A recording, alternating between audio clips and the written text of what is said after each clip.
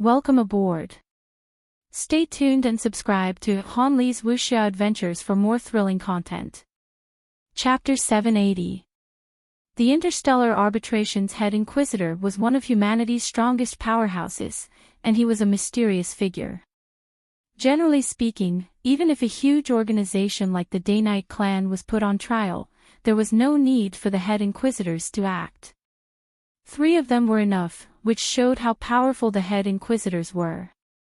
They were above all living beings and could even be called gods. Many people had guessed that the head inquisitors had power levels that exceeded 1,000,000. They were extremely terrifying figures who could control everything.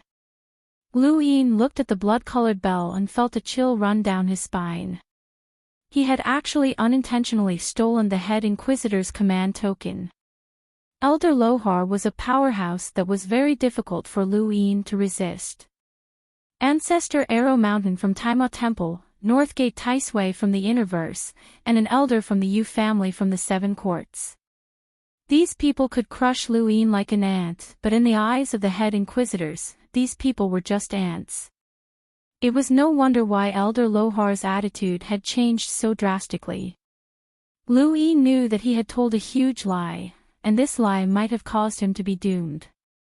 Even if the Innerverse and Outerverse were separated, once this lie was exposed, he would be doomed as well. No one would be able to save him. Once the Innerverse and Outerverse were connected, this lie would be exposed, and even Heizage Lian would not be able to protect him. He regretted it now, and he should not have lied. Once the Innerverse and Outerverse were connected, the lie would be exposed. But if he did not lie, how could he explain this bell? How could he have obtained the head inquisitor's item? How could he say that it was a lie? Elder Lohar might have sent an enlighter here to verify the authenticity of the bell, but Aiden had said that the entire we've had experienced the heavenly might, so there was no way to hide it. No, this lie had to be carried out, and it could not be exposed. Lu Yin's gaze was resolute. Since he could not cover it up, then he would fight to the end. Who knew when the Innerverse and Outerverse would be connected? At least for now, he did not want to die. Furthermore, this lie would be of great help to him right now. Lu Yin's lips went dry as he looked at the blood-colored bell. 1 point of the die was enough to steal anything, and it had even stolen the head inquisitor's item. Next time, would it steal the items of the 6th mainland's progenitors as well? If so, he would have to thank the heavens. The Human Domain's Hall of Honor's Interstellar Arbitration's Inquisitor's Warrant. 7th Bro, I'll tell you right now that we're dead.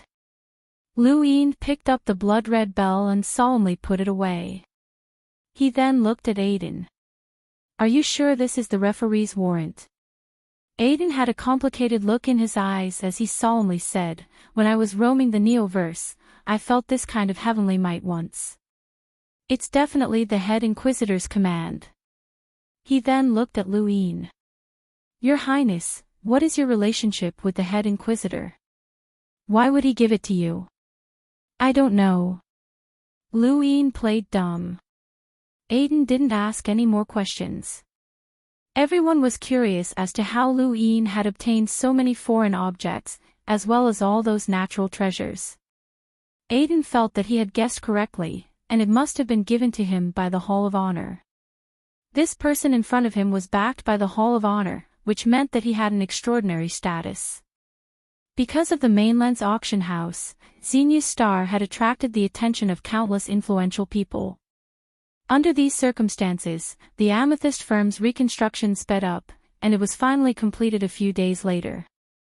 When the firm reopened for business, it was packed to the brim on the first day, and the flow of people never stopped. On the top floor of the Amethyst Trading Company, Xi Xianxian was leisurely curled up on a pink sofa, playing games on her personal terminal.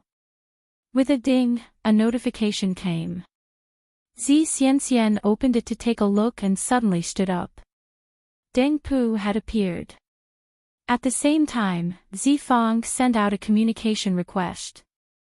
Xi Xianxian's lips twitched as she opened it, and when she saw Zi Fang on the screen, she casually asked, "What's up, bro?"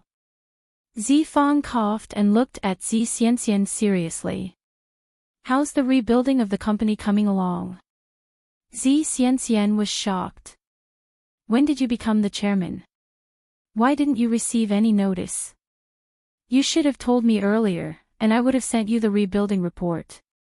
Zi Fang was unhappy with Zi Xianxian's sarcastic tone.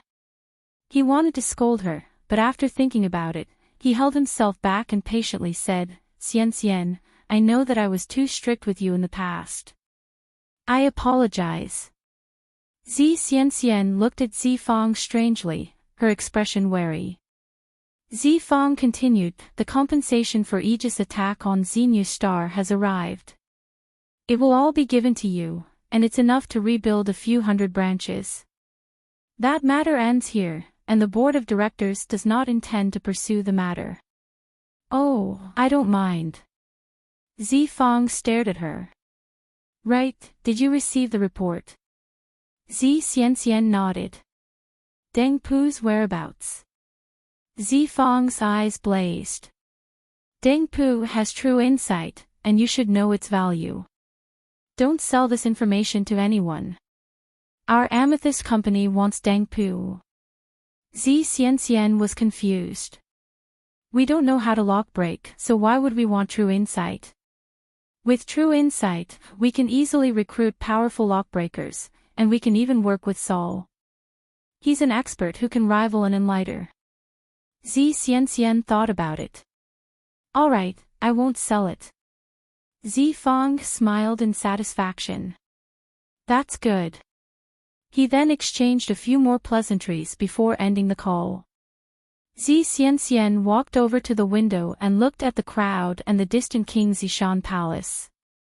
"You won't sell it? How is that possible? You're too naive if you think that I won't cause trouble for you with just a few words."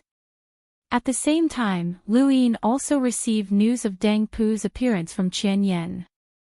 Although Qian Yan's information network could not compare to Amethyst Company's, it was lacking only in terms of scope. In terms of accuracy, he was no less accurate than Amethyst Company's, especially in the Umbral realm, where he was everywhere. Deng Pu's information had been intercepted by Qian Yan's information network and transferred to the second squadron, which then transferred it to Lu Yin. Lu Yin was excited, as Deng Pu had finally appeared. He immediately ordered Yan Yan and Phantom Sting to capture Deng Pu. At this time, Zi Xianxian invited Lu Yin to visit Amethyst Company. After all, he was one of the shareholders, and he should have been invited to the company's reconstruction. But why would a mere company need him to visit? Lu Yin guessed that this might have something to do with Deng Pu, as Amethyst Company would be able to obtain any information that Qian Yan could. Soon enough, Lu Yin appeared at the highest floor of Amethyst Company and looked down. As expected of one of the four major corporations, a single company can drive the economy of an entire street. Zi Xianxian smiled. "Alliance leader Lu, you're exaggerating. This street is not something that Amethyst Company can drive. Mavis Bank, Shamrock Enterprises, Aurora Corporation, Endless Borders, the Nayland family, and so on. This street contains almost all of the most famous family companies in the Outerverse, and Amethyst Company is just one of them." Zi Xianxian was right. This most prosperous street on Xenu Star was very famous, and those who could do business here were at least financial groups that had crossed weaves. Even the wealthiest financial groups in the Great Yu Empire had moved away, as they no longer had the qualifications to survive here. Those who could do business here were all famous figures in their own circles, and any one of them could influence the economy of a region or even multiple regions. This was also why Aegis attack had caused such a huge impact. Anyone who died here would not be easy to deal with. If not for Lu Yin's request, the mainland's auction house would not have had a place on this street. This was one of the most prosperous streets in the Great Eastern Alliance. "Miss Xianxian, you didn't invite me here just to see the rebuilding of the company, right?" Lu Yin asked as he smiled at Zi Xianxian. Zi Xianxian took a sip of her fruit juice and licked her red lips. Her eyes lit up as she looked at Lu Yin. Alliance leader Lu, you're a lockbreaker, right? Lu Yin's eyes flashed. That's right. I'm a 5-star discerning elementary lockbreaker. No, I forgot. Ever since the lockbreaker competition, I've been promoted to 1-star perceptive intermediate lockbreaker. Then, Alliance leader Lu must be very interested in true insight. Zi Xianxian smiled as she looked at Lu Yin. She hoped to see him lose his composure, as true insight was enough to make any lockbreaker lose their composure. Zi Xianxian had guessed correctly, as true insight could indeed make Lu Yin lose his composure. Unfortunately, Lu Yin had already lost his composure, so she did not see it. What do you mean by that, Miss Xianxian? Does your amethyst company have true insight? Lu Yin asked, even though he already knew the answer. Zi Xianxian raised her head and proudly said, we don't, but Deng Pu does. It just so happens that I know Deng Pu's whereabouts. Does Alliance leader Lu want to know? She looked at Lu Yin proudly like a peacock. I don't want to, Lu Yin replied bluntly. Zi Xianxian's proud expression did not fade, and she thought that she had misheard him. What did you say? Say it again. I said I don't want to. Zi Xianxian was confused, as the script was not right. You don't want true insight. Lu Yin was helpless. Of course I do, but I can't have it. I know Deng Pu's whereabouts, so he has true insight, Zi Xianxian repeated. Lu Yin shrugged. Forget it. If he has it, then so be it. Let others fight for it. It has nothing to do with me. I don't want Saul to go crazy and cause trouble for me. He then waved at Zi Xianxian. If Miss Xianxian has nothing else to say, then I'll take my leave. I'm quite busy. He then vanished. Zi Xianxian was stunned, and it took her a long time to react. What kind of person was this? He didn't even want true insight, but he was afraid of Saul. Impossible, as he wasn't even afraid of Aegis. How could he be afraid of Saul? What had gone wrong? Zi Xianxian could not figure it out. The more she could not figure it out, the more curious she became. No, I have to know the reason. She then chased after Lu Yin to King Zishan's palace. She refused to believe it, as it was too abnormal. Based on the Amethyst Trading Company's intelligence network's analysis of Lu Yin's personality, this person should not have reacted this way. There was definitely a problem. Could it be that someone else in the trading company had sold this information to him? Spaceships were not the only means of transportation in the universe. There were also some strange means of transportation in some places. For example, in a weave in the west, there was a region that was extremely cold, and the dark sky was covered in layers of ice. This was a strange phenomenon. Although the temperature was low, countless people visited this region every year, so such a phenomenon was extremely rare. In this region, there was an icy track that extended westward, and there was an ice cart on the track. Most tourists rode this ice cart for sightseeing. The ice cart was sky blue and made of solid ice. Its speed was not much slower than a spaceship's, and it whistled through the air towards the west. Thank you, brothers, for your continued support. Thank you. Sayur is the mountain breeze Lan Qianyan Ye few words missing link ultimate twilight misty rain Ren Shao Pingxing royal canon DCF heavenly slayer still had the support of many brothers. Windborn gave his thanks. Windborn could not guarantee that he would update frequently because he was working, but he could guarantee that he would never stop updating. He would update at least twice a day. Welcome aboard. Stay tuned and subscribe to Han Li's Wuxia Adventures for more thrilling content. Chapter 781. Dang Pu had appeared inside the ice carriage, and after unintentionally revealing his true appearance, he had been photographed by an ordinary person. How could Dang Pu have known that he had been photographed by an ordinary person who did not know who Dang Pu was? After uploading the photo onto the network, it had been recognized by the network, and Dang Pu's whereabouts had been exposed. At this moment, Dang Pu still did not know that his whereabouts had been exposed. He had disguised himself as a sickly youth and was lying on the ice carriage. He had announced that he did not have much time left and that he wanted to tour the ice carriage one last time. No one would have thought that this sickly youth would be the celebrity who had shaken the outerverse. Dang Pu's heart burned with passion as he looked out the window at the frozen starry sky. During the battle on Source Peak Planet, he had slipped away when Phelan had appeared to testify against Saul.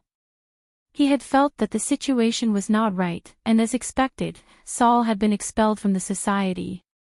Source Peak Planet had been on the brink of collapse, and the Lockbreaker Society had even moved to Frostwave Weave. Lu Yin had rejoiced over his quick-wittedness countless times, and now, after hiding for so long, the time was finally right. The energy that had isolated Tyrannical Weave was about to disappear, and when that time came, Myriad City would appear. That would be his destination, and he would sell true insight there so that he could cultivate without any worries. Only the wealthiest city in the world would be able to sell true insight for what it was worth. Although Lu Yin was a perceptive intermediate lockbreaker and desired true insight, he knew that he could not research it in peace since he would be discovered one day. Thus, he had decided to sell true insight. Soon. When he reached Tyrannical Weave, it would not be long before Myriad City appeared. He was thinking about how to sell Myriad City and who to sell it to. Just as he was lost in thought, a middle-aged man dressed in formal attire sat down beside him and smiled at him. Dang Pu pretended to smile weakly, but the next moment, his expression changed as someone grabbed his arm. It was the middle-aged man who had grabbed him. Dang Pu stared at the man, and his heart sank. This person's star energy was boundless, and he was definitely a hunter. His identity had been exposed. Dang Pu, I've been looking for you for a long time, the middle-aged man said with a smile. Beads of sweat dripped from Dang Pu's forehead as he nervously replied, I don't understand what you're saying. The middle-aged man laughed. There's no need to pretend anymore. Just come with me. Don't worry, we won't do anything to you. As long as you sell true insight to us, we'll ensure your safety. Of course, you can also join us.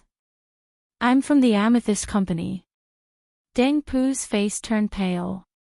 One of the 4 major corporations, things were going to be troublesome. Suddenly, the middle-aged man's neck jerked backwards as a white light flashed in front of him. A series of attacks were launched at him, and he could only let go of Dang Pu's hand as he continuously retreated. This was a Hunter Realm assassin, so it had to be Aegis. At this stage, there were very few intelligence organizations that could obtain Dang Pu's whereabouts, and Aegis was one of them. The assassin forced the middle-aged man to retreat, but he didn't give up. His blade flashed, and the ice cart swayed as it was cut in half. The middle-aged man was furious. Aegis, do you really want to start a war? As he spoke, the power of a hunter erupted from his body, and howls of despair rang out from within the ice cart. Dang Pu smashed through the window and escaped towards outer space, but another assassin appeared in front of him and attacked him.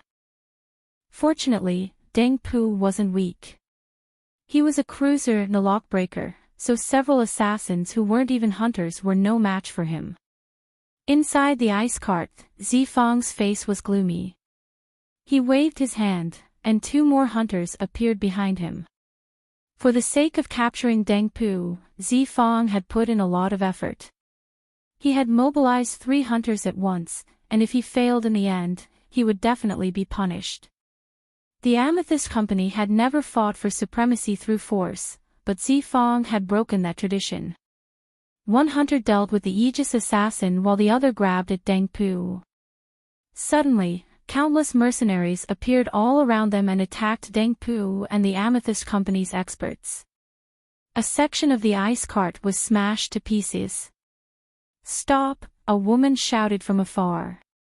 "Ice crystal essence." As soon as she spoke, ice crystals spread out from the void and quickly swept out in all directions, trying to freeze everyone. Zifang's eyes narrowed.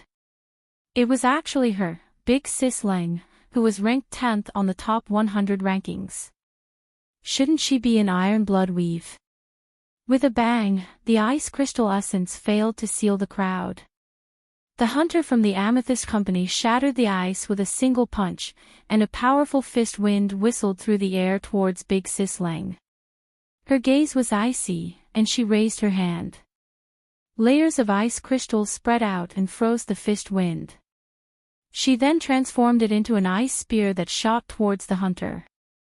The hunter was shocked, as he felt that he couldn't resist Big Sis Leng.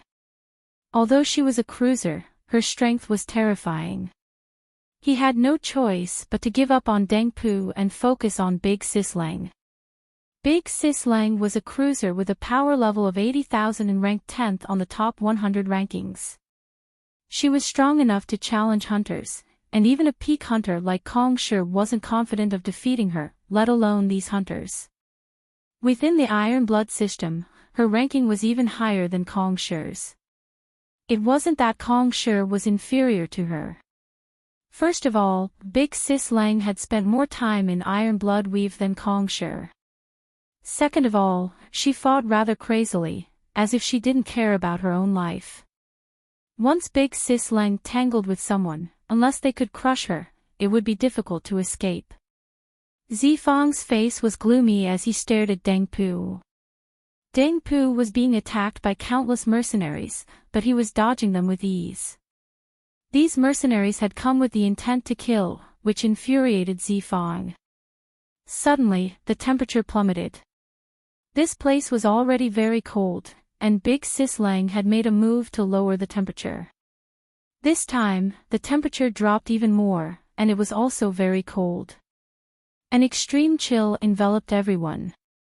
The first to suffer were the mercenaries, followed by the hidden assassins. Zifang's face paled, as an expert had arrived. Big Sis Leng was shocked, as this chill surpassed even hers. With a whoosh, the void froze. Yen Yen had made his move. Deng Pu's entire body was cold, and he wanted to take advantage of the fact that the mercenaries and assassins were frozen to escape. However, Sly Thorn's dagger flickered in the dark, and it slashed across Deng Pu's legs, seriously injuring him. Then, Sly Thorn's gaze turned cold, and two swords stabbed out of his abdomen. At some point in time, two black figures had appeared behind him. They were Gemini Gue, the strongest experts of the Phantom Sword sect. Sly Thorn's body shattered into ice crystals upon contact. He had sensed that something was wrong with his innate gift, so he had used it to escape. If he had been a step slower, he would have died. Gemini Gue's appearance made Deng Pu even more terrified, and he endured the pain from his leg as he fled. Zifang gritted his teeth when he saw this. How many people knew about Deng Pu's whereabouts? Gemini Gue's appearance meant that the Phantom Sword sect knew about that assassin's innate gift. If Zifang was not wrong, then that assassin should be Mafioso Planet's Hunter Mishchild, who was currently ranked 7th. According to their intelligence reports, this person might already be working under Luin, and with the addition of Aegis people, it would be very difficult for them to succeed. Yen Yen made a move to resist Gemini Gue, but Gemini Gue was strong enough to fight against an Enlighter. Even Fiendly had been severely injured by Gemini Gue's Twin-Heart Ghost Sword.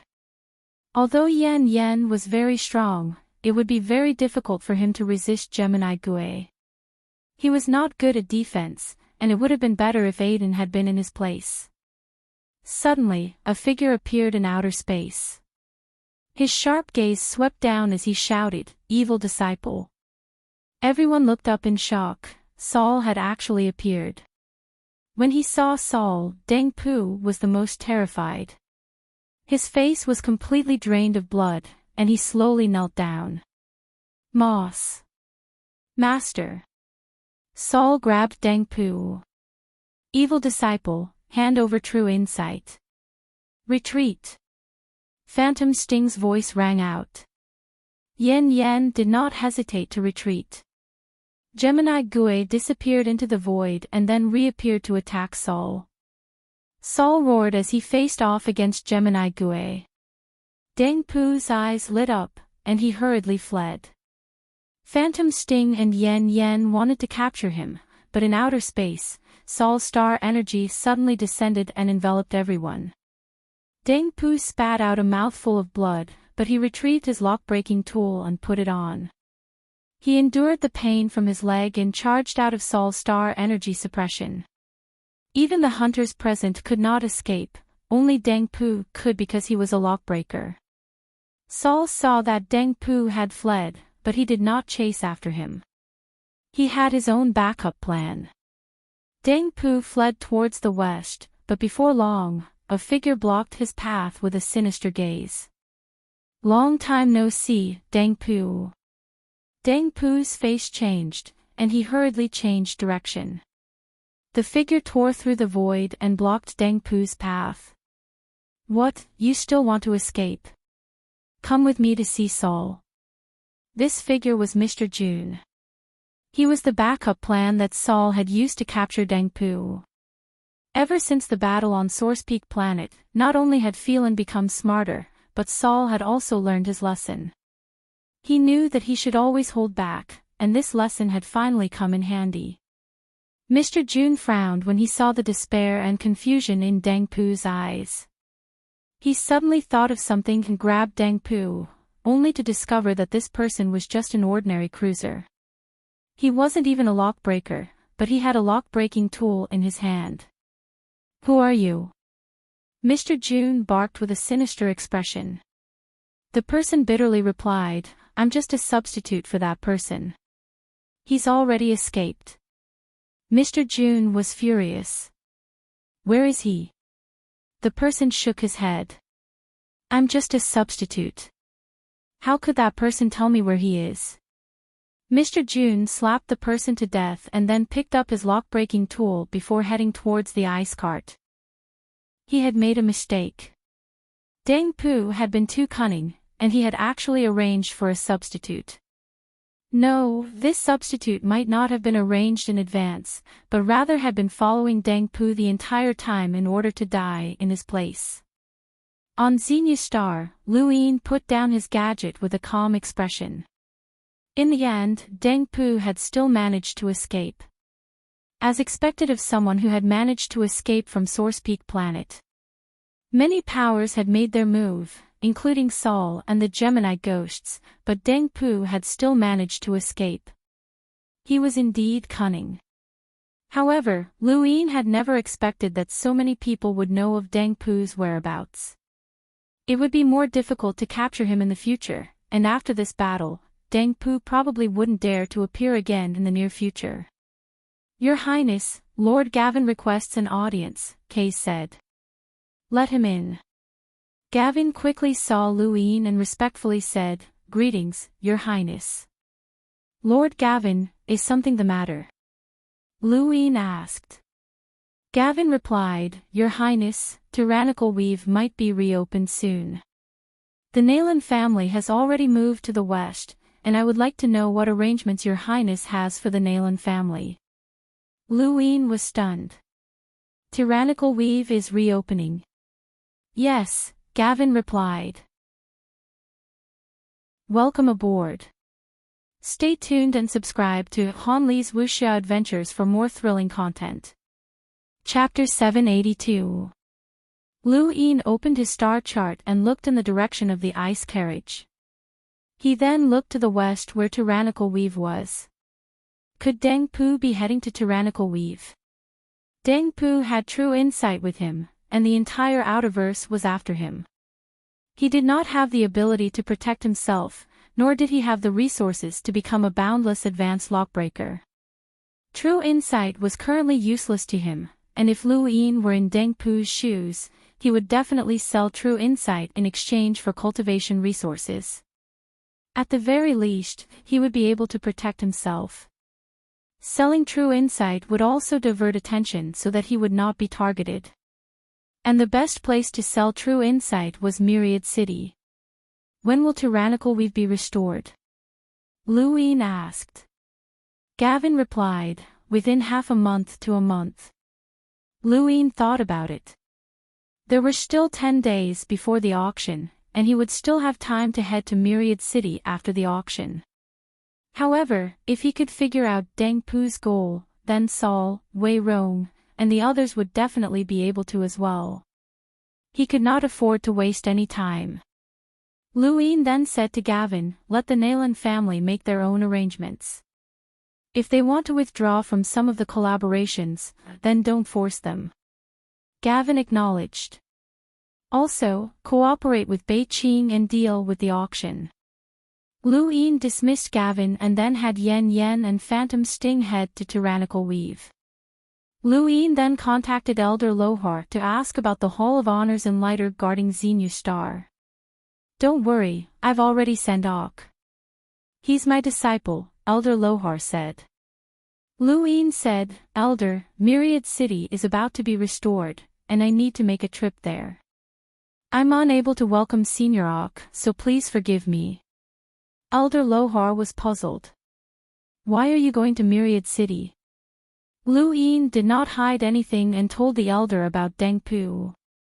There was no need to hide such a thing, as the Hall of Honor would definitely find out. Elder Lohar sighed. The importance of true insight is not inferior to that of a secret technique, and the value of the complete true insight might even surpass that of a secret technique. To lockbreakers like you, any page of true insight is a supreme treasure, and I can understand that. You can go now, and I'll inform Ok. Thank you, Elder. Lu Yin relaxed. With Ok around, Xenu Star would be safe. At least until the Hall of Honor exposed Lu Yin's lies, they would do their best to protect him. Although the Hall of Honor's influence in the Outerverse at present, the Outerverse domain, the Outerverse, many years of influence still remained. After the Ice Car battle, the news of Deng Pu's victory had spread out. On planet Hydrodink, Phelan was excitedly pacing back and forth. True insight was too important to lockbreakers, and it also held a symbolic meaning. She absolutely could not allow true insight to fall into the hands of outsiders. Otherwise, once the Innerverse and Outerverse were connected, their responsibilities would be too great. However, they definitely wouldn't be able to snatch it back by themselves. Phelan did not plan on asking Lu Yin for help, as that person would not give true insight to her even if he obtained it. After thinking about it, she sought out Kai Jinqiang. If there was anyone in the Lockbreakers Society who could take back true insight, it would be Kai Jinqiang, who had once been invincible among his peers. Kai Jinqiang did not hesitate and immediately agreed to head west to search for Deng Pu. Before he left, he even informed Lu Yin that he would take care of the Lockbreaker Society. He had met Lu Yin a few times, and he admired this person. Lu Yin's opinion of him was completely different from the outside world's. This was especially true when Lu Yin had forcefully withstood Zirong's attack and then had a drink with him. Lu Yin felt a headache coming when he received Kai Jinqiang's message. This person was known to be invincible among his peers. Although they were from different eras, Lu Yin had no idea how strong this person was. However, he was certain that this person had the strength to defeat ordinary enlighters. Since Kai Jinqiang was also participating in the fight for true insight, Lu Yin's chances of obtaining it had greatly decreased. Fortunately, the others were the same, and Lu Yin's relationship with Kai Jinqiang was quite good. Even if Kai Jinqiang managed to steal true insight, Lu Yin would still be able to obtain it. When Phelan found out that Kai Jinqiang had specifically notified Lu Yin, her expression became very interesting. She saw Kai Jinqiang's relieved expression, and she wanted to tell him that Luin might actually be his greatest enemy. But after thinking about it, she decided against it. Elsewhere, Wei Rong contacted the Ghost Shadow Sword Sect, Endless Borders, Aegis, and the Umbral Butterfly Tribe. He wanted them all to join forces and fight for true insight. Endless Borders rarely participated in power struggles, but they were also tempted when it came to true insight. Just like when they had attacked Source Peak Planet, they agreed to work together.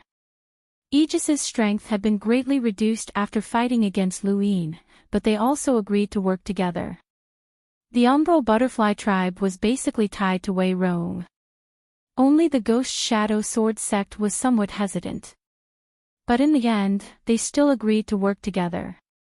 Wei Rong had used Kai Jinqiang as a threat, and the Ghost Shadow Sword Sect's Gemini ghosts were not confident that they could deal with Kai Jinqiang.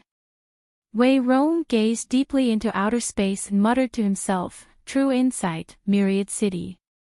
Shamrock Enterprises was spread throughout the 72 weaves of the Outerverse, and the highest-ranking person was the president, Yu Mu, who had the authority to manage all of the Shamrock Enterprises in the Outerverse.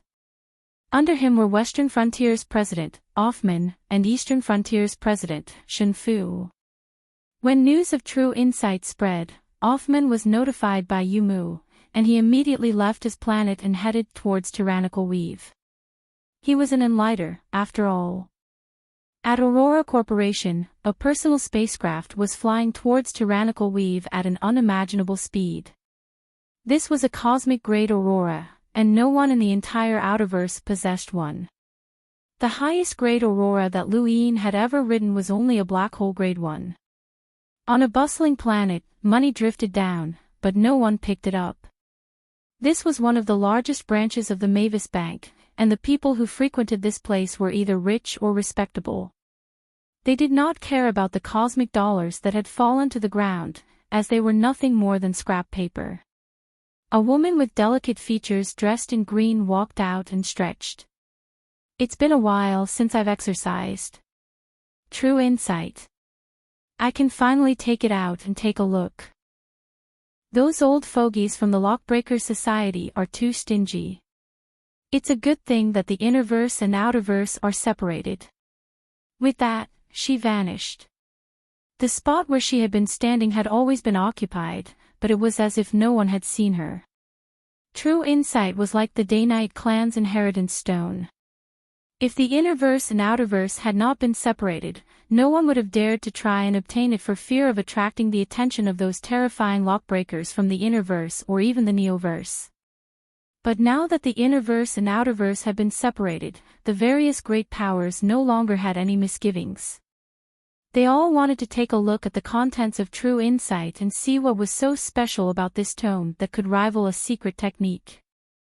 Luin also left Xenu Star and headed towards the Tyrannical Weave.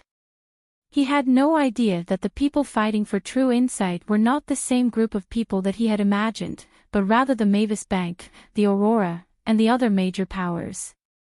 If he had known, he might not have competed for it, as the foundations of these powerful organizations were too terrifying.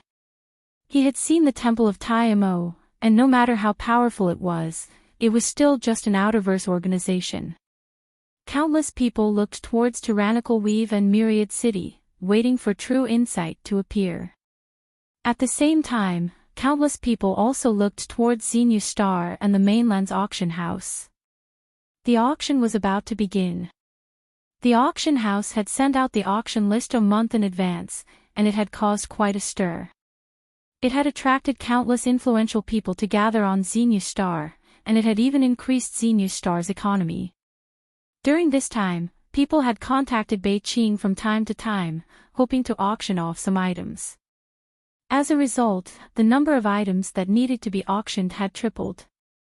Beijing was very happy, as being famous was indeed different. He had succeeded before the auction had even begun, and the items that His Highness had provided were even more shocking. At this moment, the usefulness of the auction house was revealed, as someone had actually auctioned off pyrolite. Luin had been shocked when he had heard the news. Pyrolite had been targeted by the various great powers of the Innerverse the moment it had been discovered. Even though the Innerverse and Outerverse had been separated, the Day-Night Clan, Sword Sect, and other powers had still sent people to explore the astral wilderness. After the war in Ironblood Weave had ended, Elder Lohar had clearly stated that pyrolite must be controlled. Anyone who dared to touch it would die, and very little pyrolite had leaked out. Aegis was vainly trying to occupy North Castle Weave, and Lu Yin had guessed that it was because of pyrolite. If not for the fact that he did not have direct evidence, he would have reported this matter to Elder Lohar long ago. There would not have been a need to fight with Aegis, but now that someone was auctioning off pyrolite. This was a blatant provocation to the Hall of Honor. Lu Yin had Bei Qing investigate the auctioneer's identity, and after contacting Elder Lohar, he did not alert the other party. Instead, he auctioned off the item as per normal. Elder Lohar also wanted to know if the other party had obtained the pyrolite by chance or if they had a stable channel. Lu Yin could only think of two words: framing someone else. It did not matter how the other party had obtained the pyrolite or who the enemy was. Lu Yin looked at the screen in front of him. The auction was about to begin. The mainland auction house's style was very high, and there were no auctioneers. All of the auction items were displayed on a screen with their uses, prices, and so on. Those who participated in the auction would enter from underground, and after taking their seats would rise into the sky and reach the auction house's main hall. These were just ordinary seats, as there were even more advanced private rooms that required verification of one's status to enter. People continued to arrive at the main hall, and guests also entered the private rooms. Lu Yin looked at the situation in each of the private rooms. Zi Xianxian had arrived, and so had the people from Shamrock Enterprises. There was also Dino from Endless Borders, as well as people from the Nalan family. Most of the people who could enter the private rooms were people like Zi Xianxian. As for the corporations that could move unhindered through several weaves, they could only sit in the main hall. Naturally, there were people who wanted to cause trouble, but they were quickly suppressed. After learning of the identities of the people in the private rooms, no one dared to say anything. Those who could enter the private rooms were all disciples of great powers that could move unhindered through the outerverse. Bei Qing was very satisfied with the publicity. The private rooms were already full, and the main hall was almost full as well. However, there were still many people who could not enter, and he had no other choice.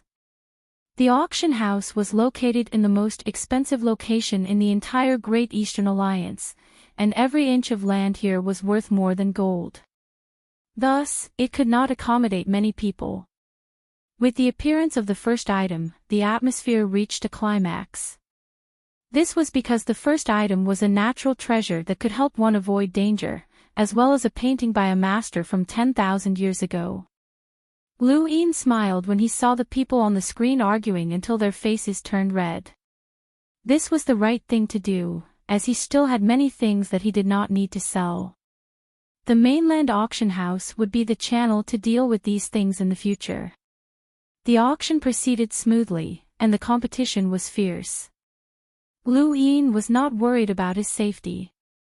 Meanwhile, he arrived at the location of the ice cart. Welcome aboard. Stay tuned and subscribe to Han Li's Wuxia Adventures for more thrilling content. Chapter 783. The ice cart had already stopped operating, and a large section in the middle had been damaged and was being repaired. Lu Yin released his domain. Some people believed in darkness under the light, and he wondered if Deng Pu was one of those people. Not long after, Lu Yin deactivated his domain in disappointment. Deng Pu was not one of those people. He saw quite a few cultivators searching the area for useful information, and he also saw a familiar face, Ling Jia. She had sensed Lu Yin's domain and immediately came over. She was in a bad mood, as the ice cart had been destroyed during the battle to capture Deng Pu. The ice cart had been a place for her to comprehend her state of mind, and if not for that, she would not have stopped the various factions from fighting. Lu Yin, you're late. Ling Jia approached Lu Yin with a cold expression. Lu Yin smiled. I was just passing by. How are you? I heard that Saul and the Ghost Shadow Sword Sect's twin ghosts have appeared. Ling Jia's tone was icy. So what? That person still managed to escape. I heard that you've also made a move. Do you also want to obtain true insight? Lu Yin was curious. Ling Jia looked around and replied, I just didn't want the ice cart to be damaged. Lu Yin glanced at the ice cart that was being repaired. That's a pity. He then prepared to leave. Wait, Ling Jia suddenly spoke up. She saw Lu Yin's puzzled expression and said, I heard that you're an Enlighter Realm assassin. Lu Yin helplessly replied, that's because I relied on external items. Have you fought with Kongsher before? Ling Jia asked. No, I was just testing her. Ling Jia's gaze turned cold. She said that I'm not your opponent. Lu Yin was astonished, as that was not what Kongsher had said. Ling Jia said, let's fight and see if I'm your opponent. Lu Yin shook his head. Bullying women is not my style. Ling Jia's gaze turned cold. Don't you want to be in the top 10? It doesn't matter. It's not up to you to decide. Ling Jia released a cold aura that caused layers of ice crystals to bloom and freeze the void around Lu Yin. Lu Yin's gaze turned cold. Ling Jia was 10th on the top 100 rankings and was an expert who surpassed countless people in her generation. Even a peak hunter like Kongsher, who had been a member of the previous council, was not confident that she could beat her. Although Kongsher's strength was at the peak of the hunter realm, she definitely could not compare to Zirong's well-tempered blade. Her strength was comparable to Big Sis Lang's, and Big Sis Lang had the strength to contend against a peak hunter. Lu Yin had come into contact with quite a few peak hunters, such as Saul, Gemini Ghoul, Aiden, Kai Jinqiang, and Kongsher. They were all at this level, but there was a huge difference between them. As for Cool Sis, she was the most monstrous cruiser genius that Lu Yin had ever come into contact with. Ice Crystal Essence. With a low shout, Lu Yin's body gradually froze. Although this chill could not compare to Yan Yan's, it still caused his limbs to go numb, and the number of rune lines in his body was close to that of Kongsher's. Cold Sis was the first genius in the top 10 of the top 100 rankings that Lu Yin had faced head-on. He was inexplicably excited, and his domain suddenly erupted as his aura swept out. He raised a hand and struck out with overlaying stacks, causing the cold air in front of Cold Sis to condense into a layer of ice that blocked his attack. There was a thump as Lu Yin's palm landed on the layer of ice, causing the void to distort as a cold wind swept out in all directions. The cultivators who were repairing the ice carts were shocked and quickly fled. There was a crack as the layer of ice cracked open. Cold Sis Lang's expression changed as the surrounding cold air condensed into a giant ice crystal that smashed towards Lu Yin. Lu Yin growled as his 8-line battle force appeared. There was a boom as the layer of ice shattered. He broke through the ice and arrived in front of Cold Sis Lang. He raised a hand and his palm transformed into a claw as a beast's roar echoed through the void. Cold Sis Lang closed her eyes for a moment before suddenly opening them again. Her pupils turned white as an indescribable feeling spread throughout her body. In an instant, the sky beast claw froze and then shattered. Lu Yin hurriedly retreated, as the current Cold Sis Lang caused his heart to palpitate. The sky beast claw's power was second only to the dream finger, but it had been frozen and shattered just like that. Her rune lines had actually increased to the point that they were comparable to Aiden's. How was this possible? This woman actually had the strength to challenge an Enlighter. Didn't that mean that she had surpassed Kongsher? Pfft. Cold Sis Leng spat out a mouthful of blood that congealed in midair as her white pupils continuously changed. "Seventh bro, this woman's going all out," the monkey shouted. Lu Yin's face turned solemn.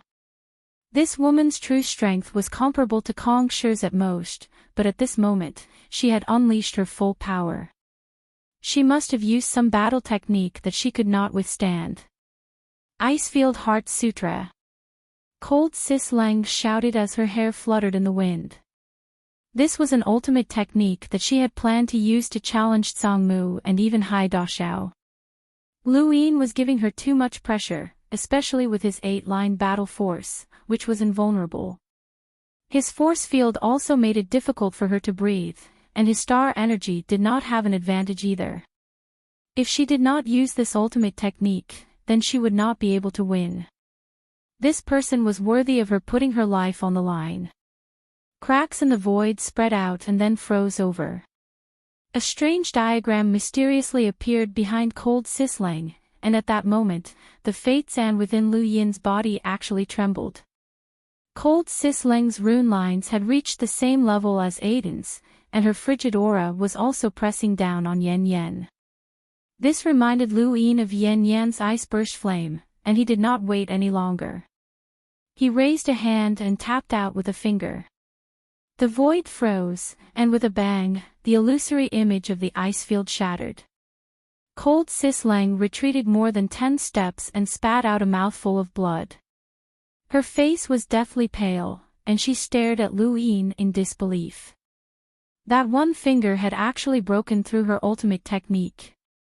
Lu Yin's finger hurt, but fortunately, it had not been injured because he had been cultivating finger tap. "The victor has been decided," Lu Yin said calmly. The frigid aura in the void gradually dissipated. Cold Sis Leng helplessly closed her eyes, but when she opened them again, they had returned to normal. "I lost."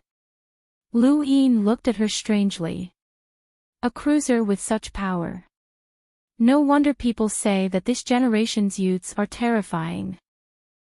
Kong Shi said that she wasn't confident that she could defeat you, and it looks like she was right. "Are you praising yourself?" Cold Sis Leng asked as she wiped the blood from the corner of her mouth. Lu Yin shook his head. "I'm still lacking in many ways. Just because I can defeat you doesn't mean that I can defeat the others. The 9 people ranked above you probably all have hidden techniques. If Cold Sis Leng had such power, then what about the other 9 people on the top 100 rankings? What about the top 5? What about the top 3? Even the top 1? Lu Yin suspected that even Kai Jinchang might not be able to defeat the top 3 powerhouses. The 10 arbiters were even more terrifying. Night King Zhenwu's suppression of Lu Yin in the Daosor sect's ruins was enough to explain everything, and when they had fought for the progenitor's inheritance, they had all held back. Otherwise, Lu Yin would not have felt as simple as an enlightened strength. Could it be that the 10 arbiters were all as strong as Elder Lohar? That would be too terrifying. Lu Yin understood why Kong Shi was so sad and had placed all her hopes on him. She had hoped that he would be able to defeat Night King Zhenwu, as this generation's youths had truly surpassed their generation.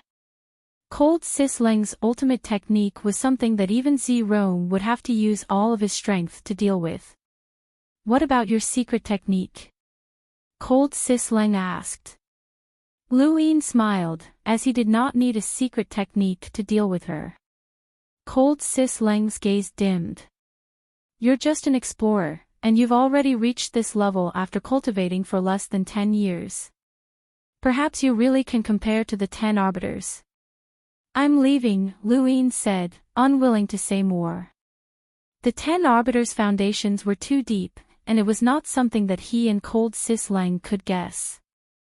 "You're going west?" Cold Sis Leng asked. Lu Yin nodded. "Can you take me with you?" Cold Sis Leng asked. Lu Yin was surprised. "You're going west? Where?"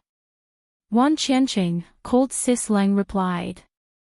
Lu Yin made an inviting gesture, and Cold Sis Lang thanked him before boarding the spacecraft. The spacecraft was huge, and it was also a radiant great aurora, which was Lu Yin's personal vehicle. Cold Sis Lang returned to her room to recuperate from her injuries while Lu Yin returned to his lounge. At this moment, the auction was still ongoing.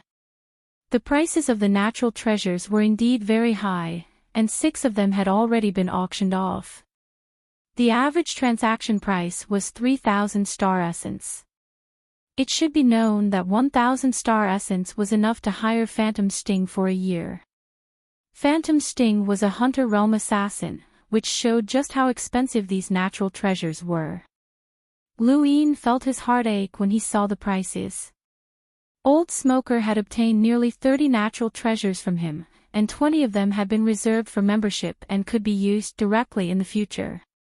Even so, Old Smoker had still used up more than 10 natural treasures, which was equivalent to 40,000 star essence. Old Smoker was too greedy. At this moment, a transparent bottle appeared on the auction house's screen with an introduction next to it. This was Elder Wu's poison, which was also known as a life-saving item. The number of rune lines in this bottle was enough to threaten an enlighter, and anyone who obtained it would gain an additional trump card. No one doubted the reputation of the auction house, as everyone knew that this was Lu Yin's business. If Lu Yin lied about this matter, then no one would dare to work with him in the future. As the Great Eastern Alliance's alliance master, he could not use his reputation to scam others. Elder Wu's poison started at 3,000 star essence. There were very few organizations in the Outerverse that possessed star essence, and even if they did, they would store them away. However, the auction rules stated that all transactions had to be settled in star essence. Because of this auction, the Mavis Bank welcomed another wave of transactions, which caused the bank's manager to complain bitterly. There were very few items in the Outerverse that could threaten an enlighter. Even the entire Frostwave weave did not have an enlighter, and most of the Outerverse 72 weaves did not have an enlighter either. This showed just how precious this bottle of poison was. Whoever possessed it could intimidate an entire weave or even the surrounding weaves. As a result, the price continued to rise. But from Lu Yin's perspective, the only ones who could afford it were the large organizations. For example, the people from the Mavis Bank expressionlessly increased the price, and each time, they increased the price by more than 100 star essence, which stunned everyone else. Competing with the Mavis Bank was the Aurora Spacecraft Company, and they also increased the price by more than 100 star essence. As these two giants competed with each other, everyone else lost interest. In the end, Elder Wu's poison was sold for 6,000 star essence, and the winner was someone from Shamrock Enterprises. Lu Yin's eyes burned with passion. These large organizations were really rich, and they could casually bid a few thousand star essence without batting an eye. He had been too benevolent, and he had been embarrassed when Madame Nayland had lent him money. To these super wealthy organizations, a few thousand, no, even tens of thousands of star essence was not that important. Lu Yin's worldview had been too low. Welcome aboard. Stay tuned and subscribe to Han Li's Wuxia Adventures for more thrilling content. Chapter 784. Lu Yin thought back to the time when he had spent more than 10,000 star essence on the Sea King's medallion at the Sea King's dome.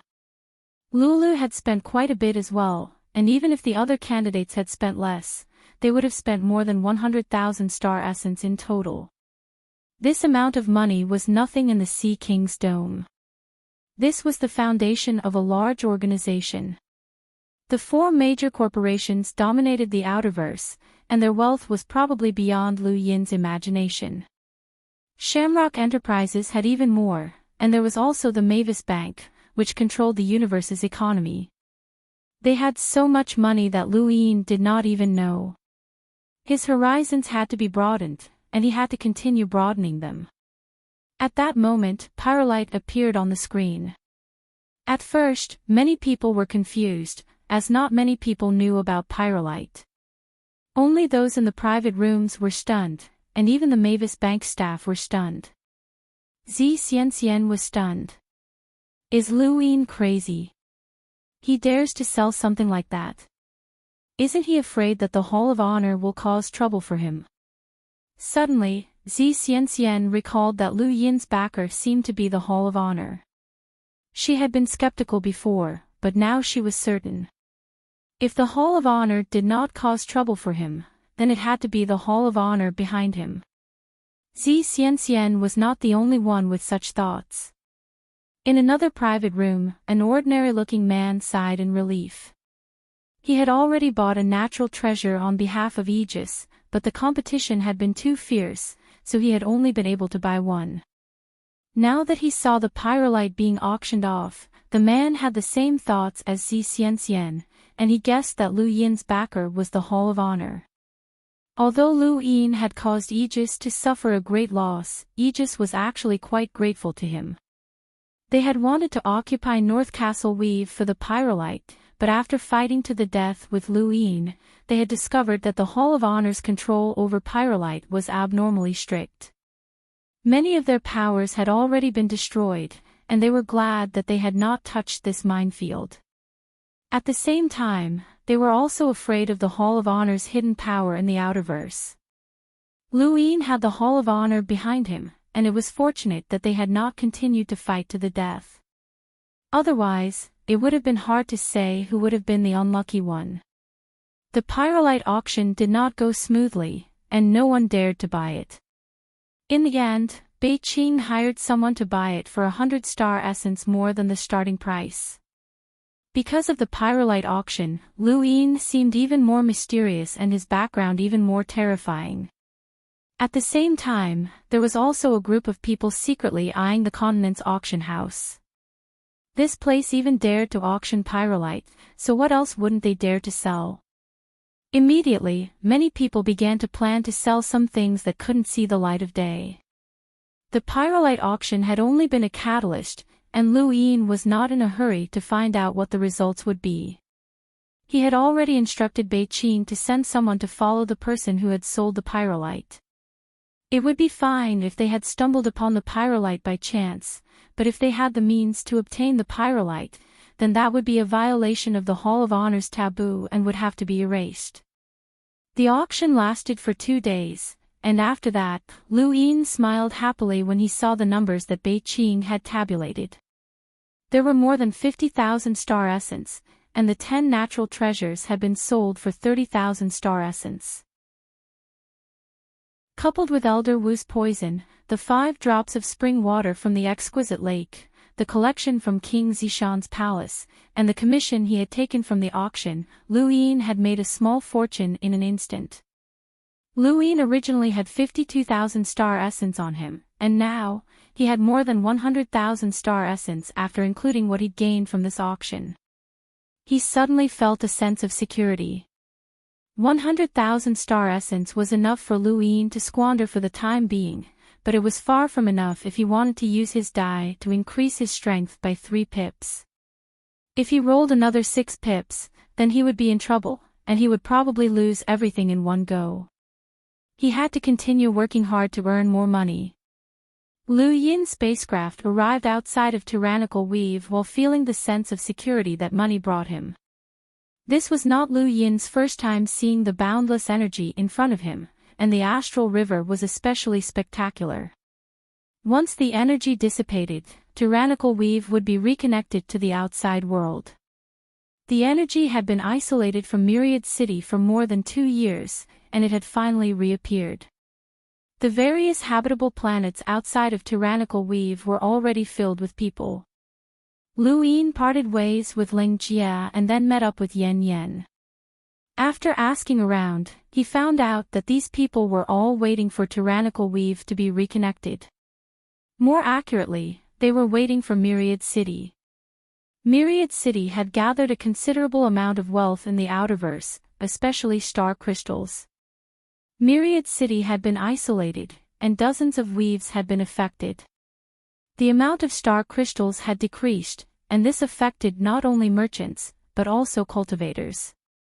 Without star crystals, it would be too slow to absorb star energy from the void, and it would also take a long time to develop it. Countless people were waiting for Myriad City to reopen. Lu Yin also found out that the richest branch of the Mavis Bank in the Outerverse was located in Myriad City. He raised his head and looked at the starry sky. From time to time, a large number of rune lines would pass by. These people were not just merchants, there was a considerable number of experts among them. They were probably here to capture Deng Pu, especially when he saw Saul's rune lines. That old man was obsessed with true insight, and once he obtained it and became an enlighter, there would be very few people in the Outerverse who could stop him. Lu Yin shuddered when he thought about the terrifying sourcebox array formed by the 4 trees on Source Peak Planet. He could not let Saul obtain it, nor could he let any other perceptive intermediate lockbreaker obtain it. "Where's Phantom Sting?" Lu Yin asked. Yen Yen indifferently replied, "He's looking for Deng Pu." "Tell him to stop looking," Lu Yin said. The area outside Tyrannical Weave was bustling with activity. There were merchants, cultivators, and experts from various powers who were searching for Deng Pu. There were even assassins and mercenaries hidden in the shadows. If Deng Pu was not stupid, then he would not reveal himself so soon. He had been able to hide for so long, and he was also a lockbreaker, which meant that Phantom Sting could not find him. Otherwise, Aegis would have found him long ago. 2 days later, news spread throughout Tyrannical Weave that Deng Pu had escaped. The source of the news was unclear, and it seemed to have appeared out of nowhere. Rumors spread everywhere that Deng Pu was afraid of being captured, which was why he had not dared to come to Tyrannical Weave. Some said that Deng Pu had fled north, while others said that he had fled east. There were even some who said that Deng Pu had not come to the west, but had instead gone east. In short, many rumors appeared at the same time. Lu Yin believed that Deng Pu had sent people to deliberately spread the news so that he could protect himself in the chaos. However, this method was indeed effective, and in just a few days, the various powers had spread their search for Deng Pu in all directions. Lu Yin did not leave, as whether or not he could capture Deng Pu would depend on his luck. Right now, he just wanted to see the legendary Myriad City.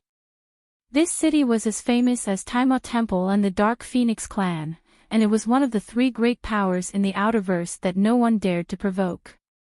It was also one of the wealthiest places in the Outerverse. Lu Yin had always placed great importance on money, as he had always been short of it. A few more days passed, and the energy barrier that separated Tyrannical Weave from Tyrannical Weave was very thin, and the scene on the other side could be vaguely seen. Not only were there people outside Tyrannical Weave, but there were also countless people inside Tyrannical Weave who were eagerly waiting to leave. When Tyrannical Weave had been isolated, it had coincidentally coincided with a meeting between the 4 major corporations, and there had also been countless other large and small corporations that had entered Tyrannical Weave in search of business opportunities. This isolation had trapped quite a few wealthy people in the Outerverse, including that enlighter from the Nalan family. As the energy barrier grew thinner and thinner, everyone became excited, as Myriad City was about to appear.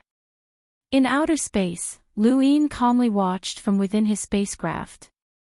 As the scene on the other side became clear, countless spacecraft flew into Tyrannical Weave, and at the same time, countless spacecraft left. He had never seen so many spacecraft in outer space before. Outer space was too vast, and there was a limit to how far a person could see with their naked eye. Generally speaking, if 2 spacecraft were heading towards each other, the chances of them being able to see each other were extremely low. Their flight paths had been planned, and the distance between them had already exceeded what the naked eye could see. It was very rare to see so many spacecraft flying back and forth. Lu Yin did not know where Ling Jie had gone, as she had not entered Tyrannical Weave with him. Yen Yen and Phantom Sting stood by Lu Yin's side as the spacecraft entered Tyrannical Weave and headed towards Myriad City. At this moment, the news in the outerverse was about to explode. All of them were reports of Tyrannical Weave's appearance, as Myriad City's influence on the outerverse was too great.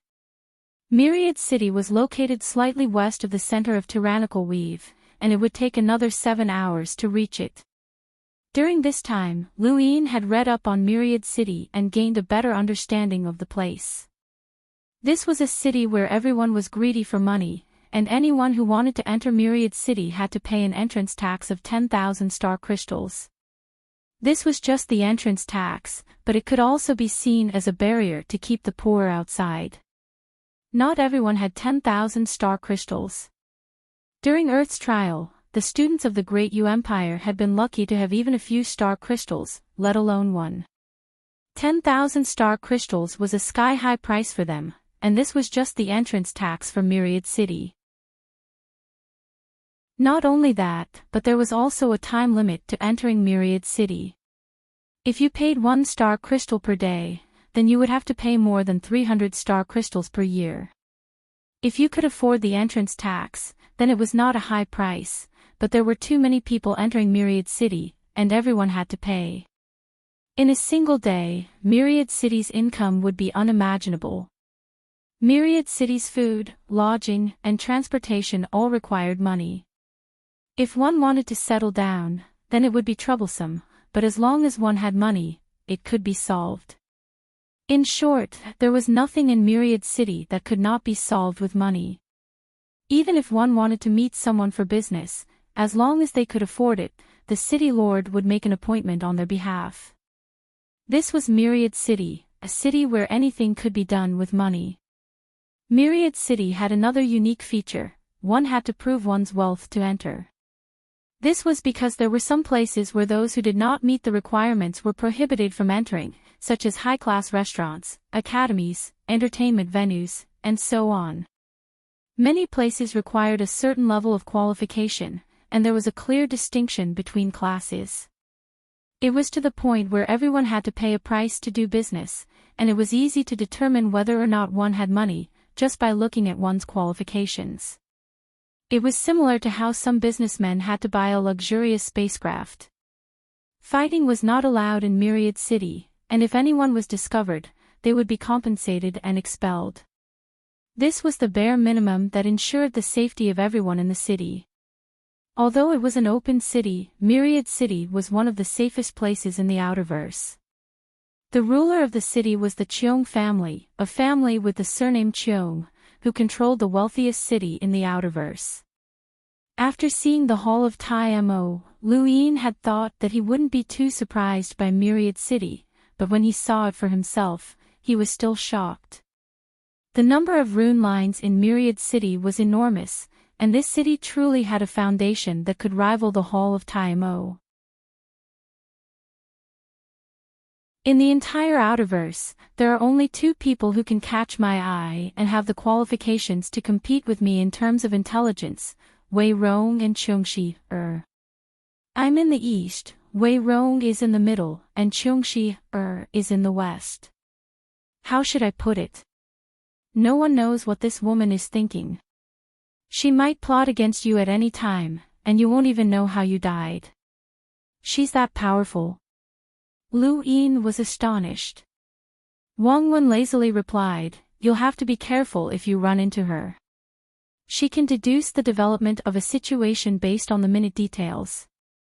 She can deduce thousands of possibilities with just a single action.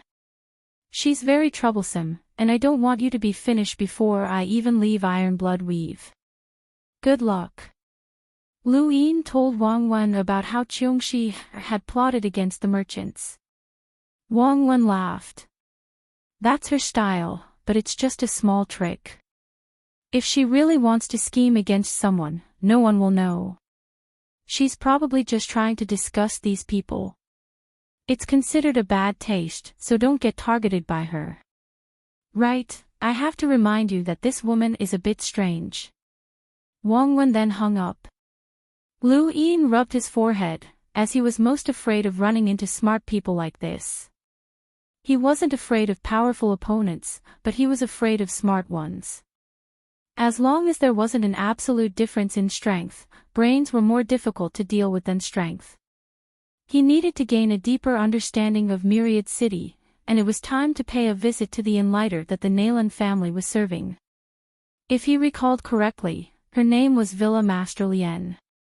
Ruina Dragon Pavilion was the largest brothel in Myriad City, and it was also one of the largest money spongers in the city. It occupied a large area, and its business was booming all year round. The women inside were proficient in all kinds of musical instruments and were good at acting as various people, which was the legendary uniform. Unlike other brothels, Ruina Dragon Pavilion's layout was elegant, and it was divided into many individual courtyards with small bridges and flowing water. Any man who came to Myriad City hoped to be able to roam freely in Ruina Dragon Pavilion, but it was too expensive. Even if they could afford the entrance tax, they might not be able to spend their money here. Ruina Dragon Pavilion was like a giant garden that covered many courtyards. As Myriad City was connected to the outerverse, countless people poured in, and a group of them entered Ruina Dragon Pavilion. One of the courtyards in Ruina Dragon Pavilion was filled with laughter and melodious zither music. More than 10 beautiful women were being chased around by a thin, blindfolded man, who occasionally cried out in surprise. A cute girl entered the courtyard, accustomed to the scene in front of her. "Young master, quite a few important people have arrived in the city." The figure that was chasing the women suddenly rushed over and hugged the cute girl. The girl's face flushed red as she asked, "Why, young master, do you want to take a look?" The person laughed strangely, and it was a woman's voice, but it was a little gender-neutral. "Read it for me. Which important people have arrived?" The girl pressed down on the man's hands to prevent him from doing anything funny. She hurriedly said, "Shamrock Enterprises Western Frontiers President, Mr. Alfman. Aurora Spacecraft's Flame Engineer, Councilman Moore from San Dios. Seniors Hugh Phineas and Tyler Phineas from the Phineas family. Wei Rong from Armament Weave's Wei family. The Great Eastern Alliance's leader, Luin. Right, Endless Borders also has many spacecraft parked outside the Weave. Wei Rong. That sinister fellow is here as well." The person pulled off the cloth covering her eyes, revealing a very delicate and beautiful face. She was clearly a woman with short hair and dressed in men's clothes. However, she had applied lipstick, which made her look strangely beautiful. She was clearly a woman, but she liked to tease other women and even enjoyed doing so. She was Cheongshi from Wanching City. "Why, young master, can you let me go?" The cute girl's face was flushed red. Cheongshi had touched the most sensitive parts of her body, making her feel very uncomfortable but also very comfortable. It was a very contradictory situation. Cheongshi laughed strangely and kissed the girl. "Little Nan, you're becoming more and more voluptuous under my care. Not too long ago, your father even said that he would marry you off. Let me tell you, that's impossible. You're mine for the rest of your life, hee hee." Little Nan lowered her head, feeling very shy. Cheongshi waved her hand and dismissed the women from the Rusty Fragrance Pavilion. She then turned on the screen and saw that all of the people that Little Nan had just mentioned were on it. Wan Qianqing naturally could not have obtained so much information in such a short amount of time. All of this information had been purchased through the Amethyst Trading Company. They were the company's top VIPs and were very rich. Welcome aboard. Stay tuned and subscribe to Han Li's Wuxia Adventures for more thrilling content. Chapter 786. Shamrock Enterprises, Aurora, the Phineas family, and even Wei Rong. Something's not right. What are they doing here? Cheongshi asked. Little Na whispered, the Lockbreaker Society's Source Peak planet was attacked, and True Insight fell into the hands of a lockbreaker called Dengpu. They're here to capture Dengpu. Cheongshi eyes flashed, and she immediately looked into the recent happenings. After a while, she retracted her gaze. True insight is a good thing, but it's a pity that whoever obtains it is unlucky. Young master, can't we get it either? Xiao Nan's eyes widened as she asked curiously. Her bright eyes contained a trace of grievance and helplessness, which was very attractive. Qiongshi kissed her again. No. The inner verse and outer verse will connect sooner or later, and the Lockbreakers Society is no ordinary organization. Jeffrey is very difficult to deal with, and once the Lockbreakers Society of the Neoverse interferes, even we will have to give in. Thus, even if we obtain it, we can only sell it. That's a pity. It must be very valuable if it can attract so many people, Xiao Nan lamented. Qiongshi laughed. What's so pitiful about it? Lockbreakers who aren't boundless advanced lockbreakers can't comprehend it at all. It's useless even if we have it, so let's just let these people bite each other. She paused for a moment and then stroked Xiao Nan's body while muttering to herself, they've all come to Myriad City. We can't just let them fight in the city. Even if we can deal with them all, we'll have offended too many people, so it's not worth it.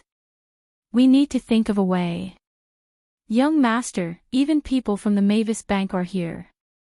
Xiao Nan exclaimed. At this moment, another name appeared on the screen, Moonlight Mavis. She was from the Mavis Bank. Qiongshi expression changed. She could not allow these people to cause trouble in the city. Her gaze swept across everyone and finally stopped at Wei Rong's name. She frowned. With this guy around, it was impossible for the city to not be in chaos. This guy killed without spilling blood and was very sinister. There was another name below Wei Rong's name, Great Eastern Alliance leader Lu Yin. When she had been investigating the matter of Source Peak Planet, Lu Yin's name had appeared, and Wei Rong had also appeared. If she had guessed correctly, then that matter was most likely related to Wei Rong. She understood Wei Rong too well, but in the end, the Outerverse Lockbreaker Society had moved to Frostwave Weave, which was where Lu Yin was located. Either these two fellows were working together, or Wei Rong had been intercepted by someone else. The possibility of them working together was not high. The existence of the Great Eastern Alliance was a serious threat to Armament Weave, so the two of them should be enemies. Being able to intercept Hu Weirong was not a simple person. Qiongshi looked up Lu Yin's past achievements once again, and the more she read, the more astonished she became. This person had only cultivated for 7 years, but after the Innerverse and Outerverse had been separated, he had killed Enlighters, established the Great Eastern Alliance, and forced Aegis to submit to him. Everything he had done so far indicated that this person was not simple at all. Qiongshi was instantly interested in Lu Yin, especially since this person had been to Iron Blood Weave and had caused a huge commotion. It was rumored that the end of the war in Iron Blood Weave was related to this person, so he must have met that idiot, Wang Wen. Lu Yin was acquainted with Wang Wen, and he had also met Wei Rong. He might even have caused Wei Rong to suffer. Keep an eye out for this Lu Yin, Qiongshi ordered. Xiao Nan hurriedly acknowledged the order and left. Hold on. Qiongshi suddenly thought of something, and her eyes lit up. Her beautiful face became even more enchanting. Inform father that we're holding a Jasper banquet. Xiao Nan was astonished. Yes, young master. The Nalan family had many businesses in Wanqian City, and they even had a large manor within the city. Villa Mistress Lian lived within Wanqian City. Lu Yin had originally thought that he would be able to determine her location through her rune lines, but he had been too naive. At this moment, there were 5 Enlighters within Wanqian City, and one of them had rune lines that were comparable to Elder Lohar's. Even if that person's power level did not reach 300,000, he was very close. A powerhouse of this level made Lu Yin's heart sink. With such a powerhouse around, even Kai Jinqiang seemed to be easy to deal with. As the sky darkened, Luin brought Yen Yen to Villa Mistress Lien's residence to pay a visit as a good friend of the Nayland family. Madame Nayland should have already greeted him. Soon enough, Luin was brought in by a servant while Yen Yen waited outside. 10,000 years ago, there had been a villa in the outerverse called Water Lotus Villa. It had flourished for a period of time and had enlighters.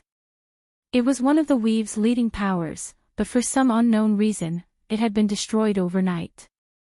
In the end, only the injured and frozen Villa Mistress had managed to escape. Villa Mistress Lien had been released from her position by the Nayland family, and she had been employed by them ever since. Villa Mistress Lien had long since heard of Lu Yin's visit, and she was very curious about this youth who had risen from nothing but now stood at the peak of power. She had seen many geniuses, but none of them could compare to Lu Yin. Junior Lu Yin greets Villa Mistress Lien. Lu Yin bowed respectfully. This old woman's rune line surpassed Lord Egret's, and according to Lu Yin's estimations, her power level was close to 300,000. She was one of the people with the most rune lines in Wanqian City. Villa Mistress Lien's face was weathered, but her gaze remained calm as she sized Lu Yin up. She nodded. Fuxue contacted me and said that you would come visit. You came quite quickly. Madame Nayland's real name was Lu Fuxue, and Lu Yin had almost forgotten that she had such a beautiful name. Lu Yin smiled. I didn't dare to keep Senior waiting. Villa Mistress Lien smiled. Tyrannical Weave is isolated, and the Nayland family doesn't have my help. It's all thanks to you, Alliance Leader Lu. Senior, you can just call me Little Seven. Lu Yin hurriedly tried to improve their relationship. Villa Mistress Lien did not refuse. Little Seven. You're ranked 7th in your family. I just like the number 7. It has nothing to do with my family. Lu Yin smiled. Villa Mistress Lien nodded. Why have you come looking for me? Lu Yin replied, I won't hide it from Senior. I want to find Dang Pu. Villa Mistress Lien laughed. I know about this. Everyone wants to obtain true insight, but Fuxue did not ask me to find Deng Pu. You should know why. It was even rumored that the Day-Night clan's patriarch, Night King Di Jiang, had visited this place before. Not just anyone could enter the Riverside restaurant. If one wanted to eat inside, they had to be at least gold in their certification, which was a symbol of status. Yen Yan's certification was only at blue, so he couldn't enter. Lu Yin had him go to a restaurant next to the Riverside restaurant. Jade's certification allowed Lu Yin to be warmly welcomed by the Riverside restaurant, and they had specially arranged for him to sit at a table closest to the Riverside on the 3rd floor. The Riverside restaurant had 5 floors in total. It wasn't very tall, but it had a rich history behind it. Looking at the surging river and drinking wine was truly a unique experience. Those who could enter this restaurant were all wealthy people. Lu Yin scanned his surroundings and listened to the discussions of the people around him. This was a place where he could obtain a lot of useful information. The Qionglin banquet is about to start again. Do you know who's invited this time? You'll be shocked to death if I tell you. A man's voice was rather loud nearby, and he proudly swept his gaze over the men and women at the same table. He continued, My uncle is on duty at the city lord's mansion, and he was the one who told me. This Qionglin banquet is one of the grandest in history, and there are 6 enlighters. They're the city lord, Cheong Shanhai, Shamrock Enterprises Western Frontier CEO, Offman, Aurora Enterprises Flame Engineer, Nayland Family's Manor Head Lien, Dark Phoenix Clan's Hugh Phineas, and Mavis Banks Yuhua Mavis. Welcome aboard. Stay tuned and subscribe to Han Li's Wuxia Adventures for more thrilling content. Chapter 787. After hearing the man's introduction, a woman exclaimed, Even the Mavis Bank sent people here. I heard that they're here for true insight. A lockbreaker called Deng Pu wants to sell true insight in Myriad City, so these people are here for that, the man beside her said. The city lord is holding the Jasper Forest banquet to warn these people not to act within the city. Otherwise, with so many powerhouses here, it's enough to destroy Myriad City. I remember that there were Interverse experts who came to Myriad City to cause trouble, but the city lord always held the Jasper Forest banquet and resolved the crisis. I hope that this time will be no exception. The woman was worried. I never thought that the dignified Lockbreaker Society would be in such dire straits. Even true insight is being coveted by others. When the Innerverse and Outerverse were connected, even if true insight was lost, who would dare to openly snatch it? The world has changed. I heard that the Eastern Weaves have been suppressed by a brat called Luin. He's just an explorer, someone sneered. It's all because of the Hall of Honor support. That Luin has 11 honor points, so no one dares to kill him. If they do, they'll be hunted down by the Hall of Honor. You can't say that. The Hall of Honor isn't a nanny. Even if they don't kill him, they'll definitely find a way to trap him. This person must have had the means and ability to establish the Great Eastern Alliance.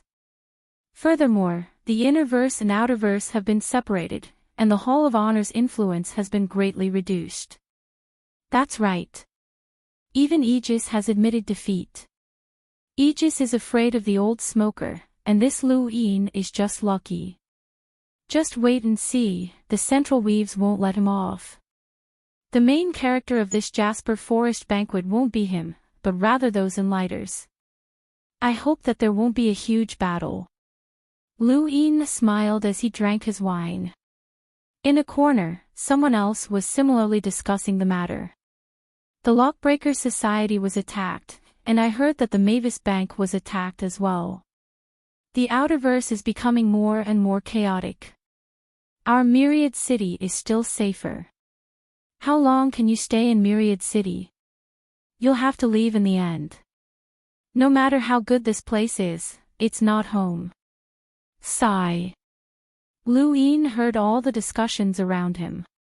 These people all had a certain amount of money and status, but they were all worried that the universe would descend into chaos. What about the ordinary people? What about the ordinary cultivators? The Outerverse was already showing signs of chaos, and Luin was one himself and Wei Rong was one as well. Just as Luin thought of Wei Rong appeared outside Riverside Restaurant and coincidentally locked eyes with Luin. Wei Rong had not expected to run into Luin here. This Riverside Restaurant frequently advertised that it had once hosted the Day-Night Clan's patriarch, Night King Di Jiang. Everyone knew of Lu Yin's relationship with the Day-Night Clan, but he had still come. Wei Rong quickly ascended to the third floor and naturally sat down with Luin. Next to him was the Umbral Butterfly Tribe's young matriarch, Angie. Brother Lu, you're quite carefree. Aren't you afraid that someone else will beat you to it? Wei Rong said with a smile. Luin smiled and poured a glass of wine for Wei Rong and Angie. It doesn't matter. If it's mine, it won't run away. If it's not mine, it won't come. Well said. A toast to Brother Lu. Wei Rong raised his wine cup. Luin also raised his glass and toasted Wei Rong. The last time they had met on Xenia Star, the two of them had gotten along very well. Even though they were enemies, they had chatted more freely than friends. Both of them were smart people, and they spoke tactfully as they probed each other without feeling awkward. Master San, there are a lot of customers today, so it's not easy to book the entire place. Can you please do us a favor and book a private room? The restaurant owner kept apologizing. Zhu San raised his head. Sure, but I want that private room. The restaurant owner's expression changed. That. Zhu San's eyes widened. The Innerverse and Outerverse have been separated for more than 2 years, and you still want to curry favor with the Day-Night Clan? That private room is a must. The restaurant owner sighed. All right, please come in, Master San. Just as Zhu San was about to enter, two people walked past him and headed straight for the second floor. Zhu San was furious, and so were the youths behind him. How dare they walk in front of them? Stop right there, you two. The two people in front of him turned to face Zhu San. They were both men. One of them had slender eyes and snow-white skin. He was a handsome middle-aged man, while the other had an ordinary appearance and a gloomy expression. He was a youth. Didn't you two see me? How dare you walk in front of me? You must be tired of living. Zhu San shouted angrily. The gloomy youth frowned. Nope. Beside him, the handsome middle-aged man smiled. Sorry for the offense, little brother. Please go ahead. Zhu San was displeased. It's not up to you to decide whether I walk or not. Are you walking or not? The gloomy youth asked impatiently. Zhu San shrieked, I'm not impatient, but you're just a chicken and a stray dog. Brothers, it looks like there are quite a few blind people who have snuck into Myriad City.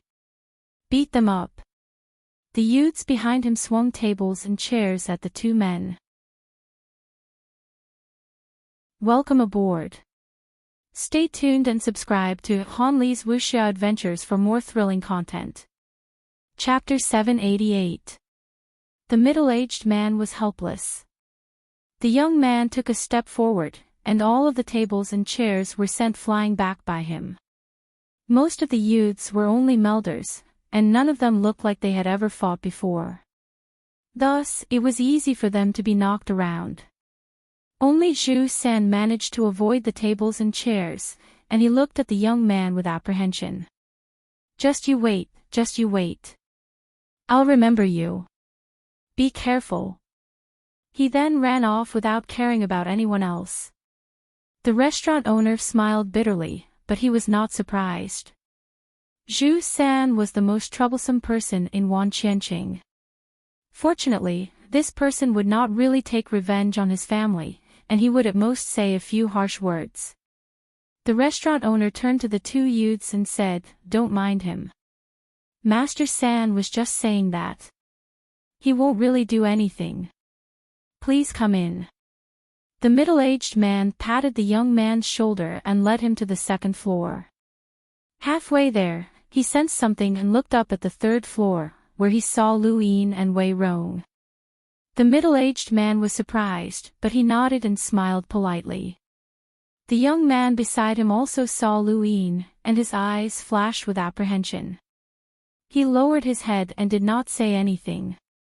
Wei Rong was astonished. More, a councilman from West San Dios. I didn't expect him to be here. Lu Yin was puzzled. Does Moore also want to fight for true insight? Wei Rong shook his head. It doesn't seem like it. He's not strong enough to fight for it. The councilman from West San Dios had once been a great figure, but after the innerverse and outerverse had been separated, West San Dios's influence was now close to zero. After all, they were all youths who did not have the support of the innerverse. Unless they were like Puyu, who had the support of Darkstar Gorge, they would just be forgotten. Wendy Yushan was like that, and so was Lu Xiaoga. Now, no one was talking about them. Lu Yin did not care about Moore, he was more concerned about Zhu San. The others did not notice, but Lu Yin had noticed something different. The scene of Zhu San dodging Moore's attack kept replaying in his mind. At first glance, it did not look like anything special, but Zhu San's dodging had been slightly faster than Moore's counterattack. If not for the rune lines, Lu Yin would not have noticed. In that instant, Zhu San's rune lines had been a little abnormal. It had looked like a simple dodging action, but the rune lines had suddenly exploded. Zhu San avoided Mo Air's counterattack with her combat skills, and Mo Air, or rather, everyone present did not notice. He had assumed that Zhu San was just a hedonistic son of a wealthy family, but Zhu San's battle technique was not simple. Zhu San had been able to predict the direction of Moore's counterattack, which was not something an ordinary person could do. The Zhu family was able to survive in Myriad City, and even Manor Lord Lien couldn't understand them. The Zhu family was indeed not simple. After more than 2 hours, Wei Rong bid farewell. Brother Liu, the Jasper Forest banquet is tomorrow night. I'll see you then. Lu Yin smiled. See you at the Chunglin banquet. Wei Rong left with Angie. Just as he reached the staircase, he seemed to have thought of something. Right, does Brother Liu know the person who was with Moer earlier? Lu Yin shook his head. Brother Wei, you know him. His name is Star Fox, Wei Rong said with a smile. He then waved his hand and left. Lu Yin's expression changed, and he immediately released his domain. However, he discovered that Star Fox and Moore had already left. It was a pity that he had wanted to meet Star Fox for a long time, but Wei Rong had not told him earlier. Wei Rong had only told him now to disgust him, and Lu Yin was indeed disgusted. Welcome aboard. Stay tuned and subscribe to Han Li's Wuxia Adventures for more thrilling content. Chapter 789. Moonlight Mavis did not have many rune lines, but the people of the Mavis family could not be measured by common sense. Even Offman stood up when Moonlight Mavis appeared. Lu Yin, Star Fox, and the others also stood up to show their respect for the Mavis family. Moonlight Mavis calmly sat down and closed her eyes. She did not respond. Lu Yin raised a brow. He had interacted with the Mavis family quite often, and this Moonlight Mavis was quite cold. Following this, more and more people arrived, and the commotion around them grew louder. Lu Yin and Star Fox did not interact with each other anymore. Chungxier personally welcomed another person in. It was a short old man who was less than a meter tall and wore thick glasses. Strangely, he held a screwdriver in his hand, which made him look like a mechanic. This person's attire did not match the rest of the people present. If Chungxier had not let him in, everyone would have thought that he was a plumber. Aurora Corporation's chief engineer in the Outerverse. His name is unknown, but everyone calls him the Flame Engineer, Star Fox said. Lu Yin raised a brow. Another enlighter from the Aurora Corporation. This attire was quite suitable for his job. The Flame Engineer sat down and gulped down a mouthful of wine. He placed the screwdriver on the table and looked around. Good wine, ha ha ha. Across from him, Offman said, Flame Engineer, I heard that you came in a cosmic aurora. Do you have any more? I want to buy some. The Flame Engineer exhaled heavily. Not for sale. Offman frowned. The price is negotiable. This old man is only in charge of repairs, not selling. You should find someone else, the Flame Engineer said. Offman remained calm, as he did not seem to mind. Manor Lord Lien arrived, and Chungxier led her in. Lu Yin hurriedly greeted her. Manor Lord Lien smiled at Lu Yin and sat down not too far away from Moonlight Mavis. More and more enlighters arrived, and the chatter around them gradually died down. Not everyone dared to joke around in front of these big shots. Wei Rong arrived and brought Angie to sit not too far away from Lu Yin. He was very humble and kept a low profile. Chungxier then led 2 more people in, which surprised many. They were from the Dark Phoenix clan. The Outerverse 3 great powers could not be provoked, and 2 of them had been gathered here. The Temple of Taimo had never interacted with the outside world, otherwise, they might have been able to gather all 3 powers here. The Dark Phoenix clan had sent an enlighter named Hugh Phineas and a youth named Tyler Phineas. Lu Yin had heard of Tyler Phineas before, and he was ranked 14th on the top 100 rankings. He was an absolute expert of the younger generation and was second only to Moore and Puyu. In the Innerverse, Lu Yin had interacted with the Dark Phoenix tribe before, and he had also heard of the enmity between the Dark Phoenix tribe and the Phoenix tribe. The fact that the Dark Phoenix tribe was able to make an enemy out of the Phoenix tribe showed just how powerful the Dark Phoenix tribe was. After all, the Phoenix tribe had produced one of the 10 arbiters, and not even the Day-Night clan dared to provoke them. "You're that Lu Yin." A frivolous voice sounded in her ear.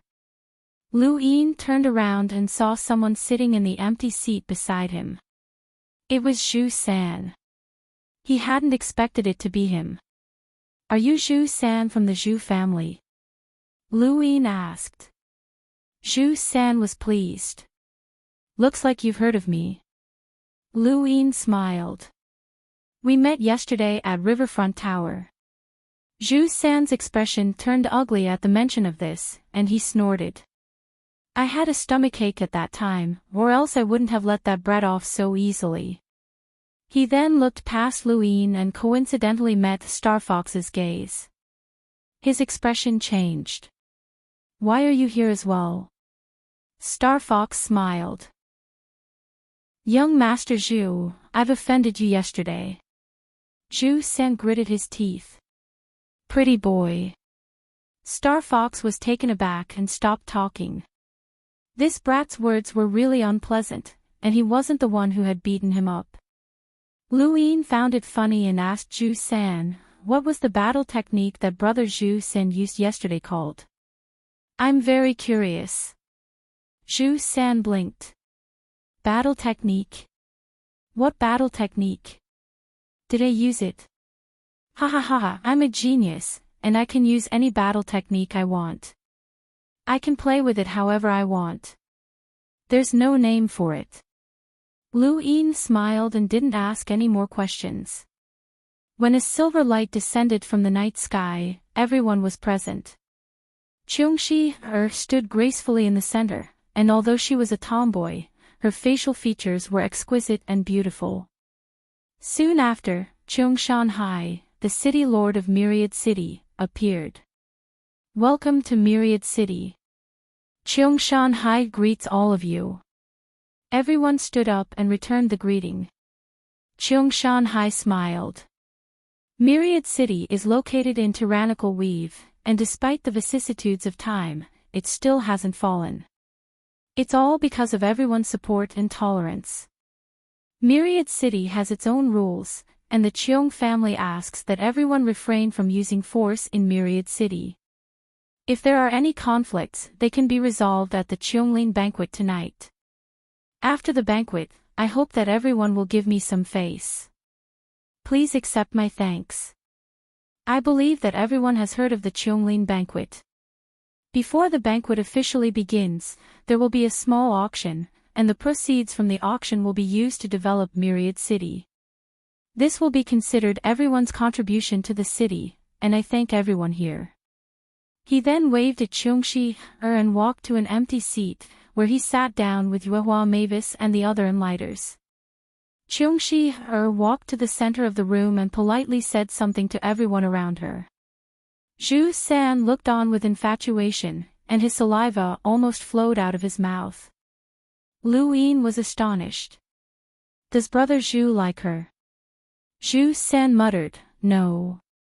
"Then why are you?" Before Lu Yin could finish, Zhu San continued, "It's infatuation." "Seventh bro, this guy is disgusting," the monkey said. Lu Yin's expression turned strange. Zhu San's tastes were really heavy, and very few people liked someone like Cheongshi. Speaking of which, did Cheongshi like men? Rumor had it that he often flirted with women and even brought them back to the Cheong family's residence. Zhu San wiped his mouth. "You guys don't understand Cheongshi. I grew up with her, and we're childhood sweethearts. I know her too well. She's the most beautiful and kindest woman in the universe." Beautiful, she was indeed quite beautiful.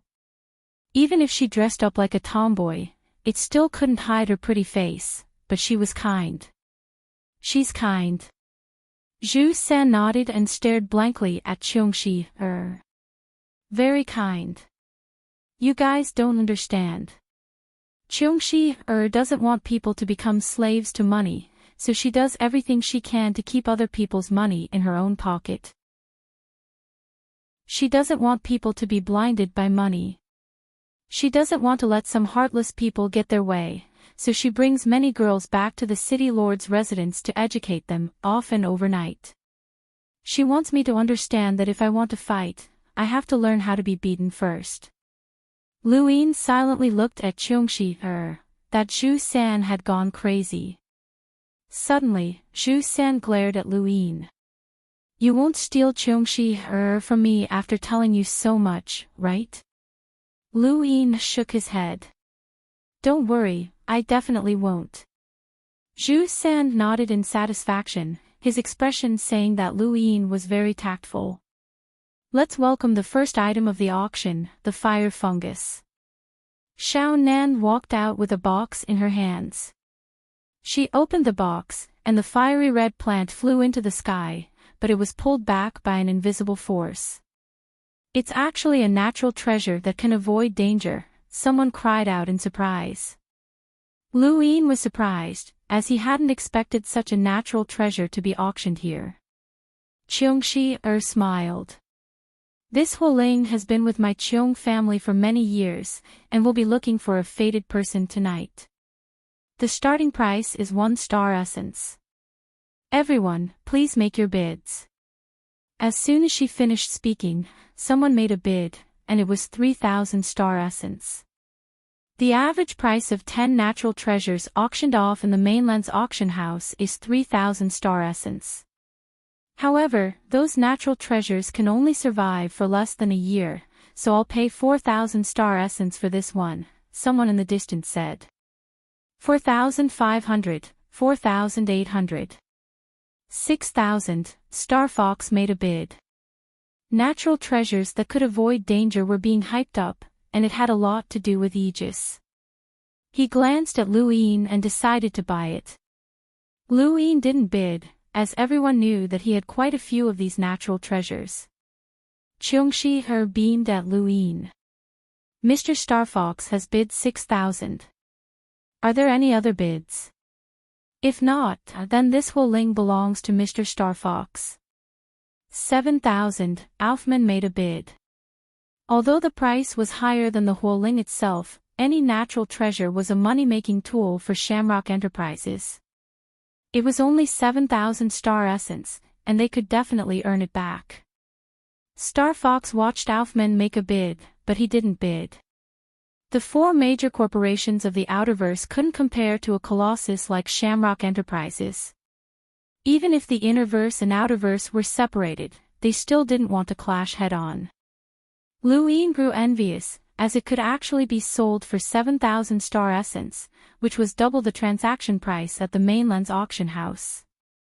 Even if there wasn't a time limit, the mainland's auction house could sell natural treasures for 4,000 star essence at most, and it wouldn't even sell for 5,000 star essence at most. There were so many rich people here, and the mainland's auction house should open a branch in Myriad City. The next item to be auctioned is a cultivation technique, the induction technique. Qiongxi tapped on the screen to reveal an introduction to the induction technique. This cultivation technique would allow a cultivator to absorb star energy 5 times faster than an ordinary cultivator. 5 times the absorption speed was already quite good. Before Lu Yin had obtained the serious art from Mr. Mu, he had only been able to absorb 9 times the energy. The starting bid for the induction technique is 1 star essence. The bidding starts now. The induction technique immediately caused quite a few people to fight over it. Even though the powers that were able to attend the Qiongling banquet all had their own powerful techniques and battle techniques, and they couldn't absorb star energy as slowly as normal cultivators, no one refused the chance to obtain an additional induction technique. The ones who fought over the induction technique were mostly rich people like Zhu San. In the end, Zhu San bought the induction technique for 8,000 star essence. Lu Yin's eyes grew even redder. The technique that he had sold to the Nalan family, the Jade Flow technique, which could help one comprehend a domain, had only been worth about 100 star essence. Even if its value couldn't compare to this induction technique, it shouldn't be that far off. As expected, if he wanted to sell something, he should have come to Myriad City, where he could sell it for a price that far exceeded the item's actual value. Deng Pu had risked his life to come to Myriad City for a reason. This is for you. Zhu San shamelessly ran over to Qiongxi, wanting to give her the induction technique. Qiongxi, smiled and very naturally kicked Zhu San away. She used a lot of force, and it was painful to watch. Welcome aboard. Stay tuned and subscribe to Han Li's Wuxia Adventures for more thrilling content. Chapter 790. That kick was bold and unrestrained, and it did not seem like a girl's move at all. It surprised Offman and the others, and even Moonlight Mavis looked at Qiongxi. Cough. Don't be rude, Qiang Shanhai reprimanded. Qiongxi smiled as she apologized. As for Zhu San, she straightened her clothes naturally, as if she was used to this. Lu Yin admired her for being so thick-skinned. The next item is an ancient healing pill from 50,000 years ago. The starting bid is 1 star essence, so everyone can start bidding, Qiongxi said. 1,000. Offman was the first to speak, as Shamrock Enterprises needed all sorts of pills for research. 2,000. Lu Yin spoke up, as the more healing pills there were, the better. Offman glanced at Lu Yin and spoke up. Normally, no one would compete, so this was the first time he had paid attention to Lu Yin. 3,000. 4,000, Lu Yin answered. Offman frowned, but he did not continue bidding. They obtained countless pills every day, and it would be a long time before they could research them. They did not lack this one. Great Eastern Alliance's alliance leader, Lu Yin. I've heard a lot about you. Lu Yin smiled. Shamrock Enterprises Western Frontier President, Mr. Offman. I've heard a lot about you. Offman smiled indifferently and did not speak further. Qiongxi had someone present the pill to Lu Yin. The next item is a lock-breaking tool, white sand. The Qiong family's auction items were all very precious, and the starting bid was meaningless. The lock-breaking tool, white sand, was purchased by Wei Rong for 3,000 essence. The next item was the horn of the celestial ice phoenix, which could emit a tricolored light that could neutralize battle techniques. The monkey made a fuss and demanded that Lu Yin buy it, but in the end, it was purchased by the flame engineer for 6,000 essence, as if he had obtained a priceless treasure. I wonder if anyone is interested in this item. Qiongxi clapped her hands, and a box of spiritual threads was brought up. Everyone was shocked, as it was a source box. Qiongxi did not have anyone open the box, and instead, she tapped on a screen. A source box with blazing flames appeared on the screen, and its high temperature burned the void. By the time this source box was discovered, it had already been mostly unlocked. All you need to do is gently touch it, and the source box contains an ancient flame seed. We don't know how powerful this flame is, but just the heat it exudes is enough to incinerate the void. A powerhouse who cultivates a fire-type battle technique can try using it, Qiongxi explained. Everyone stared at the screen of light. It actually contained an ancient fire seed. The first thing they thought of was the fire domain. The fire domain's inherited battle skill, the karmic flame sword, was released using the karmic flame. This secret was not known by others, but many people present knew. Even though the ancient flame seed within this source box could not reach the level of tribulation fire, it would still be of great help to those who cultivated fire-type battle techniques. At this moment, no one was more excited than Lu Yin. He wanted to obtain a powerful flame more than anyone else, and he could burn natural treasures to absorb star energy and rapidly increase his strength. Even though the natural treasures on Bushtree Planet did not contain much star energy, he still needed to find a flame. This was a shortcut.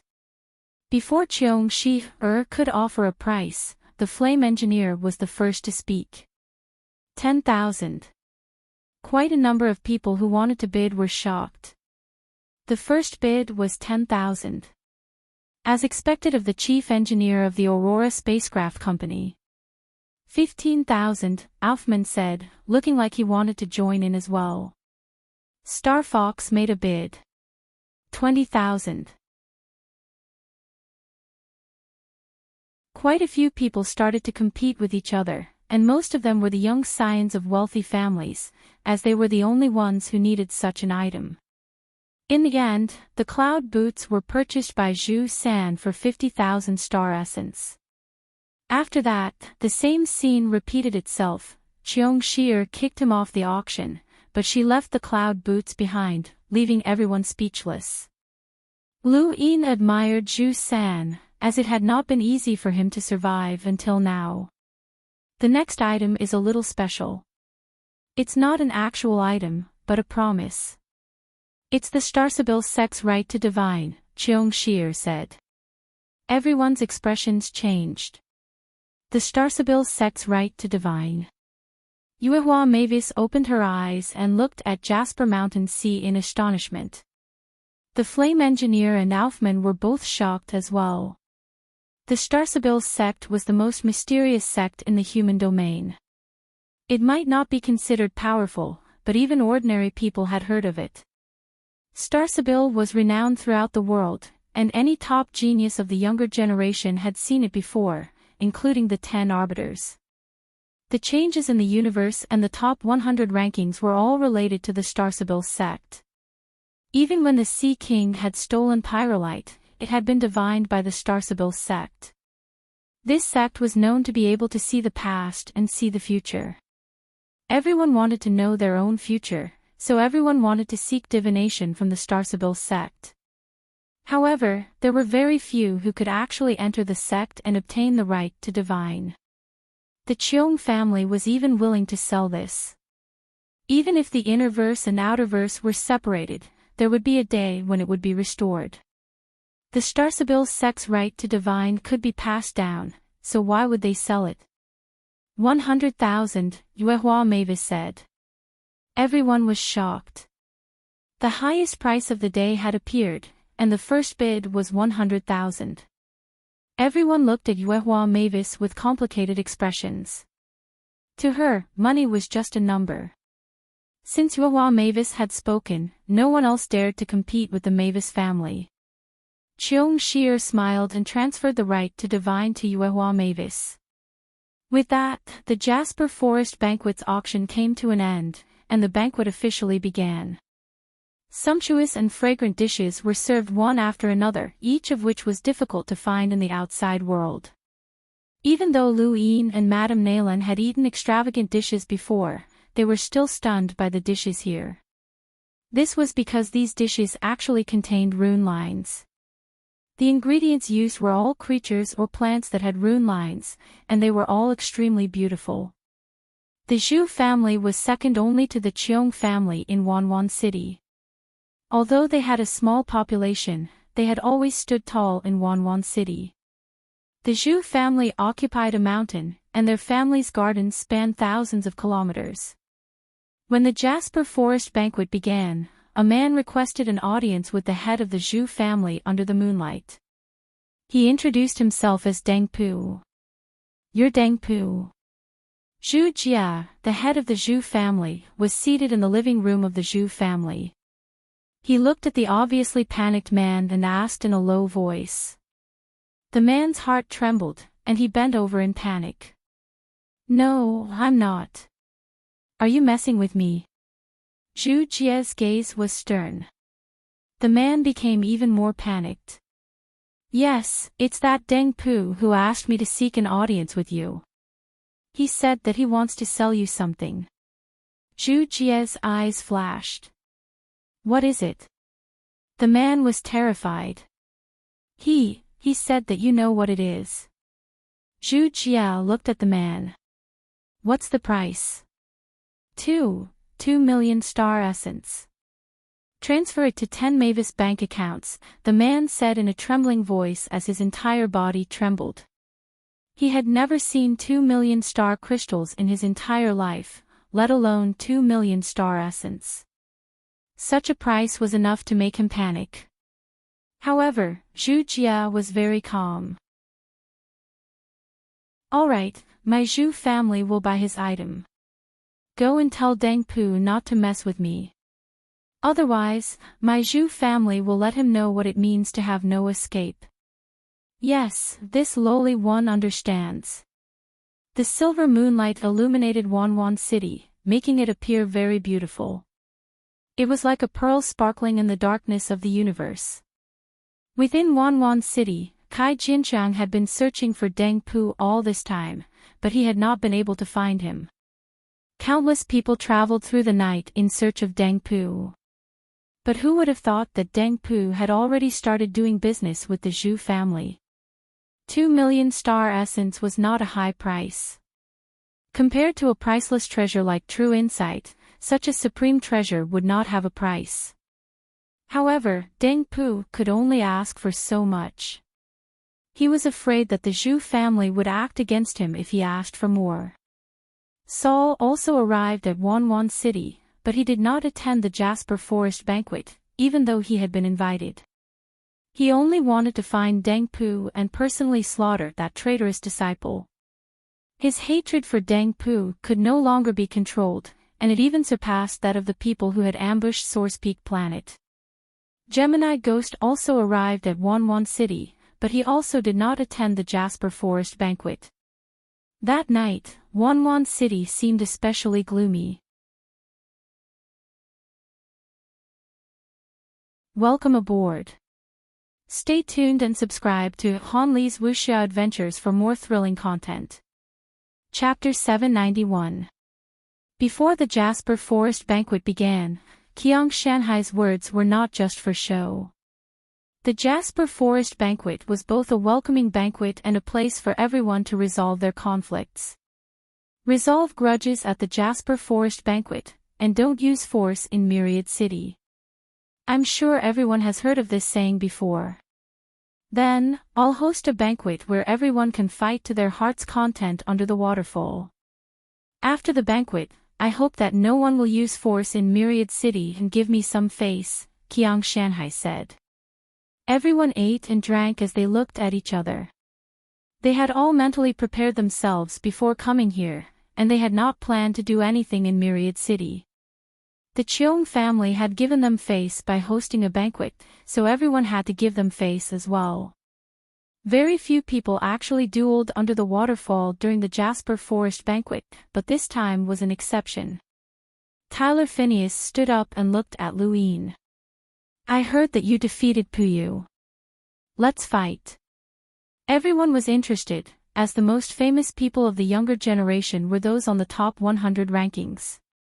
Ever since Luin had become famous in the innerverse and outerverse, he had constantly stepped on the experts on the top 100 rankings. This was also why Sister Lang had challenged him, and Tyler Phineas wanted to challenge him as well. Everyone looked over. Cheong Shier looked at Luin with interest. This person was the nemesis of Enlighters, but he relied on external items to do so. What was his true strength like? They were all very curious. The group of Enlighters looked over as well.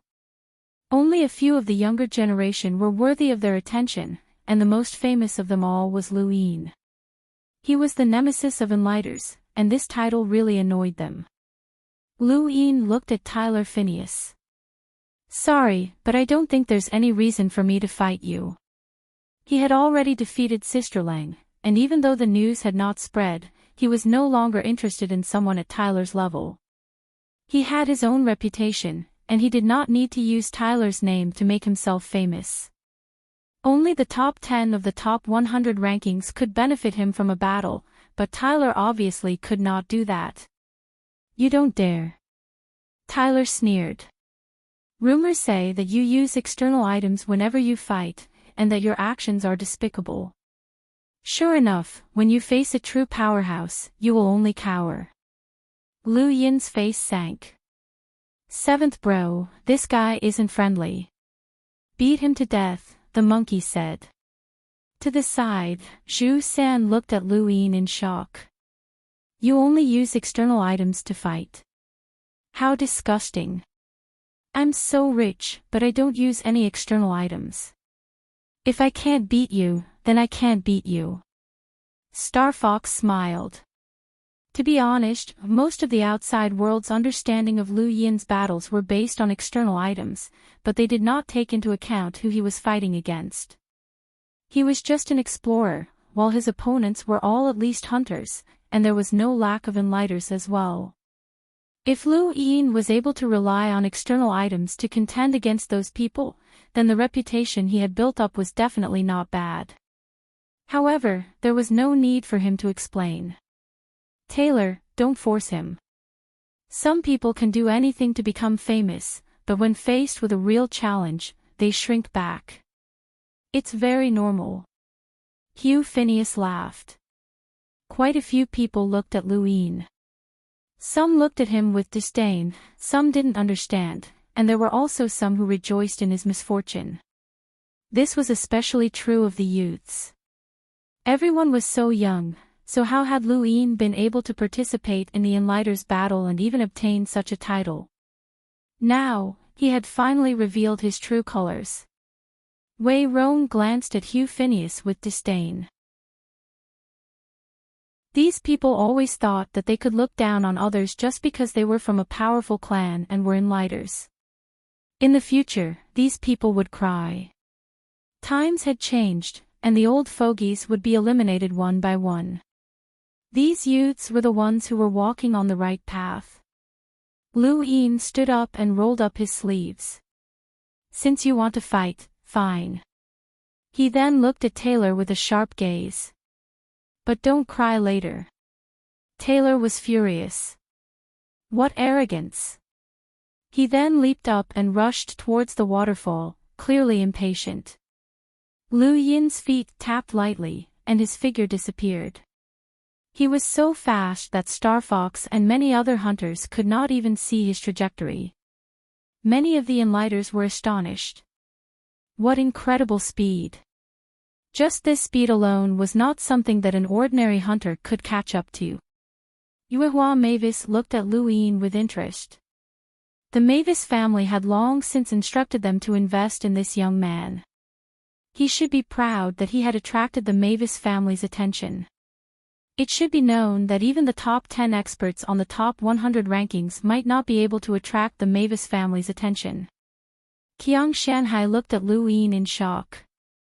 Ever since Myriad City had been unsealed, he had heard a lot about this young man. He had been like a rising comet that could not be stopped. He had unified the Eastern Weaves, and his growth was unstoppable. Qiang Shanhai had always been curious about this person. Whether it was his battle prowess, temperament, or methods, this person was extremely outstanding. However, in Qiang Shanhai's eyes, this person still had not reached a certain height. The so-called Great Eastern Alliance was nothing to Qiang Shanhai. If he wanted to, his Myriad City could easily destroy this so-called Great Eastern Alliance. However, this young man was enough to make him take him seriously. Hugh Phineas frowned, as that speed was not simple. This person had been able to become famous throughout the universe and had once been an unequaled limiter, not just because of external items. Otherwise, when it came to external items, the Day-Night clan's powers all had more than Hugh Phineas. When he thought of this, he looked at Taylor and had a bad premonition. My two brothers are the most outstanding experts in the universe. This time, we're only here to exchange pointers. Who knows, we might be lucky enough to receive pointers from our seniors. Please don't hurt our friendship, Chungshir said loudly. Under the waterfall, Taylor raised his head and faced Luin. Before the inner verse and outer verse had been separated, he had heard too many legends about this person in front of him. He had been the champion of the tournament of the strongest, an unequaled Lemiter, and the son-in-law of the Starfall Sea. It was as if the entire universe revolved around this person, which made Taylor very unhappy. When the Dark Phoenix clan's power had been unsealed, Taylor had heard more legends about this person. This time, the rumors were even more exaggerated, and even the title of Enlighter's nemesis had been coined. Taylor had only been unhappy at first and had not thought much of it. However, when he learned that Puyu had been killed by this person, his thoughts changed. Puyu was ranked 13th on the top 100 rankings, while Taylor was ranked 14th. Rumors had it that Puyu had died at Lu Yin's hands, which meant that this person was stronger than Taylor. Furthermore, this person was only an explorer. Ever since this news had spread to the Dark Phoenix clan, Taylor had been ridiculed by countless people. He had once been a genius of the Dark Phoenix clan, and he had represented the Dark Phoenix clan in their competition with the Innerverse Phoenix clan. Now, however, all of his glory had been stolen by this person, which made Taylor extremely loathe him. His new grudges and old grudges made him challenge this person immediately. He had to defeat this person and let the entire universe know that this person was a liar who had used external forces to gain fame. I'll let everyone know that you're just a liar, a despicable person. Taylor sneered. Black flames ignited around his body and distorted the void. These were the Dark Phoenix clan's black flames, and they gradually transformed into a black phoenix that soared into the sky. Its wings flapped as it tore through the void. Many of the spectators gasped in surprise. These were the Black Phoenix's flames, and just releasing them was enough to burn the void. They had the destructive power of a hunter, and Taylor was only a cruiser. These flames were extremely powerful, and it was no wonder that they could rival the Innerverse Phoenix clan. The Dark Phoenix clan was one of the three great powers in the Outerverse that could not be provoked, and they were extremely powerful. Taylor was pleased with himself, and the black phoenix flames around his body erupted as 3 black feathers appeared.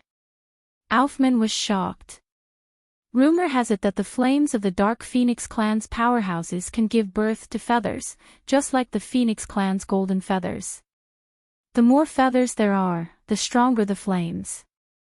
To be able to give birth to 3 feathers, you truly live up to your reputation as a genius of the Dark Phoenix clan and an expert at the top of the top 100 rankings. Hugh Phineas humbly replied, "It's still not enough. I still need to temper myself." "Indeed, you do need to temper yourself," Yuehua Mavis spoke up. This was the first thing she had said since she had appeared, and it caused Hugh Phineas's expression to turn ugly. He was just being modest, and this woman was clearly mocking him. He really did not dare to retort. Lu Yin remained calm in the face of Taylor's flames. "Are you done with your performance?" Killing intent flashed in Taylor's eyes. "You'll regret saying that for the rest of your life." He then pressed down with both hands, and the black flames covered the sky as they blasted towards Lu Yin. The waterfall rapidly evaporated, and the void cracked apart. One had to admit that the number of rune lines represented by Taylor's flames was very high, and it was comparable to that of an elite hunter. He was ranked 14th on the top 100 rankings, and he lived up to his reputation as an expert who could challenge those above his realm. Unfortunately, it was still far from enough. Lu Yin slowly raised his hand and transformed it into a claw.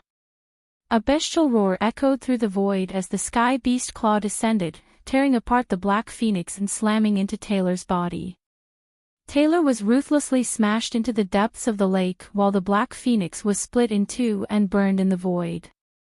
The crowd fell silent as they stared at Lu Yin in shock. One move to defeat the 14th on the top 100 rankings. This can't be real. Lu Yin pulled his hand back. The Sky Beast Claw's power was second only to the Dream Finger, and it had often not been effective against his previous opponents. That was because his opponents had been too powerful, and he had only been able to injure them with the Dream Finger. But in reality, the Sky Beast Claw was enough to force an expert of the same generation, even someone like Ling Jia, who was ranked 10th on the top 100 rankings.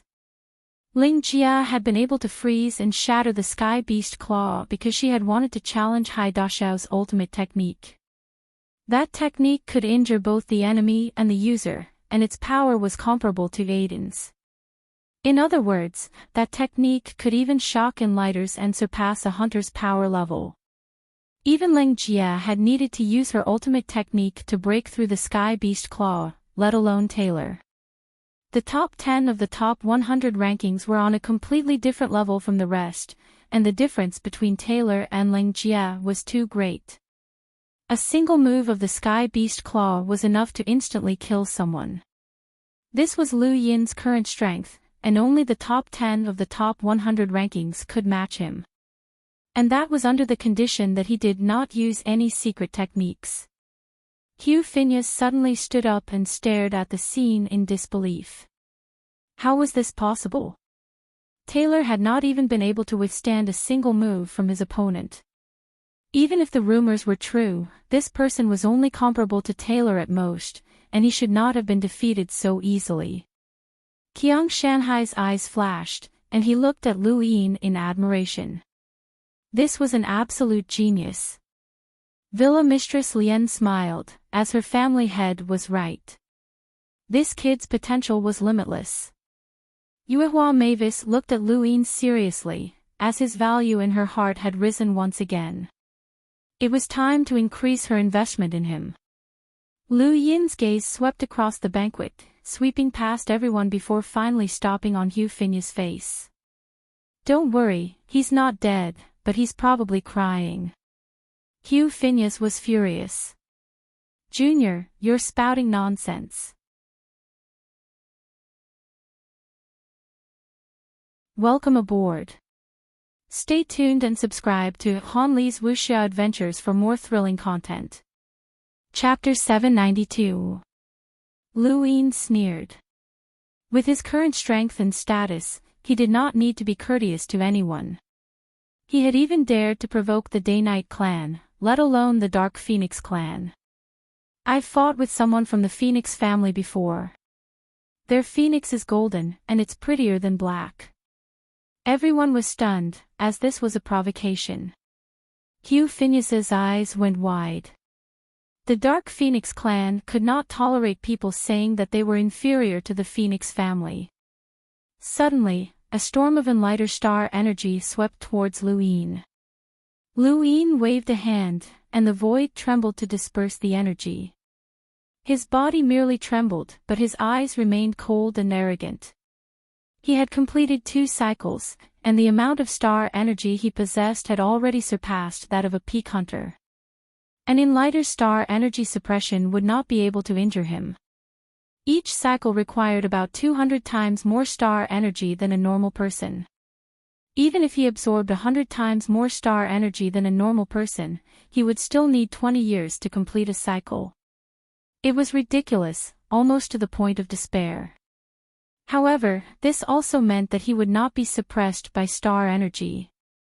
Even an enlighter would find it difficult to suppress him with star energy, as he had too much star energy. Everyone was shocked. This person even dared to fight against an enlighter. No way. However, when they thought about this person's title, it did not seem like it was unacceptable. Hugh Phineas's eyes flashed with killing intent, and he was about to attack when Moonlight Mavis spoke up. After beating up the young, the old one should come out. How embarrassing. Zio was about to retort when Tyler charged out from the bottom of the lake, panting heavily. His clothes were in tatters, and he cut a sorry figure. There was even a bloody claw mark on his chest. He glared at Lu Yin viciously. Just like Zio, he could not believe that he had been defeated in just one move. Lu Yin smirked at him. Do you want to cry? Tyler's eyes were bloodshot, and his resentment overflowed. He had been crushed in this sort of situation, and if word got out, his reputation would be ruined. With a whoosh, the black phoenix reappeared, and its 3 feathers transformed into a black stream of air that entered Tyler's body. Everyone was excited, and they were about to go all out. As the 3 feathers disappeared, the black flames on Taylor's body surged even higher, and the void distorted like boiling water. "I'll make you regret ever being born." He then charged at Luin and pressed down with both hands. The black undying bird soared into the sky and shot towards Luin with endless black flames.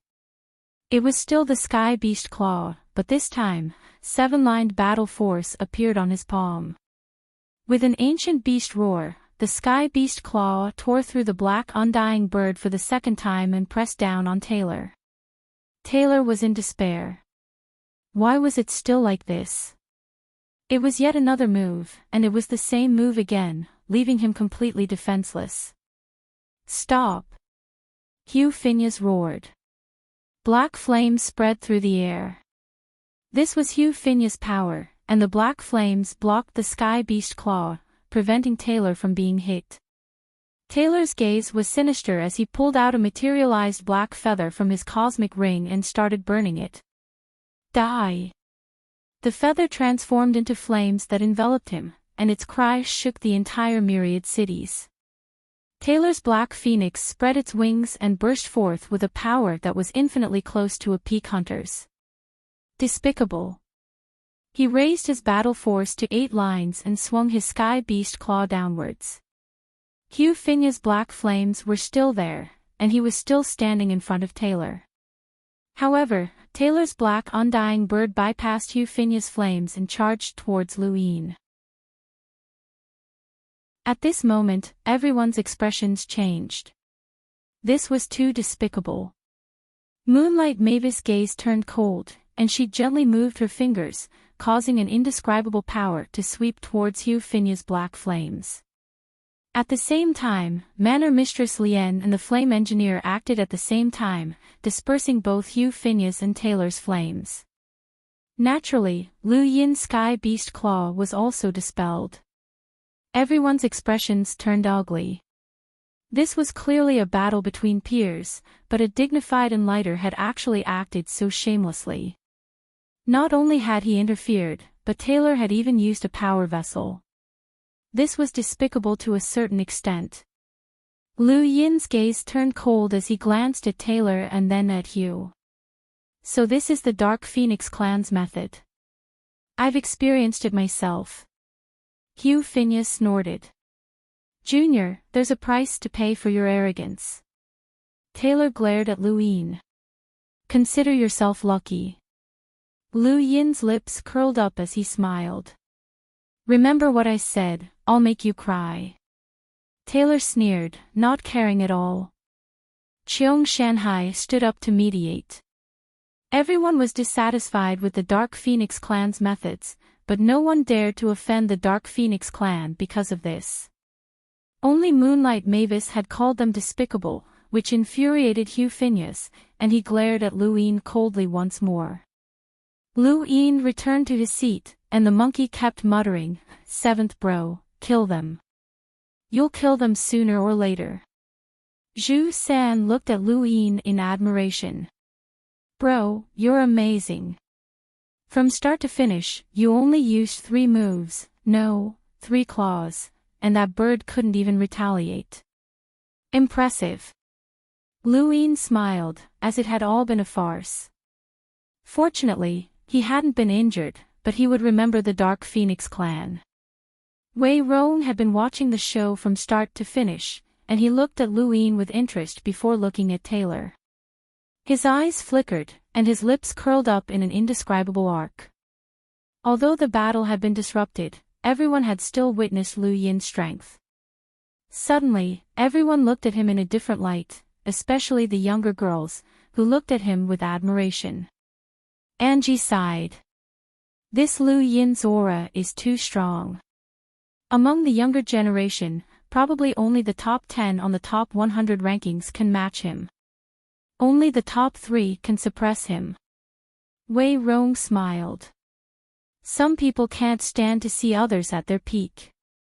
The stronger one's aura, the more enemies they will have. This is an unchanging truth. Angie nodded. She did not like people like Lu Yin who were too aggressive. She preferred people like Wei Rong who were strategizing. Chung Xier found Lu Yin and drank with him in a forthright manner. She kept insisting that Lu Yin call her brother Chung, which made Lu Yin even more tired than fighting. He had no idea how to deal with such a woman, and no one had taught him anything. He was very willing to get closer to Chung Xier for no other reason than the fact that she was rich. Brother Chung, are you interested in the Great Eastern Alliance? I can invest in it, and I'll give you a discount. Lu Yin was very enthusiastic. Chung Xier clinked glasses with Lu Yin. Brother, I never invest in businesses. I only like investors. Lu Yin was confused. What did she mean? Chung Xier leaned close to Lu Yin's ear and blew into it. I'll invest in you. Tell me how much you want. Lu Yin looked at Chung Xier's red lips, which were only a few centimeters away from him. The fragrance of the wine wafted through the air, along with the unique fragrance of a woman. For a moment, he felt like he was being teased by a man. Zhu San could not take it anymore, and he squeezed himself between the two of them. He glared at Lu Yin fiercely. Brother, you can't bully your friend's wife. Chung Xier rolled her eyes and walked away. Lu Yin was confused. We're friends. Zhu San threw a cosmic ring at Lu Yin. Lu Yin took a look and saw that there were actually 20,000 star essence inside. Zhu San was too generous. He looked at Zhu San with a burning gaze and solemnly said, Friend. If you're a friend, then don't have any ideas about Chung Xier. She's mine, Zhu San whispered. Don't worry, she'll always be yours, Lu Yin immediately assured him. Zhu San was satisfied and returned to his seat. Friend, do you want to invest?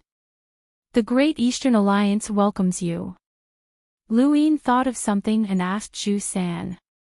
Zhu San pursed his lips. We'll talk about it when I get my allowance next month. Lu Yin was astonished. This was a truly rich person. What Lu Yin had just received was just his allowance. Lu Yin could not understand what was going on.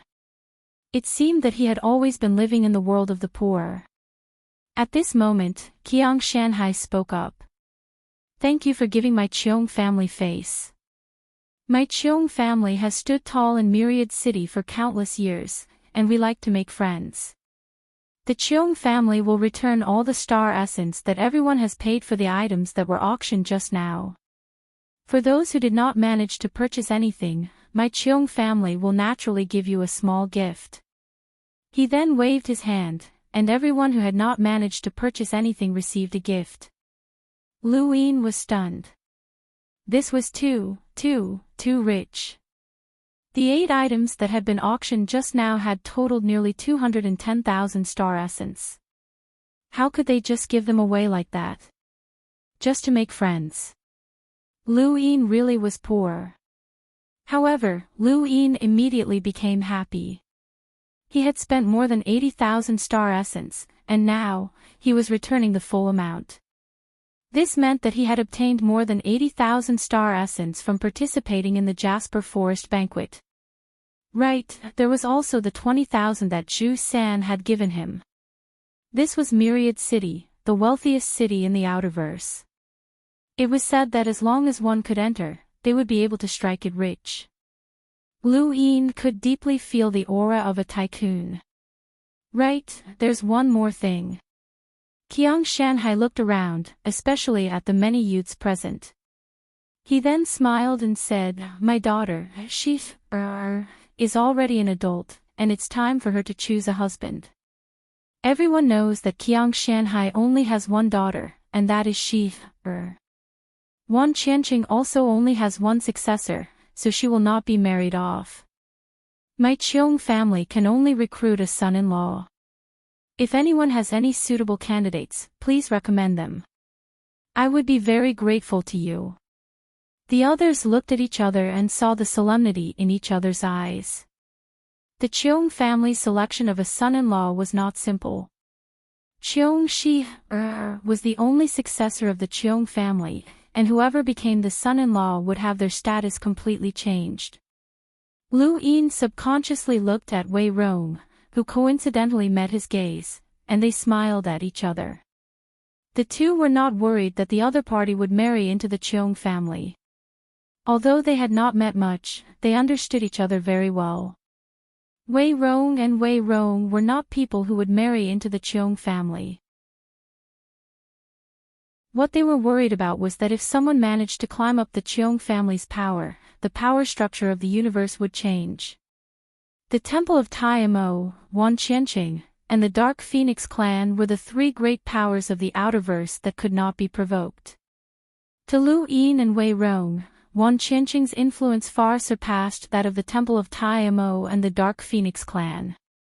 War was a battle of money, and it was a battle of attrition.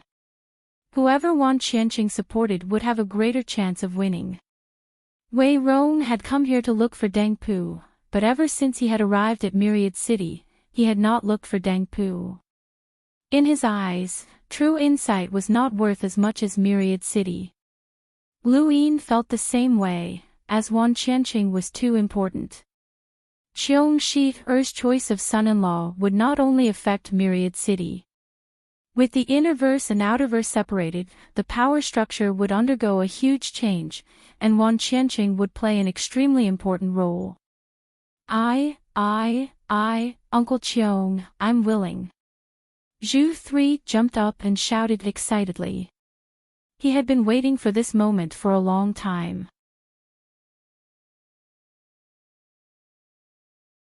Welcome aboard. Stay tuned and subscribe to Han Li's Wuxia Adventures for more thrilling content. Chapter 793. Cheong Shanhai glanced at him. "You're the only successor of the Zhu clan. Can you marry into their family?" "Alright, stop messing around." Zhu San anxiously said, "Uncle Cheong, I'm not messing around. She is mine and will always be mine. I want to marry into the family and become their son-in-law." Jade Mountain Sea ignored him completely. Many people looked at Cheong Shi, wanting to see her reaction. Then, they saw a scene that made them speechless. Cheong Shi was hugging Lil Nan and flirting with her. Her smile made her look like a playboy. Everyone was speechless. "Uncle Cheong, give me a chance. I must marry Shi, Zhu San shouted. Cheong Shanhai frowned. "Impossible." Zhu San looked dispirited, and she helplessly looked at Cheong Shi, as she yelled, "Shi, I can't take care of you anymore. You have to take care of our 12 children." Everyone was shocked. 12 children. Cheong Shi raised her head and said angrily, "What nonsense are you spouting?" Zhu San's expression was innocent. "I can't hide it. You're not her anyway." He paused and smiled. Jasper Mountain Sea was furious. "Get the hell out of here." Zhu San was thrown out of the Cheonglin banquet. Cheong Shanhai hurriedly explained, but everyone looked at him strangely. Looking at Cheong Shi-er's manly posture, it was not impossible. Moreover, Zhu San might be the victim. This tomboy seemed to be very casual about the matters between men and women. She even had her arm around someone's shoulder just now. Cheong Shi-er was no longer in the mood to tease Xiao Nan. She was angered to death by Zhu San. That guy was willing to do anything to marry Cheong Shi-er, and he really wasn't afraid of death. Not long after, the Cheonglin banquet ended in a strange atmosphere. Cheong Shanhai's good mood from the beginning had completely disappeared. If not for the Zhu clan, he would have strangled Zhu San to death. Cheong Shi-er's expression did not look good. She was disgusted. She had always been the one scheming against others. Today, she was actually tricked by Zhu San. Shameless people were indeed invincible. Just you wait, we'll settle today's score in the future, Tyler Phineas threatened before leaving. Zio's gaze was cold. Although she didn't say a word, the warning was obvious. Lu Yin didn't care, as the Dark Phoenix tribe was already on his blacklist. Although this tribe was very strong, he wasn't weak either. The Hall of Honor was definitely on his side. Taylor felt that it was a pity that the Dark Phoenix race was too far away from the Great Eastern Alliance. Wei Rong walked over with an chi in tow. "Brother Lu, that was brilliant." Lu Yin calmly replied, "You've gained another enemy for no reason. Brother Wei should be happy." Wei Rong shook his head. "I'm not too happy. Their attitude towards Brother Lu is equivalent to their attitude towards me. In fact, they aren't even as serious as they are towards Brother Lu. Look, no one spoke to me during the entire Jasper Forest banquet." Lu Yin gestured for Wei Rong to look at Cheong Shi.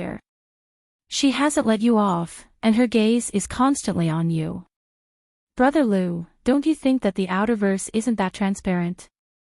Were these people really the only remaining enlighters from the various great powers? I don't think that's possible. And that's only what's on the surface. There's also the Hall of Honor and the Dark Forces. Brother Lu, we still have a long way to go," Wei Rong sighed. Lu Yin glanced at Angie. "It looks like you've already obtained the Umbral Butterfly tribe."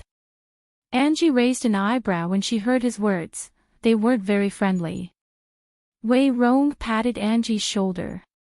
"The Hall of Tai Mo should also be in Brother Lu's bag. We're just working together."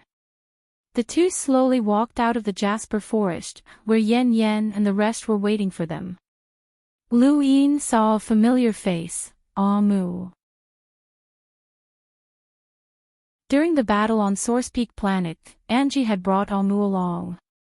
Now that she had come to Myriad City, she had brought Mu along as well. It seemed like Mu was doing better and better in the Umbral Butterfly tribe.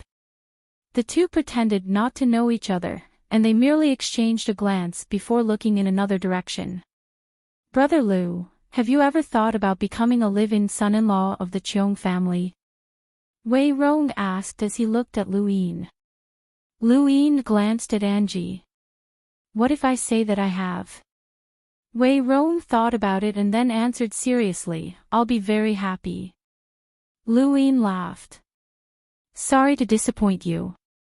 I also believe that you definitely have no intentions of marrying into the Cheong family. Otherwise, you wouldn't be the Wei Rong that I know. There's someone who's very suitable to become a live-in son-in-law. With Cheong Shi's personality, she should be able to control him," Wei Rong said with a smile as he looked at Lu Yin. "Wang Wen." Lu Yin's eyes flashed, as Wei Rong knew everything. But then again, Lu Yin's own experiences had not been a secret, so it was normal for him to know Wang Wen. Wei Rong had known about this for a long time. Not long after, the two parted ways. The monkey said, "Seventh bro, I'll deal with this Wei Rong right now. I keep having the feeling that this guy is either scheming or preparing to scheme against someone. The Jasper Forest banquet will temporarily resolve the grudges between the various parties.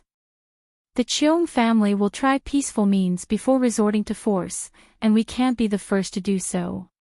Wan Qiancheng has remained unharmed for so many years, and he's even been able to resist the schemes of the Interverse's great powers.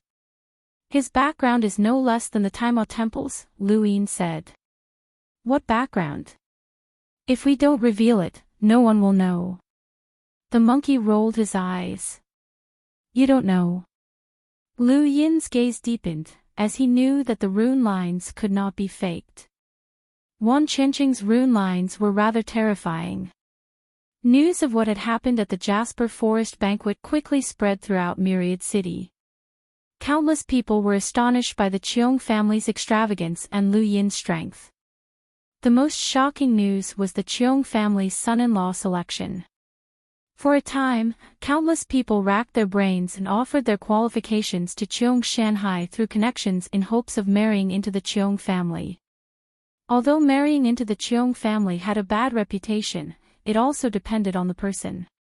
Wan Qingqing's Cheung family was one of the few powerful families in the outerverse, and even the disciples of the innerverse great powers would feel proud if they could marry into the Cheung family.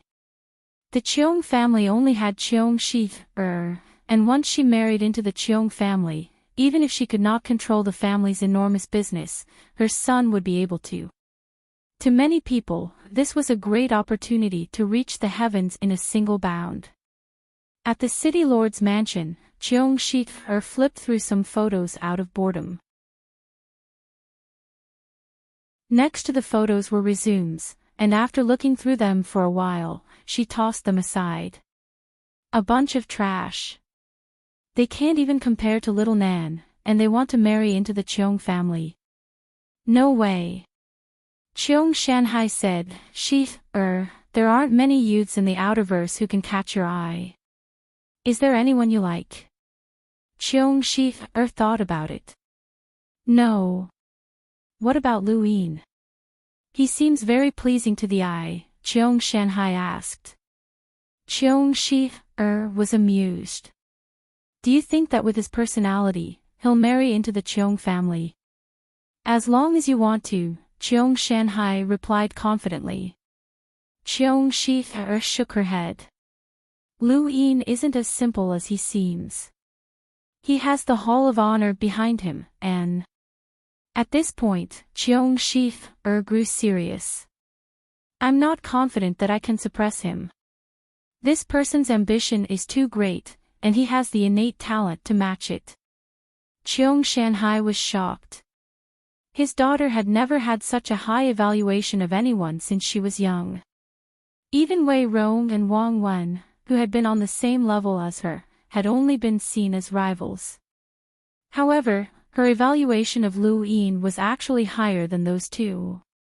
Cheung Shi looked at Cheung Shanhai. If Lu Yin agrees to marry into the Cheung family, who do you think will be in charge of Myriad City in the future? Cheung Shanhai's eyes flashed. Then forget it. At that moment, a servant came to report that the head of the Zhu family, Zhu Jia, had come to visit. Cheung Shanhai was puzzled. Is it because of Zhu San being kicked out of the Cheung Lin banquet? Cheung Shi shook her head. That's impossible. I'll take my leave. Cheung Shanhai nodded. Soon after, Zhu Jia entered the guest hall of the city lord's mansion and met with Cheung Shanhai. As soon as they met, Zhu Jia immediately apologized. City lord, my son has troubled you at the Cheung Lin banquet. Cheung Shanhai smiled. It's fine. I watched little San grow up, and he's not a bad person. He's just a little playful. Brother Zhu, why have you come here today? Zhu Jia took out a box from his cosmic ring and pushed it towards Cheung Shanhai. Brother Cheung, please open it and take a look. Cheung Shanhai was curious, and he opened the box. A golden light illuminated the box, and he reflexively closed it before blurting out, "True insight." Zhu Jia smiled. Brother Cheung has good eyes. That's right, this is true insight. Deng Pu was found by your Zhu family. Cheung Shanhai was astonished. He was the one who found us, and he sold true insight to me. How about it? Brother Cheung, do you want it? I'll give it to you. Zhu Jia smiled. Cheung Shanhai's eyes flashed. So many experts from Myriad City had come here for true insight. If he publicly auctioned off true insight, not only would he be able to make a huge profit, but he would also be able to resolve this matter and prevent these people from causing trouble in Myriad City. This was killing two birds with one stone. What are your conditions? Please speak, Brother Zhu, Cheung Shanhai asked. Zhu Jie's tone was solemn as he earnestly said, "True insight is a betrothal gift from the Zhu family to the Cheung family. My son, Zhu San, wishes to marry Shi Er." Cheung Shanhai and Zhu Jie looked at each other for a moment, and then he directly pushed the box towards Zhu Jie. "My Cheung family cannot accept this betrothal gift. Brother Cheung, I only have one son, and he's like a treasure to me. He won't marry anyone other than Shi Er, and he wants to die. I hope that Brother Cheung can give me some face. True insight is just one of the betrothal gifts, and if Brother Cheung is willing, the Zhu family is willing to offer half of our assets as the betrothal gift," Zhu Jie earnestly said. Cheung Shanhai sighed. "Brother Zhu, my Cheung family only has one heir, and that's Shi Er. If we give it to you, what do you want the Cheung family to do?" Zhu Jie hurriedly said, "Brother Cheung is still young, so you can definitely have a son." Cheung Shanhai shook his head. "There's no need to say more. If Brother Zhu is willing, then my Cheung family is willing to pay several times the price for true insight. If you're not willing, then forget it." When Zhu Jie saw that Cheung Shanhai's attitude was firm, he could only bid farewell and leave. Cheung Shanhai watched Zhu Jie leave, and his expression sank. Did Zhu Jie really believe that Zhu San liked Shi Er? Once the two families were connected by marriage, it would be hard to say who would have the final say in Myriad City. Even if Cheung Shanhai married Shi Er off to the Far East, it would still be impossible for her to marry into the Zhu family. The next day, news of the Zhu family using true insight as a betrothal gift spread. At first, no one believed it, but after Zhu San spread the news to show his sincerity towards Shi Er, countless people confirmed that true insight was actually in the Zhu family's possession. Saul was the first to ask for it, but he was rejected by the Zhu family. The Zhu family also had an enlightened ancestor, and since they were in Myriad City, they did not fear Saul. After Saul, Aufman, the flame engineer, Manor Lord Lien, and other powerhouses also visited the Zhu family. Kai Jinchang and Wei Rong also went, but they were all rejected by the Zhu family. The Zhu family did not lack money, and they were not afraid of being threatened. For a moment, the Zhu family's residence became the place that attracted the most attention in Myriad City, and countless people crowded around the entrance.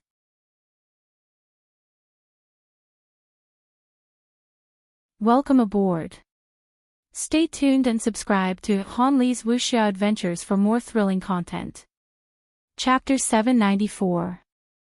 Lu Yin did not go to the Zhu family, as it would be pointless even if he did. The Zhu family had made it clear that they would not give anyone face. Lu Yin found it strange. If that was the case, then why did the Zhu family keep true insight? They didn't have any powerful lockbreakers, so they were either waiting for the right price or had other uses for the treasure. A few days later, news spread from the Zhu family that anyone who could help Zhu San marry Cheung Shir would be offered true insight as well as an additional 300,000 star essence. His promise shook the entire Outerverse. Not to mention true insight, just 300,000 star essence was not something that an ordinary person could obtain. Most cultivators would never be able to earn that much money in their entire lives. Countless people contacted Zhu San to help him plan and teach him how to pursue women. But Cheung Shir was not an ordinary woman.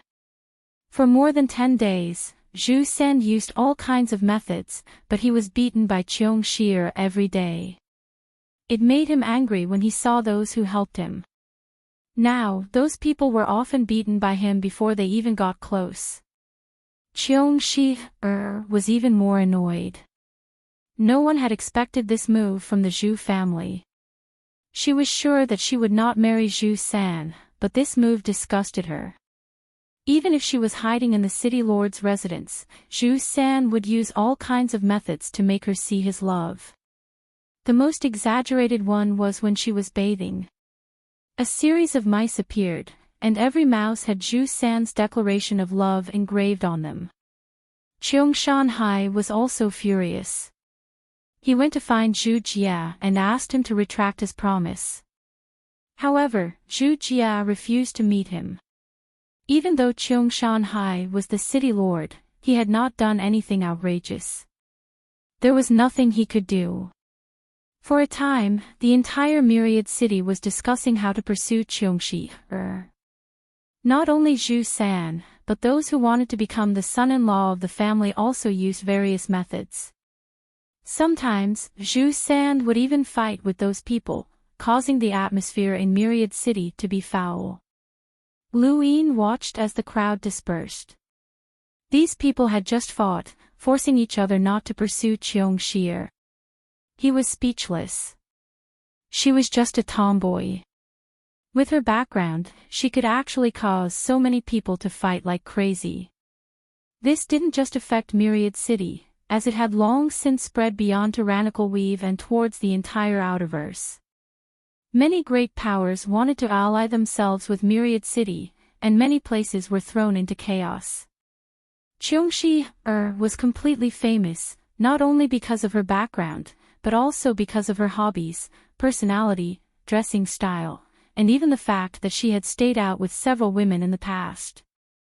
But it didn't matter.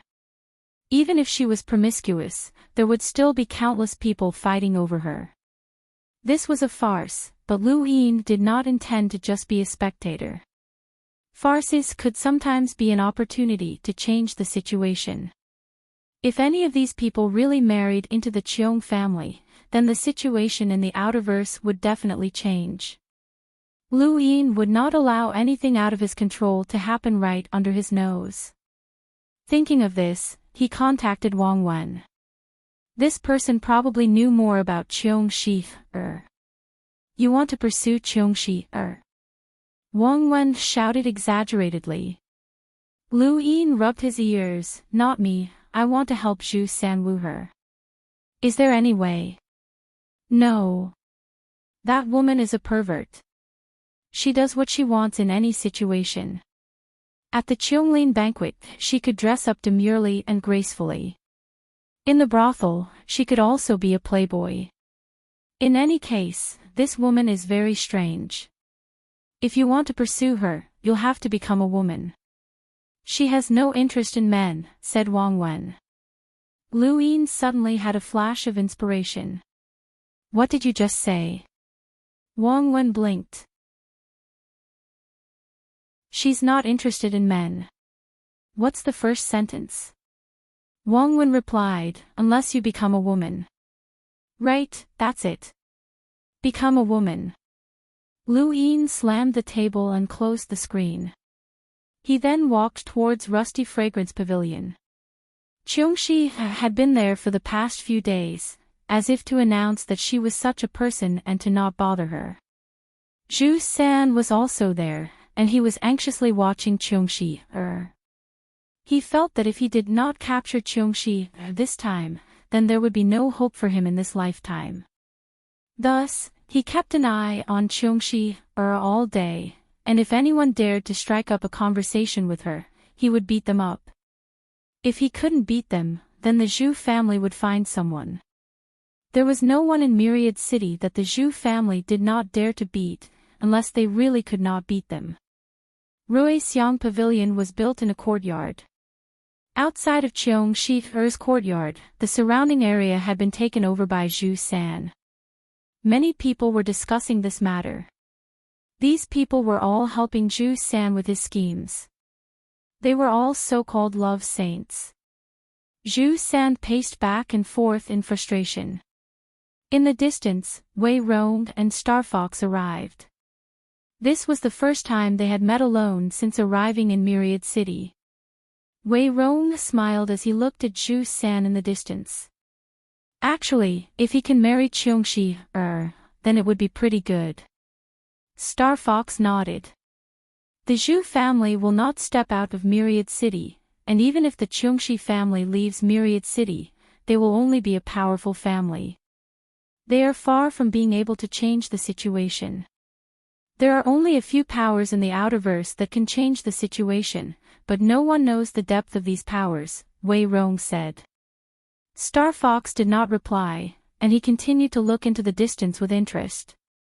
Lu Yin arrived, but he did not pay any attention to Wei Rong or Star Fox. Instead, he walked over to Zhu San. How about you try my method? Zhu San was puzzled. You have a method? Lu Yin replied, let's give it a try. It might be useful.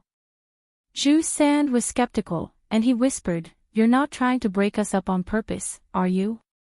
Let me tell you, Lu Yin, if I can't marry Qiongxi, then don't even think about marrying her. Lu Yin was speechless. If he liked someone, then everyone else would like them as well. This was a classic case of unrequited love. He did not waste any more words with Zhu San and instead pulled him over to whisper into his ear. Zhu San listened, and his mouth gradually gaped open. He was stunned for a moment, as if he had just heard something that made him doubt his life. Do you dare to give it a try? Lu Yin asked. Zhu San gulped. Are you sure? Lu Yin nodded. You should know better than anyone else that this woman has an eccentric personality. Under normal circumstances, you definitely won't be able to pursue her. Give it a try. Even if it's worse, can it be worse than it is now? She doesn't just dislike you, she hates you. She hates you, understand? She hates you so much that she can't wait to stomp on you and spit on you. Zhu San's mouth twitched, as this was the most heart-wrenching thing he had heard in the past few days. He gritted his teeth. Fine, I'll give it a try. I, Zhu San, am willing to do anything for her, even if I have to be mocked by everyone. He then walked towards another courtyard without looking back, even instructing the Rusty Fragrance Pavilion to send some girls over. Everyone was curious as to what Lu Yin had suggested to Zhu San. Wei Rong and Star Fox were equally curious. Over the past few days, they had tried all sorts of methods, but none of them had worked on Qiongxi. Zhu San was like a gambler who had lost so much that his eyes had turned red. He would not do anything out of line, right? Not long after, Zhu San appeared. Then, everyone was stunned. Wei Rong spat out his tea and spat it all over Star Fox. Star Fox was a hunter, but he did not dodge. Instead, he stared blankly at Zhu San. Everyone was shocked by Zhu San, as he had dressed up as a woman. There were all sorts of strange things in the universe, and to a normal person, this was called cross-dressing. Perhaps it was just a hobby, but everyone had their own preferences. However, Zhu San was the sole heir of the Zhu family, and his reputation in the outerverse was not low. The Zhu family was one of the largest families in Myriad City, second only to the Qiong family. Zhu San's appearance as a woman was like a bolt of lightning that struck Myriad City. The Zhu family's reputation had been completely lost. Wei Rong looked at Zhu San in amazement. This courage was truly ruthless. He then looked at Lu Yin, as the young man was playing with fire. Wasn't he afraid that the Zhu family's ancestor would crawl out and crush him? The servants of the Zhu family immediately cried. They were done for, and no one could save them now. No one knew how much courage Zhu San had mustered, but he walked towards Qiongxi's courtyard step by step as countless gazes focused on him. He knew that his appearance would soon spread throughout the outerverse, but he still decided to give it a try. For the sake of his beloved, he was not even afraid of death. There was nothing to be afraid of. Lu Yin admired Zhu San, as he did not have the courage to do so. The courtyard's gates opened, and laughter could be heard from within, including Qiongxi's wanton laughter. When Zhu San entered, the laughter stopped abruptly. Everyone waited for Zhu San to be kicked out. This scene had happened many times, and they were no stranger to it. But after a while, there was no sound. The servants of the Zhu family panicked. Could Qiongshi have become so disgusted that she would kill the young master in a fit of rage? They immediately rushed into the courtyard and then rushed out in ecstasy. The young master was having fun with Qiongshi. Everyone gasped, as Zhu San had actually succeeded. They all looked at Lu Yin, as this was a true Casanova. Lu Yin's heart relaxed, as he had actually taken a gamble. In any case, he was treating a dead horse as a living horse. To deal with a strange person like Qiongshi, he had to use strange methods. He had not held out much hope, and the moment Zhu San walked out, he had already prepared himself to face the wrath of the Zhu family. He had never expected that he would actually succeed. This time, Lu Yin became famous again, not because of his strength or background, but because he had successfully helped Zhu San approach Qiongshi. It was said that Qiongshi was having a great time, and the two did not leave Ruingxiang Pavilion for the entire night. Wei Rong admired Lu Yin for being able to come up with such a plan. Star Fox looked at Lu Yin with some lingering fear. This person really dared to do anything. Fortunately, he had been wise and had not fought to the death with Lu Yin. Aegis was not afraid, as it could afford a battle of attrition, but with such an enemy around, who knew what he would do? He decided that no matter what happened in the future, Aegis would not make an enemy out of this person. This person had no bottom line. Lu Yin was not the only one who had no bottom line. Zhu San successfully approached Qiongshi, and the next day, many men dressed up as women arrived at Ruingxiang Pavilion. The guests were stunned, as they thought that this was a new service that Ruingxiang Pavilion had just launched.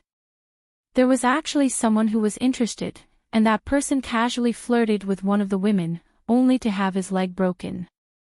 Zhu San was abandoned, and Qiongshi found a new playmate.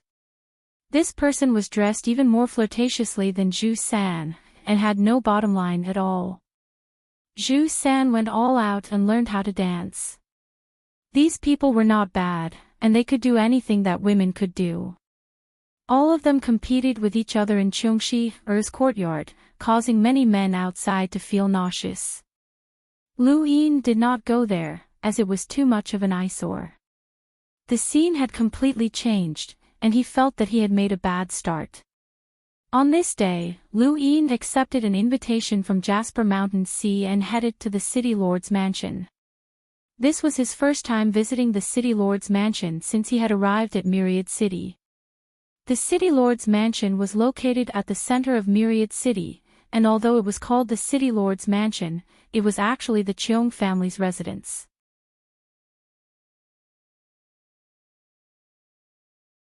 Welcome aboard. Stay tuned and subscribe to Han Li's Wuxia Adventures for more thrilling content. Chapter 795. Lu Yin had assumed that Qiang Shanhai wanted to talk to him about what had happened over the past few days, as he had indeed stirred up some trouble. However, when Lu Yin saw the corpse in the City Lord's mansion, his face sank and his gaze turned icy. Phantom Sting was dead. After arriving at Myriad City, Yan Yan had followed Lu Yin while Phantom Sting had secretly scouted for information. As a hunter with a unique innate gift, even Lu Yin had to rely on rune lines to find Phantom Sting's whereabouts. Now, his corpse was right in front of him. Who did this? Lu Yin asked in a low voice as he looked at Qiang Shanhai. Qiang Shanhai shook his head. I'm not sure. He was already like this when we found him. Where? In the alley outside Jasper Forest. Lu Yin's first thought was Hugh Phineas. If anyone could easily kill Phantom Sting without causing too much of a commotion, then it had to be an enlighter. However, Lu Yin quickly dismissed the idea. Hugh Phineas had never seen Phantom Sting before, so there was no reason for him to have done so. Even if he had, it would have been impossible for him to have done so silently, as the Dark Phoenix clan style was too obvious. Besides, Phantom Sting was a veteran assassin, so there was a 90% chance that he had been killed silently by a sneak attack. Unless Hugh Phineas had the strength to launch a sneak attack and knew that Phantom Sting was working for Luin, the possibility was too low. How did the City Lord know that he was working for me? Luin was puzzled. Qiang Shanhai took out a badge that bore the symbol of the 2nd Imperial Squadron's captain. His cosmic ring is intact, and nothing has been taken. Luin crouched down and examined Phantom Sting's injuries. There's no need to look. Only his internal organs have been crushed, and there are no external injuries. The attacker only used one attack, Qiang Shanhai said. Luin frowned. This was Phantom Sting, and although he was not as strong as Aiden or Yen Yen, his survival skills were not any worse than Aiden's. Yet, he had been killed in one blow. Luin pressed a hand on Phantom Sting's body, and an inexplicably familiar energy appeared. This energy caused Lu Yin's scalp to turn numb. It was death energy. Phantom Sting's organs had been shattered by death energy, and only the Spectre clan could use it. The Neo-Human Alliance had made a move. Lu Yin's eyes flashed, and he lowered his head so that Qiang Shanhai would not notice anything unusual. He slowly stood up and said to Jasper Mountain Sea, "City Lord, please do your best to find the culprit. He is the captain of the Great Yu Empire's 2nd Squadron, and he is also my subordinate. I cannot allow him to die for no reason." Qiang Shanhai nodded. "Don't worry, the Wan Qianqing city won't allow people to casually kill people. Since this person dared to kill someone, he should be prepared to be punished by the Wan Qianqing city." After incinerating Phantom Thorn's corpse, Luin left the City Lord's mansion with a heavy heart.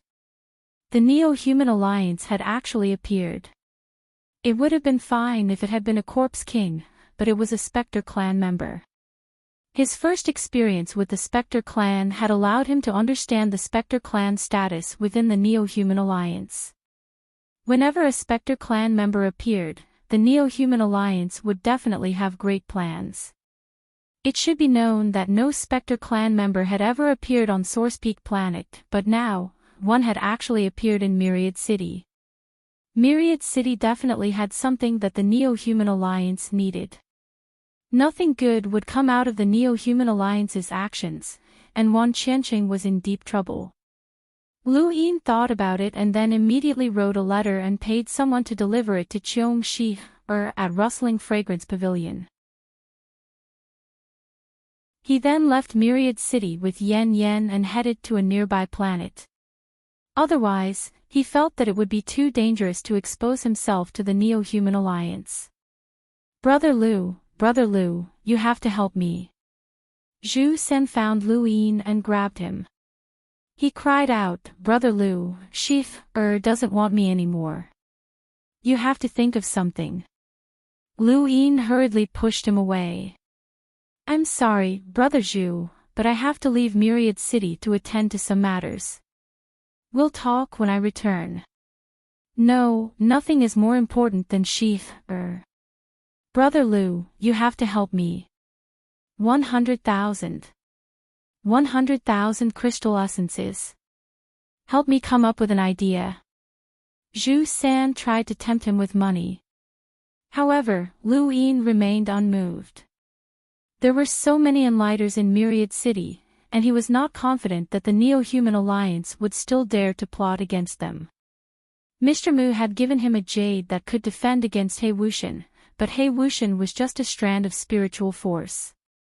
What if he faced an expert from the Neo-Human Alliance whose power level exceeded 300,000?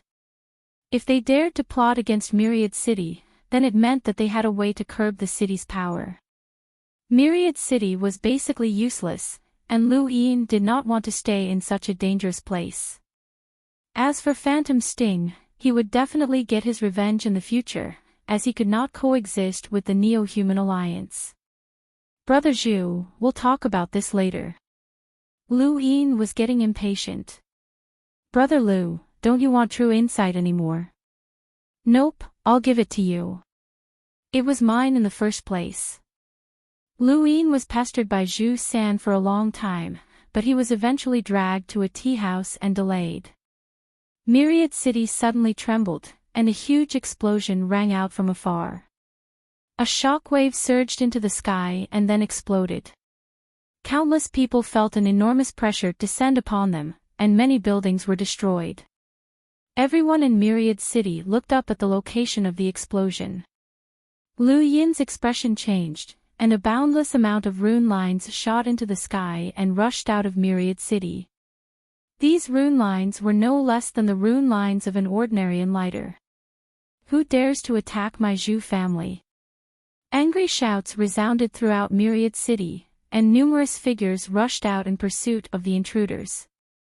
Among them were several hunters. The Zhu family was second only to the Cheong family, and there were many hunters in the family. They even had an enlighter ancestor. It's my family. My family exploded. Zhu San shouted. Lu Yin watched as the rune lines that had attacked the Zhu family left. Along the way, golden light flickered, and star essence sprinkled down from the sky. True insight isn't something that your Zhu family can possess. I'm taking it with me, a cold voice resounded through the sky. Thief, how dare you! Zhu Jia roared as he chased after Lu Yin, but he soon disappeared into the sky above Myriad City. Following that, Alfman, the flame engineer, Saul, Yuehua Mavis, and the others all appeared in the sky as if they were searching for something. Before long, they were all about to chase after Lu Yin, but they were stopped by Cheong Shier. At the same time, a protective barrier appeared around Myriad City. Cheong Shier, what's the meaning of this? Alfman had a bad temper and directly questioned her.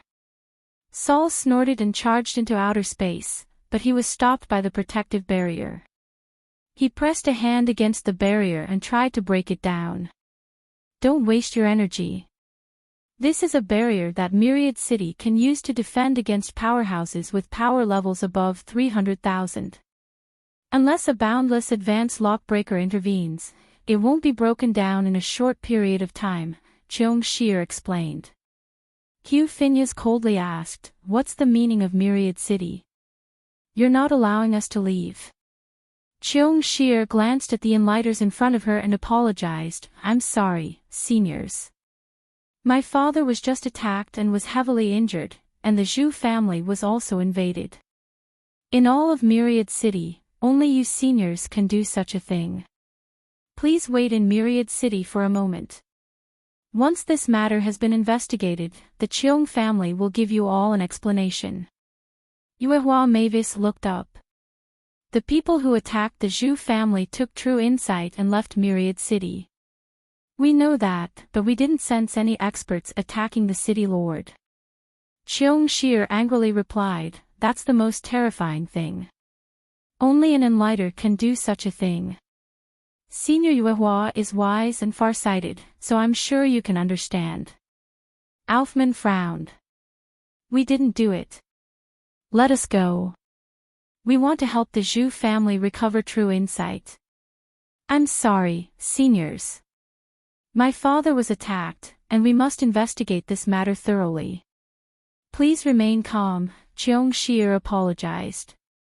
No matter who questioned her, she refused to let them leave. No one dared to act rashly against her in Myriad City, as they all knew something about Myriad City's current status, and they were all rather apprehensive. Lu Yin, Star Fox, Wei Rong, and the others all arrived, and they all looked at each other. Something's not right. Brother Lu just left the City Lord's mansion, and he was able to injure City Lord Cheong in such a short time without causing any commotion. Even the enlighters present would find it difficult to do such a thing. After all, City Lord Cheong is an enlighter, and the Cheong family's foundation isn't something that one or two enlighters can deal with. Cheong Shier is deliberately keeping us here, Wei Rong said calmly before looking at Lu Yin.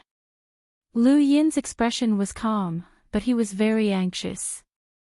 It was obvious that the people who had attacked the Zhu family had intentionally lured these Enlighters away from Myriad City. Otherwise, they would not have exposed true insight. There was a 90% chance that they had come from the Neo-Human Alliance. They were about to act against Myriad City, but they were worried that the Enlighters would join forces. Thus, they wanted to lure these Enlighters away. Cheong Shir had noticed this, and she had done everything she could to keep these powerhouses here so that they could face this crisis together with Myriad City. Cheong Shir had noticed this so quickly because of the note that he had given her. He had mentioned that Phantom Sting might have died at the hands of a Neo-Human Alliance Corpse King. With Cheong Shir's intelligence and the fact that she had attacked the Zhu family, she had immediately made the most favorable judgment for Myriad City. Lu Yin secretly regretted telling Cheong Shir about this so quickly. At the very least, he had waited until after he had left. The Neo-Human Alliance was humanity's greatest enemy, and Lu Yin had been unable to maintain his rationality in the face of such darkness. Everything had happened too coincidentally, and there was nothing that could be done about it. The Neo-Human Alliance's scheme could have succeeded, and they could have easily lured all the Enlighters away from Myriad City. However, they had failed because of Lu Yin, and unfortunately, he had been trapped as well. Fortunately, the Neo-Human Alliance wanted to transfer so many Enlighters away, which proved that they were not confident in being able to deal with Lu Yin. This was their only chance of survival. "Brother Lu, what do you think?" Wei Rong asked as he sized Lu Yin up. Lu Yin nodded. "You're right." Wei Rong's brows rose. "Am I right?" Lu Yin was stumped, and he was confused. "What did you just say?" Wei Rong smiled. "I said, is the Cheong family trying to make you a live-in son-in-law?" Lu Yin was about to deny it when Myriad City trembled once again. This time, it was in the direction of the city lord's mansion. Everyone looked over and heard a muffled roar that was accompanied by a sinister aura that caused everyone's scalps to turn numb. Lu Yin's expression changed. It really was a corpse king. Everyone else's expressions changed as well. Those who had cultivated to the Enlighter realm were all very experienced, and it was easy to recognize the Neo-Human Alliance's aura. As long as they did not hide it, they would be able to recognize it. In the distance, in the sky above the city lord's mansion, Cheong Shanhai spat out a mouthful of blood as his body was sent flying by an enormous force. The shockwave turned into a sharp blade that slashed into the mansion, splitting it in two. "It's the Neo-Human Alliance's Corpse King. Attack!" Yuehua Mavis barked as she vanished. "Thank you. Book friend 5421014. Thanks for your support. Thank you for your support.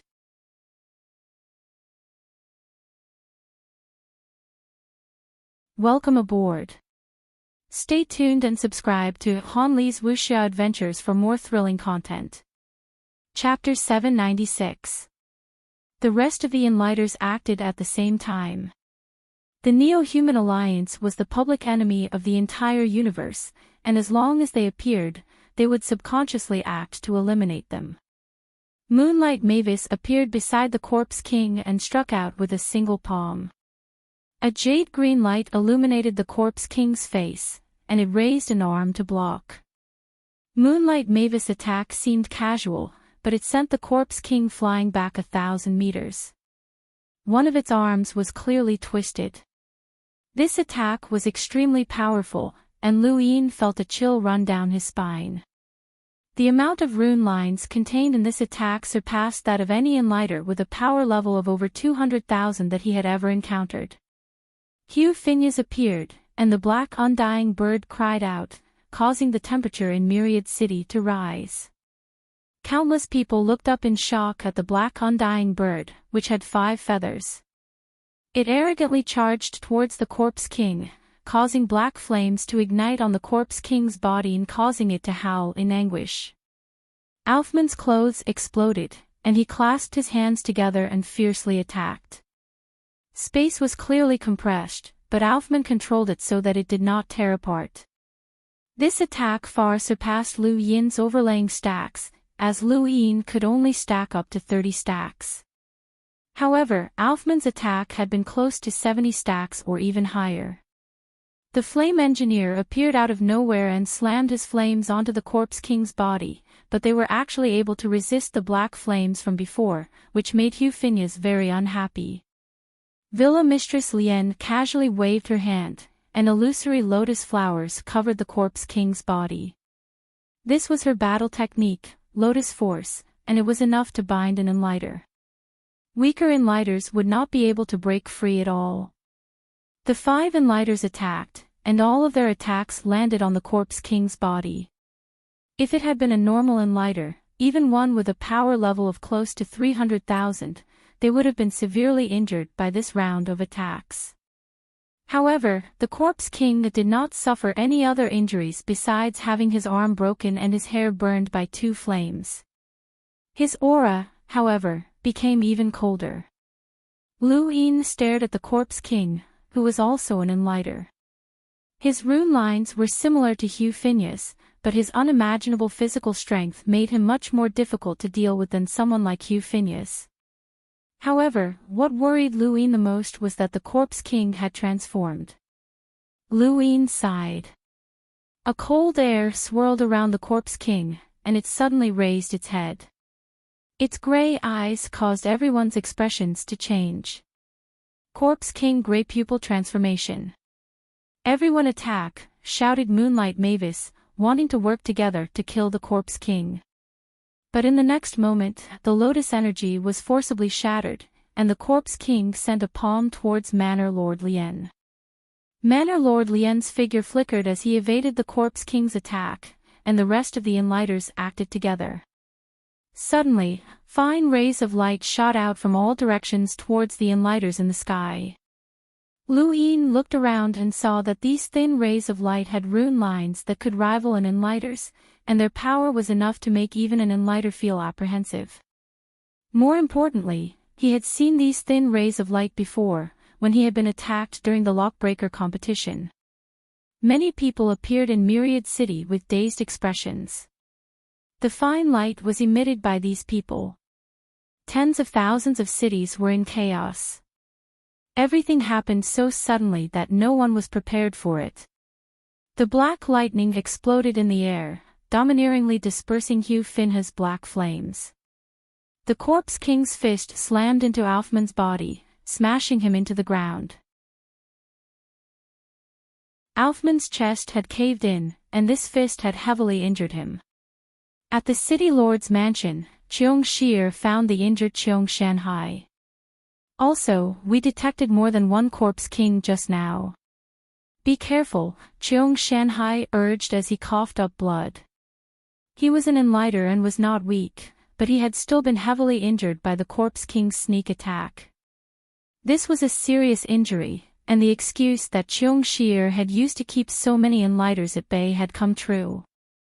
Cheong Shir's face paled, and she hurriedly entered the basement of the city lord's mansion. The Corpse King's body flickered with black lightning as he fought against Moonlight Mavis and the other enlighters. Although he was being suppressed, his Grey Pupil transformation had increased his physical strength by 10 times. Even if several enlighters attacked at full strength, they still could not deal with him. Liu Yin found the person who had fired the thin rays of light and immediately took control of him. There was a boom as the person exploded, and Liu Yin was forced back a few meters. He waved a hand to disperse the smoke in the air, revealing a mangled corpse and scattered machinery. It wasn't just him, many of the experts in tens of thousands of cities had encountered the same situation when dealing with the people who had fired the thin rays of light. Some of them had even been injured by the explosions. Explosions rang out all over tens of thousands of cities. Liu Yin saw Kai Jinxiang, Ling Jia, Moore, Mr. Jun, and even the Gemini Ghost's rune lines. They were either hiding or attacking, and all sorts of people had appeared. With so many powerhouses present, even the Neo-Human Alliance did not dare to casually face them. After all, they had fewer people. However, Luin still felt uneasy, as the Neo-Human Alliance did not seem to have any concept of numbers. Suddenly, a blinding light appeared in the sky.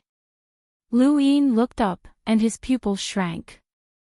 Rune lines with a power level of nearly 300,000 had appeared and transformed into a beam of light that shot towards the Corpse King.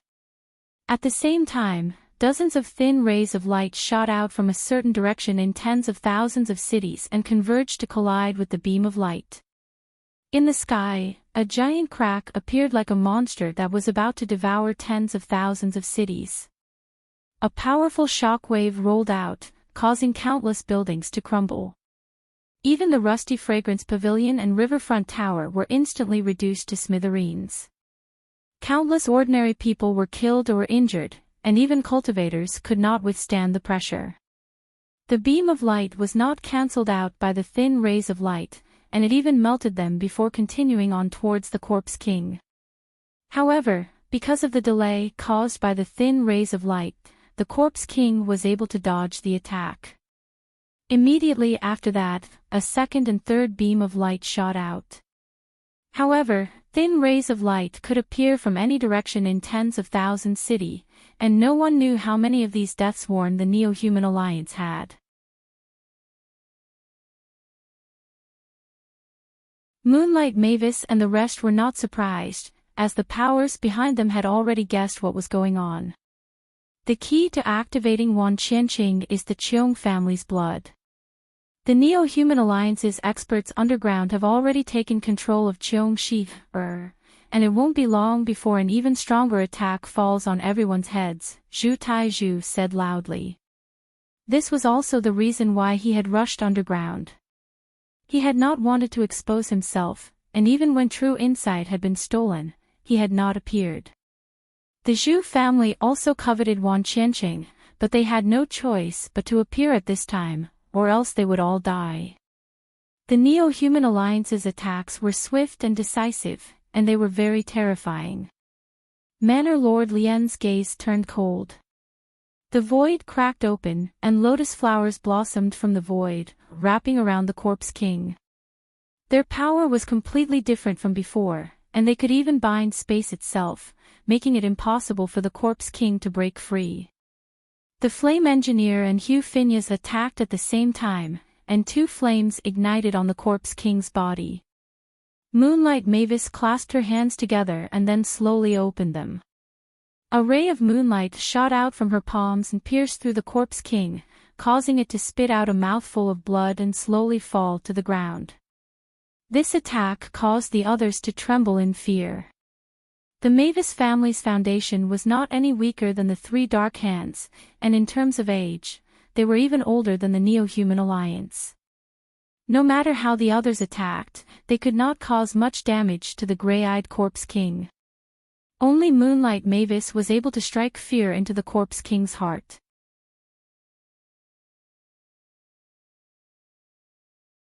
Welcome aboard. Stay tuned and subscribe to Han Li's Wuxia Adventures for more thrilling content. Chapter 797. Go down. Moonlight Mavis barked as she charged underground.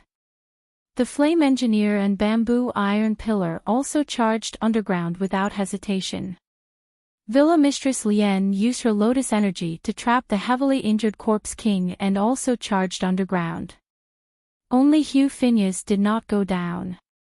Instead, he looked in a certain direction, which was where Luin was. Luin felt a chill run down his spine, and he turned around to meet Hugh Phineas' gaze. Hugh Phineas sneered, "Kid, let me teach you how to speak to your seniors." He then waved his hand, causing black flames to sweep towards Luin. Luin put on his universal armor and bracers, his expression solemn. Extreme frost whistled towards the black flames, freezing them. Yen blocked in front of Luin. "Back off, Your Highness." Hugh Phineas sneered, "You're courting death." The black undying bird screeched and charged towards Yen. Yen's pupils shrank as the frost was incinerated. The black undying bird flapped its wings and pressed Yen into the ground, its body covered in flames. Luin leapt up and caught Yen Yen, using the rebound bead to absorb the flames before blasting them back at the black undying bird. Hugh Phineas was shocked. You actually have a power vessel that can absorb my attacks. Hand it over, kid. Luin put Yen Yen down and put away the rebound bead. Old thing, you're courting death. Hugh Phineas laughed. How arrogant. My power level is 260,000, not something a junior like you can contend against. How long can this power vessel protect you? The black undying bird spread its wings, causing black flames to fill the sky and darken Myriad City. It then viciously pressed down on Luin. Luin clenched his right fist and leapt up, flying towards the black undying bird.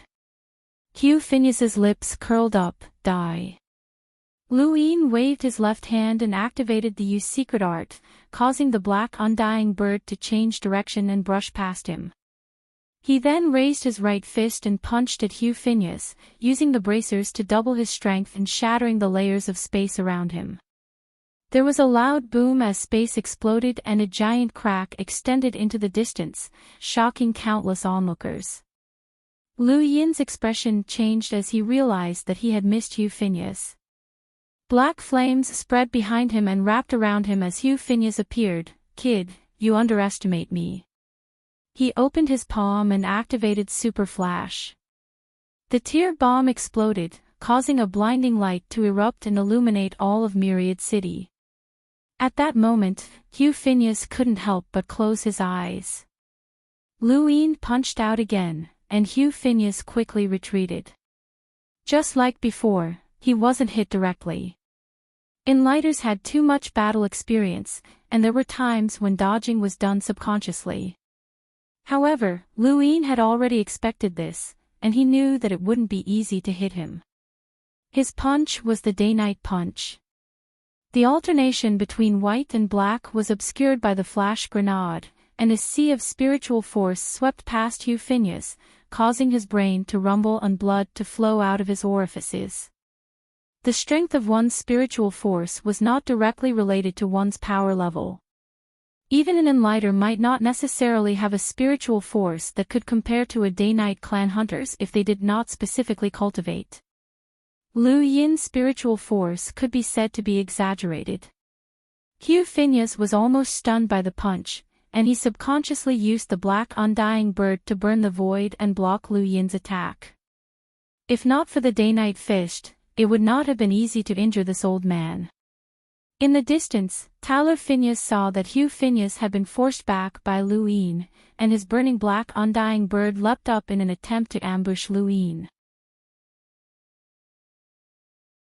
However, the black undying bird was frozen by the ice crystals, and the cold air descended once more. Although it was not as strong as Blazing Flame's cold air, it was not too far off. Layers of ice crystals froze the void, isolating the black flames. Tyler Phineas looked over in shock, and Cold Sis appeared in front of him. You're still ranked 14th on the top 100 rankings. Ambushing someone like you is too shameful.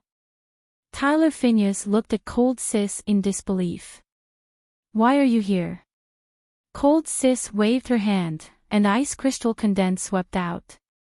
Tyler Phineas slapped out with both palms, and the black undying bird cried out as it collided with the ice crystal condense in the air.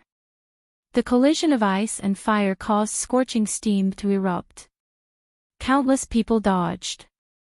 Tyler Phineas' black undying bird was frozen by the ice crystal condense and crashed to the ground. Cold Sis appeared in front of Tyler, and a chill swept past him. Tyler felt his entire body stiffen, and he trembled from the cold. You want to make an enemy out of my Dark Phoenix tribe? Tyler threatened. Cold Sis slapped down with her palm. The difference in strength between Tyler and her was too great. The top 10 of the top 100 rankings were on a completely different level, and it was enough to make Tyler despair. Tyler watched as Cold Sis' palm imprint got closer and closer, covering everything in front of him. The world turned white as an extreme danger loomed over him. Suddenly, Tyler's body was pulled away by a powerful pulling force, and the void shattered. Cold Sis' palm mished, and she looked ahead indifferently. Someone appeared behind Tyler, Moore, ranked 12th on the top 100 rankings, and a counselor from West San Dios. Cold Sis, there's no need to be so heavy-handed, Moore said calmly. His body seemed illusory and transparent. It was rumored that Moore had been an experimental subject on a certain planet in the Outerverse, and he had been successfully created by sacrificing a planet's people. He had no physical body, and his entire body was illusory. He carried the immortal dream of billions of people on that planet, and his illusory nature far surpassed that of Ghostfire. Tyler panted heavily and looked at Cold Sis with lingering fear. Even now, his limbs were stiff. Since it's a battle, why hold back? Cold Sis asked coldly. Tyler angrily shouted, "What grudge do I have with you?" Cold Sis disdained to answer. Suddenly, the three's expressions changed as countless black flames turned into shooting stars that swept out in all directions. A surging shock wave erupted from the distance and swept over, forcing all three of them back. The sky, the ground, and all the buildings were instantly crushed and reduced to dust. The intense sound was like a thunderclap, and it attracted countless people's attention. Liu Yin's fist collided with Hugh Phineas's Black Phoenix. With the help of his bracers, Liu Yin's fist was actually evenly matched with the Black Phoenix's, which left everyone in disbelief. "Impossible!" Tyler exclaimed. Rumors had it that Liu Yin had relied on external items to kill Enlighters, but this person was actually able to face Hugh Phineas head-on. This was absolutely impossible. It wasn't just Tyler, as everyone else could not believe what they were seeing. The void continued to split apart as countless black flames accompanied by shockwaves bombarded myriad cities. The destructive power was even greater than the battle between the Enlighters and the Corpse King. Cold Sis' eyes flickered, as she similarly could not believe what she was seeing. How had Liu Yin managed to do this? This person was at most comparable to the top 10 of the top 100 rankings. Even Avery, who was ranked 4th, might not be able to defeat him, let alone the freaks in the top 3 of the top 100 rankings.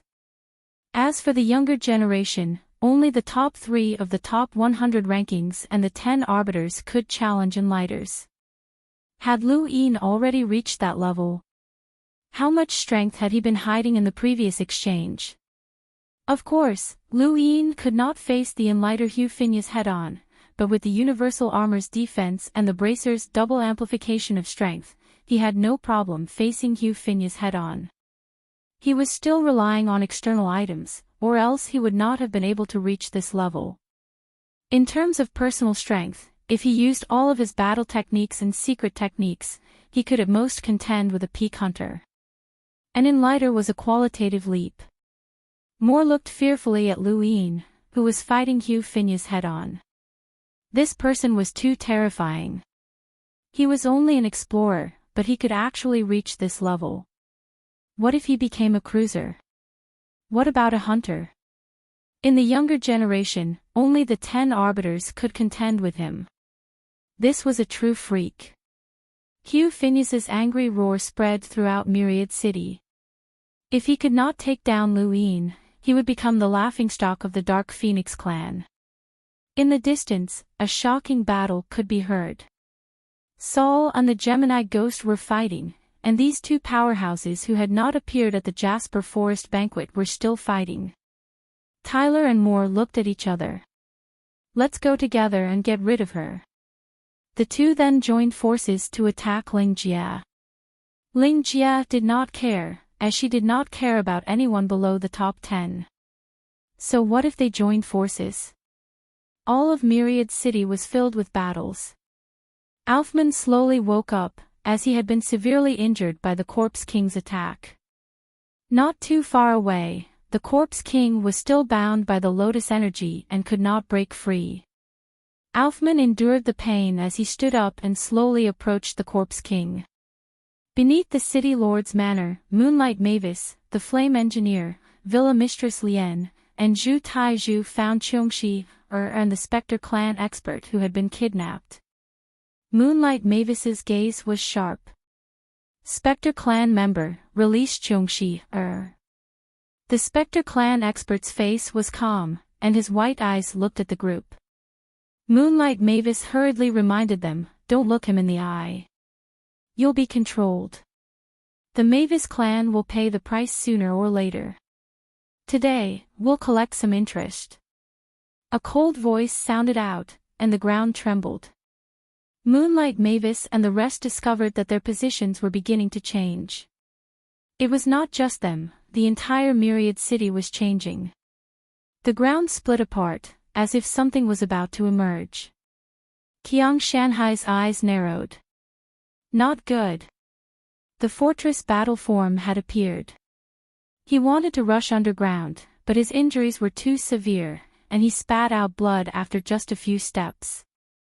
From outer space, the originally peaceful continent of Myriad City had changed. With the city lord's manor at the center, a giant circular cannon slowly rose up. The land split apart, and countless people fell through the cracks and were crushed into a puddle of blood. Lu Yin and Hugh Phineas separated and watched in shock. The others all stopped and looked at the scene as well. No one was more shocked than Lu Yin, as the rune lines of Myriad City were approaching those of Tai Mo Palace, far surpassing Elder Lohar's, and even Northgate Taisue's. If he had to make a comparison, then the rune lines of Myriad City might be approaching that of an envoy with a power level of 500,000. This was Myriad City's true form. What exactly was happening underground? Star Fox, Wei Rong, Angie, and Amu were all together. Wei Rong's expression was ugly, and he said to Star Fox, "We have to leave quickly. This is going to be troublesome." Star Fox was depressed. "I've heard that Myriad City has some secrets, but I never thought that it's actually a giant fortress. Don't think about it. Let's hurry up and leave. Can endless borders take us away?" Angie asked anxiously. Wei Rong frowned. "We have to leave Myriad City's protective barrier. Otherwise, no one will be able to take us away." He then looked around. "There are definitely many people who want to leave. Let's work together and charge out."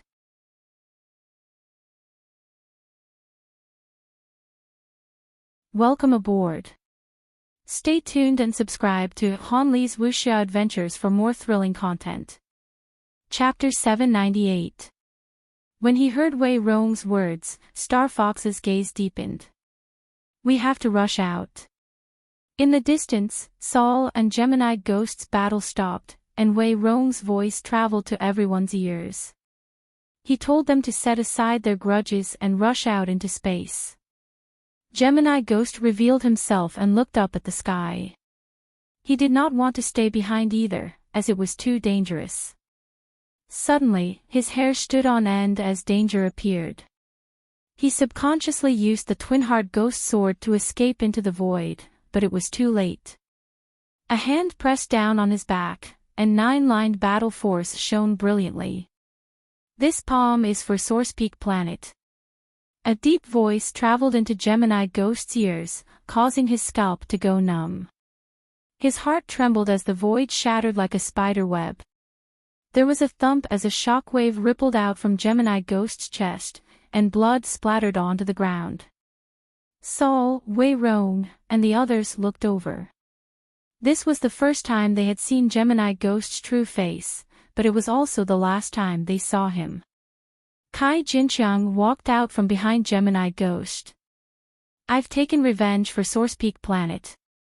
It's time for you to return what you owe the society," Kai Jinqiang said coldly as he looked at Saul. Saul was apprehensive. He knew that this person's battle talent was extremely high, and that he was known to be invincible in his generation. However, he had not expected this person to be so terrifying as to destroy Gemini Ghost with a single palm. Although it had been a sneak attack, the might of that palm had terrified Saul. If that palm had landed on him, he would have definitely died. I don't owe the society anything. It was Phelan who colluded with outsiders to banish me. If you have anything to say, say it when we return to planet Hydrodink. Kai Jinqiang's tone was resolute. Saul was furious.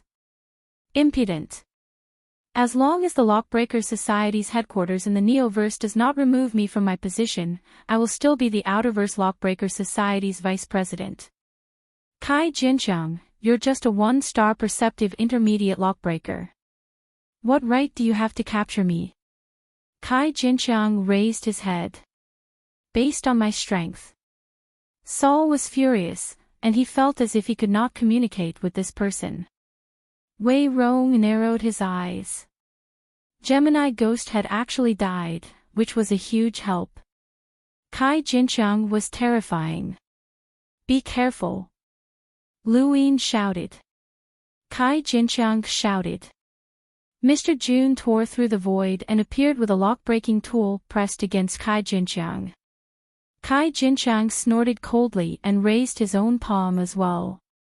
His palm collided with Mr. June. Mr. June spat out a mouthful of blood and was sent flying. Kai Jinqiang leapt up and grabbed Mr. June's neck. Despicable villain, you're courting death. Stop. Saul attacked. Kai Jinqiang's expression was solemn.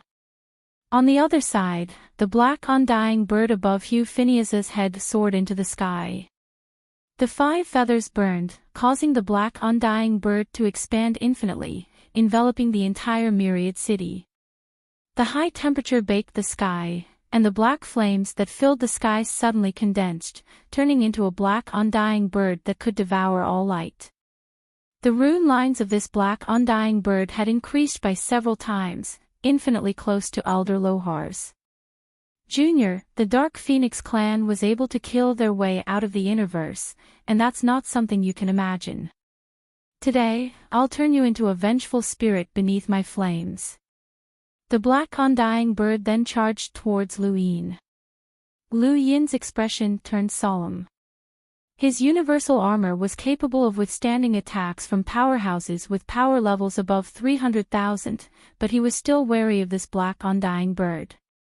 While his universal armor might be able to withstand the attack, he himself would not have an easy time. Underground, the mountain of star essence that had been piled up seemed to have been absorbed by something. A low rumble came from underground, as if something was brewing. Within the cannon, Zhu Tizhu's face went pale. We're finished. Will be turned to ashes by an energy cannon with a power level in the hundreds of thousands. Hugh Phineas's eyes went wide.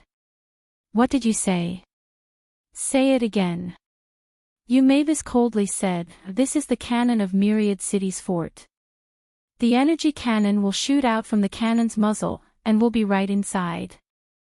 The energy cannon will turn us to ashes before shooting us into outer space. There's no way we can escape since this cannon's muzzle is isolated from the void. Everyone was horrified, as this sounded too terrifying. No, I want to get out. Uncle, I want to get out. Save me. Tyler Phineas shouted. Hugh Phineas barked, shut up. Saul and the rest had gloomy expressions, as they could sense an unimaginable amount of energy gathering deep underground. If Hugh Mavis was telling the truth, then how could they resist it? How powerful is the energy cannon? Villa Lord Lien frowned, fear flashing through her eyes. The flame engineer took out a bottle of wine and took a sip before replying, it depends on how many resources are used to activate it. No matter how bad it is, with Myriad City's reserves, it should have a power level of at least 400,000. Everyone despaired. Let's work together and fight our way out, Hugh Phineas said, as he had a power vessel. The flame engineer cackled. Stop dreaming. This cannon can compress and fire a power level of 400,000, and it's not something that we can destroy. Besides, 400,000 is just an optimistic estimate. That guy just said that an envoy's power level is 500,000. Even if we all attack together, we won't be able to harm a single hair on the envoy's head. It's the same here. Are we just going to wait for death? Hugh Phineas roared. Hugh Mavis had a helpless expression. No one wants to die, but you're on your own now. Bang! Bang! Bang! Mr. June, Tyler, and Hugh Phineas all attacked their surroundings in a futile attempt to break through the cannon's muzzle. Seventh bro, think of something. Run! The monkey yelled. Luin glanced around. When will the cannon fire? The flame engineer answered, about 15 seconds. Luin was helpless. Even if he crushed the jade, Mr. Mu would not be able to make it in time. 15 seconds was too short. He could use his futon to hide in the Daosor sect's ruins, but when he reappeared, he would still be here. By then, this place might already be under the Neo-Human Alliance's control, and he would still have a slim chance of survival. Luin did not want this battle fort to fall into the Neo-Human Alliance's hands, as it was too terrifying. Of course, if there was no other way, he could only use his futon to escape. Underground, the boundless rune lines became increasingly condensed, causing Lu Yin's scalp to turn numb. This was an energy cannon, and Lu Yin did not think that his secret technique would be able to divert it. Secret techniques were not invincible, and there was an upper limit.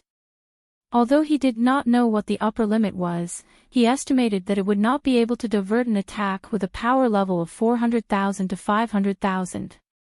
Give me all of your star essence, and I could try to save you, Lu Yin said hurriedly. Everyone looked at him in shock. Just you? Tyler asked. Lu Yin frowned. You can choose not to believe me, but I do have a way. Try it, or we'll all die.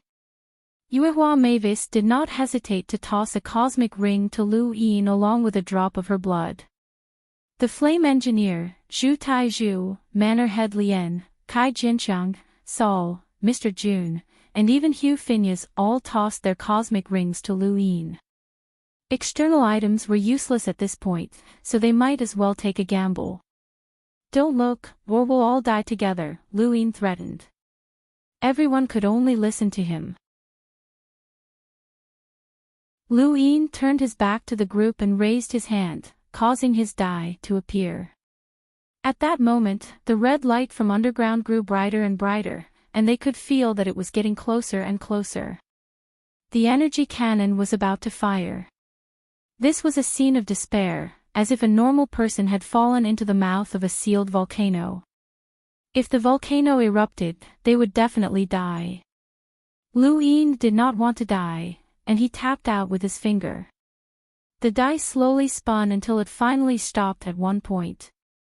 He hurriedly recovered the die and tapped it out again. The energy cannon shot up rapidly, and an unimaginable sense of despair descended. Everyone's pupils shrank, as no one was unafraid of death.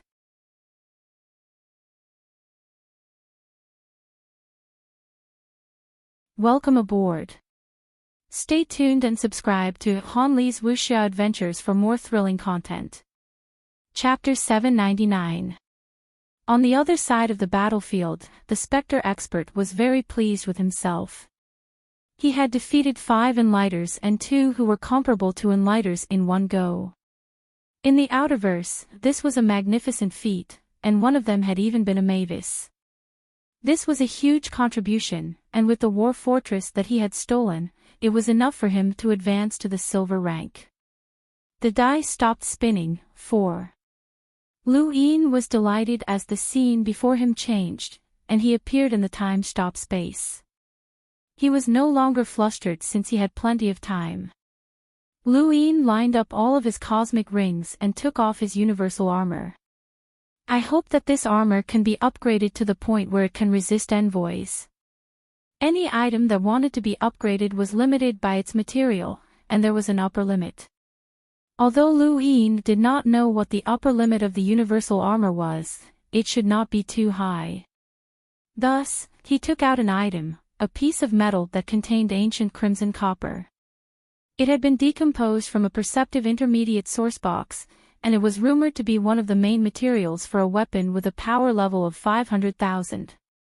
It was extremely rare and also very invasive, which was exactly what Lu Yin needed. At this time, he was not afraid of being invasive, and the more aggressive it was, the better. It would be best if it could completely replace the original material of the universal armor. If it had been anyone else, they would not have been able to decompose the ancient crimson copper from the piece of metal, but Lu Yin had a way. He looked at his die and tapped it, causing it to spin slowly. It was still a 1. He was calm as he used the star essence to extend his time in the time-stop space to 30 days. He had plenty of star essence now. 10 days later, Lu Yin rolled his die again. This time, it went smoothly, and 2 pips appeared on the die, which was exactly what he needed.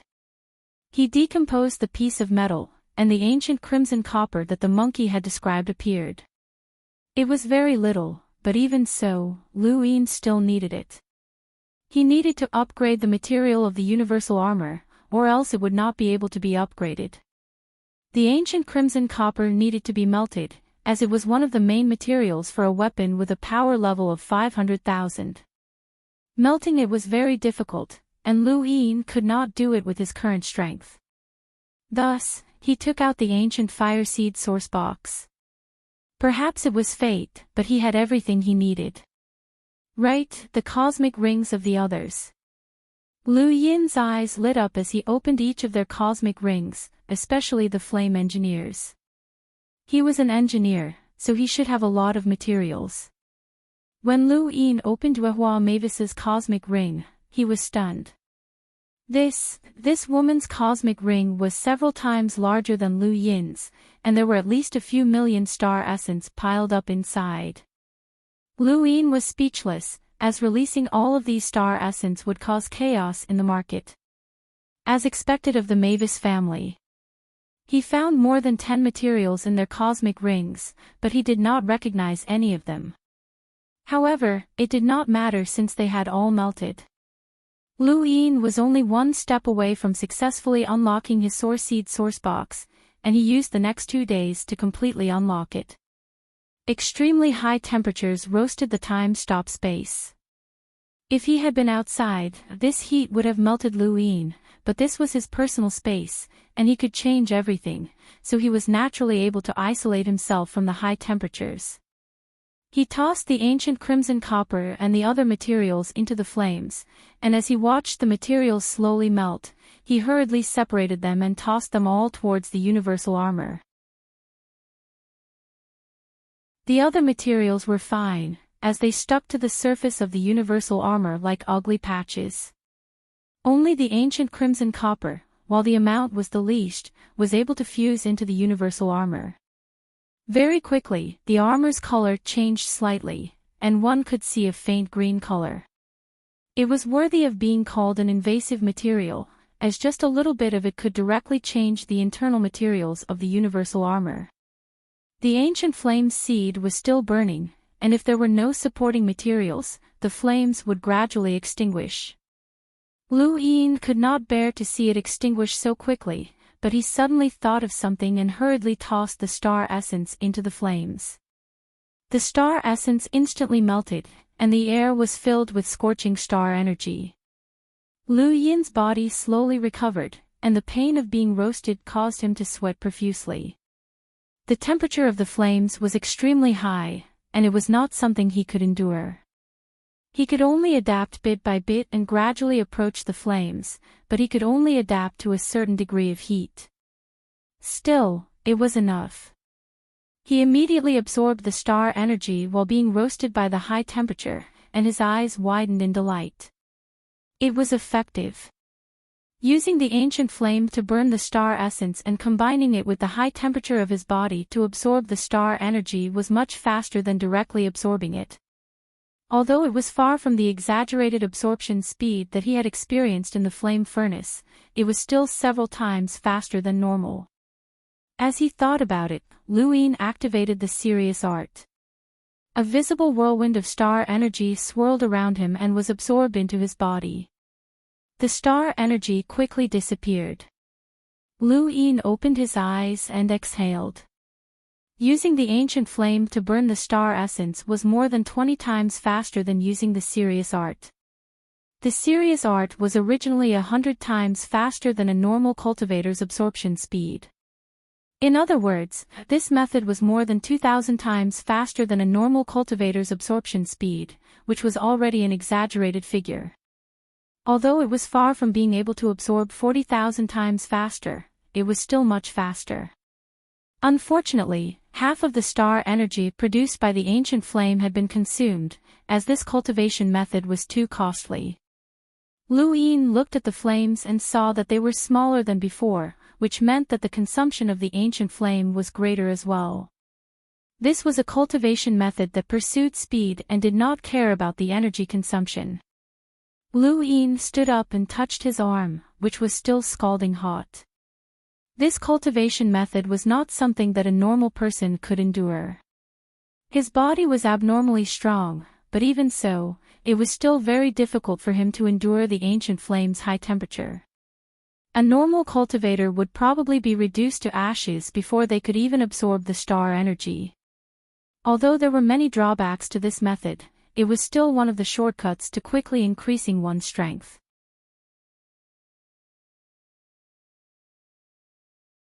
He still had close to 2 million star essence left, and after some thought, he took out the rebound bead and continuously upgraded it. After upgrading it 5 times, he had used up more than 300,000 star essence, and he could not upgrade it any further. At this point, the rebound bead could probably absorb attacks from powerhouses with a power level of 300,000. He started to upgrade his bracers, but unfortunately, the materials were not enough to upgrade them much. He could only upgrade them twice, but they should be enough to display the power of 300,000 powerhouses.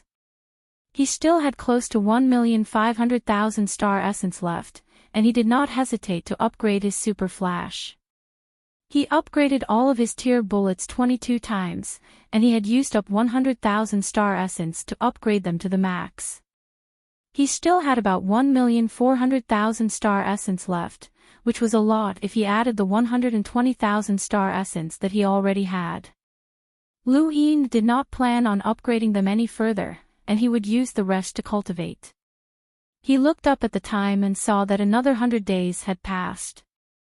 The flames would not be able to burn for much longer, so every bit that he could absorb was still better than nothing. Lu Yin tossed the star essence into the flames and used the high temperature to burn his body as he frantically absorbed the energy. Days passed, and the flames grew thinner and thinner until they finally disappeared. This process took more than 70 days, and Lu Yin had absorbed close to 3,000 star essence. Normally, it would have taken him 4 years to absorb so much star essence, but it had only taken him 70 days here.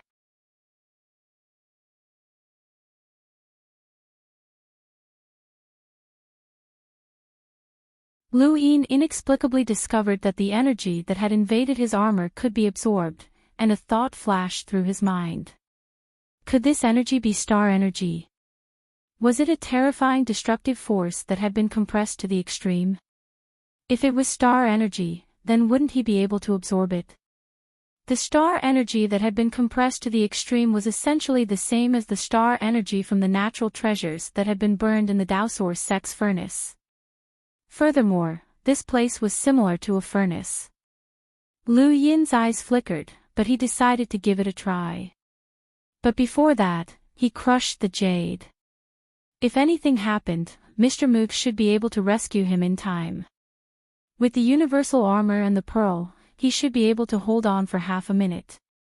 He shifted the pearl slightly, and the scorching heat seeped through the universal armor. Lu Yin howled in pain as his body turned red from the heat. He activated the serious art and frantically absorbed the heat. The crazy heat was absorbed by Lu Yin through the crack. He had guessed correctly, as the energy cannon had been compressed from countless star essence, and it was essentially star energy. This high-temperature compressed star energy was similar to the star energy that had been burned into a gaseous state by a furnace, and it was even easier to absorb. Even though he was only absorbing it through the crack, it formed a star energy vortex that was madly devoured by Lu Yin.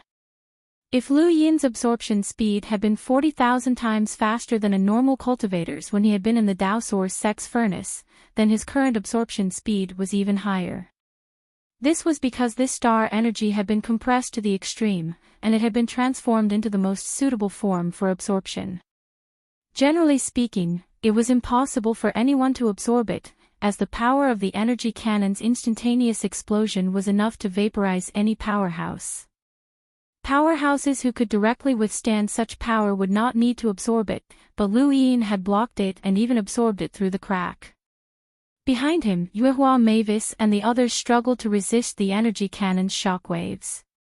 As for Lu Yin, he continued to resist while absorbing star energy. On the other side, the Spectre expert stared at the screen in confusion. He had not been able to see the situation inside the cannon muzzle after the energy cannon had exploded. Why had the cannon not been fired yet? Had it been too long, and it had broken down? Was it stuck? The energy cannon's instantaneous explosion was too powerful, but once it was blocked, its power would gradually decline. Half a minute, 1 minute, 2 minutes. The crack on the universal armor continued to expand. Fortunately, the rebound pearl's existence helped Lu Yin absorb most of the pressure, and the crack's expansion helped him absorb star energy. He did not know how fast he was absorbing star energy, but it definitely surpassed what he had experienced in the Daosaur's sex ruins. He could clearly feel the third cycle in his body. He had thought that it would take a long time to complete, but at this moment, he felt that it would be completed very quickly. Once he completed the third cycle, he would be one step closer to becoming a cruiser. The red light was the only color that everyone could see. After an unknown amount of time, the Spectre expert could not wait any longer and ordered a second wave of energy cannons to be fired. However, he discovered that he did not have enough star essence. Inside the cannon muzzle, the energy cannon's power had clearly decreased. Now, it could only reach a power level of 350,000. Many more cracks appeared on his universal armor. If it had been like this from the beginning, then it definitely would not have been able to block the energy cannon's attack. Now, however, it could block the weakened energy cannon. Lu Yin managed to block the energy cannon for a full 10 minutes. Within his body, the third cycle had been completed. This time, the speed at which he absorbed star energy was no longer something that could be measured by a multiplier.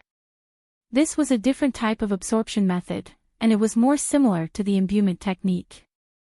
The combination of luck and the right conditions had created an excellent opportunity for him to complete the third cycle. The energy cannon's power level had been completely weakened, and its power level was now less than 200,000. Lu Yin punched out, and the energy cannon's attack was cancelled out as it headed underground. Behind him, Yuehua Mavis and the others stared at Lu Yin in shock. They were all in a sorry state, but at this moment, they all stared at Lu Yin. This person had actually blocked an attack with a power level of more than 400,000. How had he done it? Lu Yin shouted, "Hurry up and run. We definitely won't be able to block another attack." Everyone seemed to wake up from a dream, and the flame engineer said, "Go underground." "Why don't we go to the cannon muzzle?" "We can go out directly," Hugh Phineas said. The flame engineer snickered. If it was that easy to escape, then this wouldn't be an ancient war fort. The closer to the exit, the harder it will be to escape. He then brushed past Lu Yin and rushed underground. Yuehua Mavis glanced at Lu Yin and also rushed down. Villa Mistress Lien and Zhu Taizhu followed closely behind. Hugh Phineas could only follow, and he glanced at Lu Yin with boundless killing intent and apprehension. This person could not be left alive. Saul and Kai Jincheng looked at each other, and then they brushed past Lu Yin and rushed down as well. Lu Yin stopped Kai Jincheng and handed him a cosmic ring. "This is yours." Kai Jincheng took the cosmic ring and solemnly said, "You saved my life, and I'll remember that." He then rushed down as well. Lu Yin exhaled and looked at his universal armor, which was covered in cracks. He would have to find a replacement when he returned. The armor's defenses were high, and even with the cracks, it could still withstand an attack with a power level of more than 300,000. However, that was only against energy cannons. Against an Enlighter's battle technique, the cracks would be nothing more than a suicide mission. Yuehua Mavis and the rest tried to find a way to escape from the cannon. Underground, the Spectre clan expert left to search for star essence in the City Lord's mansion. He was going to fire another cannon, and he did not believe that he would not be able to exterminate those people. After the Spectre clan expert left, someone sneaked in. It was Zhu San. The Zhu family had been in Myriad City for many years, and they understood the city better than anyone else. The Zhu family's ancestor had immediately discovered that Cheong Shir was being controlled, and the Zhu family naturally had their own methods of infiltrating the City Lord's mansion. However, if not for the Neo-Human Alliance's attack, the Zhu family would not have been exposed so quickly. Even if the Neo-Human Alliance's attack had failed, the Zhu family would not be able to stay in Myriad City any longer, as the Cheong family would not agree.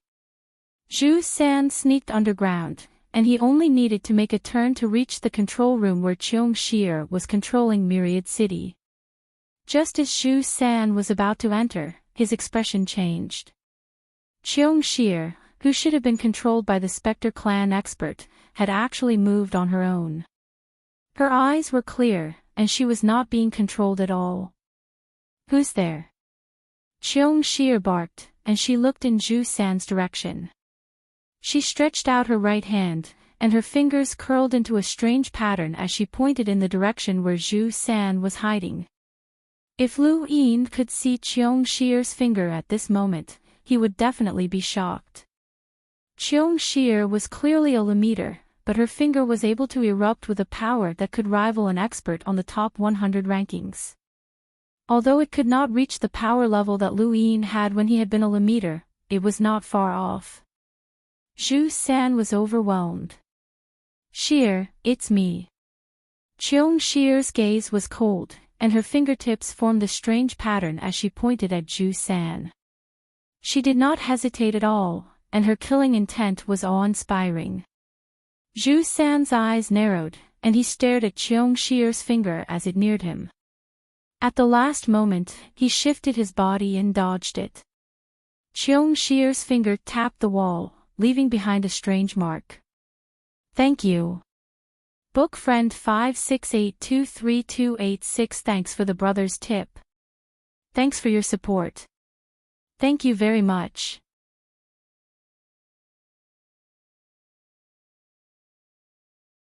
Welcome aboard. Stay tuned and subscribe to Han Li's Wuxia Adventures for more thrilling content. Chapter 801. Cheong Shir looked at Zhu San in shock. "You actually dodged it." Zhu San shouted, I'm here to save you. There's something wrong with your Zhu family." Cheong Shir's fingers closed again, forming another strange diagram that pressed down on Zhu San. This attack's power increased once again. "Let's see how you dodge it." Zhu San sighed, and his eyes flickered as he watched Cheong Shir's attack. He raised his hand, and his fingers abruptly bent to form Cheong Shir's finger attack. Cheong Shir was shocked. Both sides clashed, and Zhu San was forced back more than 10 steps. His fingers were bent at an irregular angle, and it was obvious that he had been injured. However, he had still managed to block Cheong Shir's attack. How do you know the three Yin-Yang Immortals technique? Cheongshi barked as she stared at Zhu San. Zhu San hurriedly replied, that monster is coming. We'll leave first, and I'll explain it to you later. Cheongshi looked at Zhu San, and her eyes flickered. She then ran off in a certain direction. Follow me. Zhu San hurriedly followed. The Spectre expert quickly cleaned out the city lord's mansion of star essence and returned underground. However, he discovered that Cheongshi had disappeared, and he was about to chase after her when he saw the traces of battle that she had left behind on the wall. He was shocked. This is... Before he could finish speaking, there was a rumble from underground, and his face changed. Not good. Those enlighters had escaped. He had put in so much effort to push those people into the cannon, but now, they had escaped. All his efforts had been for naught, and he could not stay here any longer. With a bang, the stone wall in front of him split open, and the flame engineer appeared with a screwdriver in hand, blocking the Spectre expert's path. The Spectre expert's white eyes looked over, and the flame engineer was caught off guard. The flame engineer's heart trembled, and his gaze turned sluggish. His death aura transformed into a scythe that slashed down. The flame engineer was caught off guard, and just as the scythe was about to hit him, Lu Yin appeared and used the Yu's secret art to change the direction of the scythe, saving the flame engineer's life. The Spectre expert did not want to get tangled up with them, so he changed directions to escape. However, he was blocked by Hugh Phineas, and the black undying bird flew over. Death aura whizzed past him and trapped the black undying bird, rendering Hugh Phineas's attacks completely useless. The Spectre expert's attack, and the Spectre expert, moon kill. The Spectre race expert's expression changed. He did not care about the others, but he could not ignore the Mavis clan. As the moon kill battle technique descended, he used his death aura to block it, while the lotus energy wrapped around his feet. With so many enlighters attacking at the same time, even the Spectre clan's experts could not withstand their attacks. Kai Jincheng, Sol, and Zhu Taizhu simultaneously attacked the Spectre race expert. The Spectre race being's entire body turned into a death aura that dissipated before condensing once more. He looked around and saw that he had been surrounded. The flame engineer finally sobered up and thanked Lu Yin gratefully. "Thank you, kid." Lu Yin stared closely at the Spectre expert. Even if it was a gray-eyed corpse king, Lu Yin's previous round of attacks would have been enough to suppress it. However, this Spectre expert had been able to withstand it. As expected of death energy, Lu Yin wondered if his own suppression of death energy would be effective against this person. "Do you really want to become enemies with my Neo-Human Alliance?" A cold voice rang out as the Spectre expert stared at Yuehua Mavis. Yuehua Mavis looked up and actually met his gaze. Her eyes flashed with a verdant green as they stared at each other. Both of them wanted to control the other, but neither was able to. The universe's ironclad rules dictate that the Neo-Human Alliance must be killed. The Spectre race expert cackled. "The innerverse and outerverse are separated, so who can help you? I'll say this one last time, let me go, or you'll all die." "Where does your confidence come from?" Zhu Taizhu growled. He then asked, "Where's Cheongshi? What did you do to her?" The Spectre race expert's white eyes were emotionless. "Since you want to die, I'll fulfill your wish." He then closed his eyes and allowed the death aura to return to his body. He stood there quietly, looking just like a corpse. No one dared to act rashly. The three dark hands were too terrifying, and the Neo-Human Alliance possessed the deepest darkness. Even with so many enlighters present, they did not dare to say that they could win. Furthermore, this person's words had caused everyone to shiver. "Yuehua Mavis, what does he mean by that? What other methods does he have?" Hugh Phineas asked.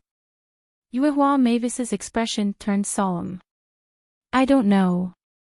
The Mavis family had a very long history, and it could be said that they had been around since the birth of the human race, which far surpassed the Neo-Human Alliance. Even so, they still did not know much about the Neo-Human Alliance. Yuehua Mavis did not know where this darkness originated from, what methods they had, or what goals they wanted to achieve. Perhaps the clan's elders would know, but she definitely did not. The Spectre race expert's rune lines had disappeared in an instant, just like a normal person's. Had the Spectre race expert fled? That was impossible, as Luin had been watching the entire time. If the Spectre race wanted to escape, they would definitely have rune lines, unless they also had a technique like Aegis that allowed them to completely conceal their aura. Everyone was bewildered, but no one dared to approach.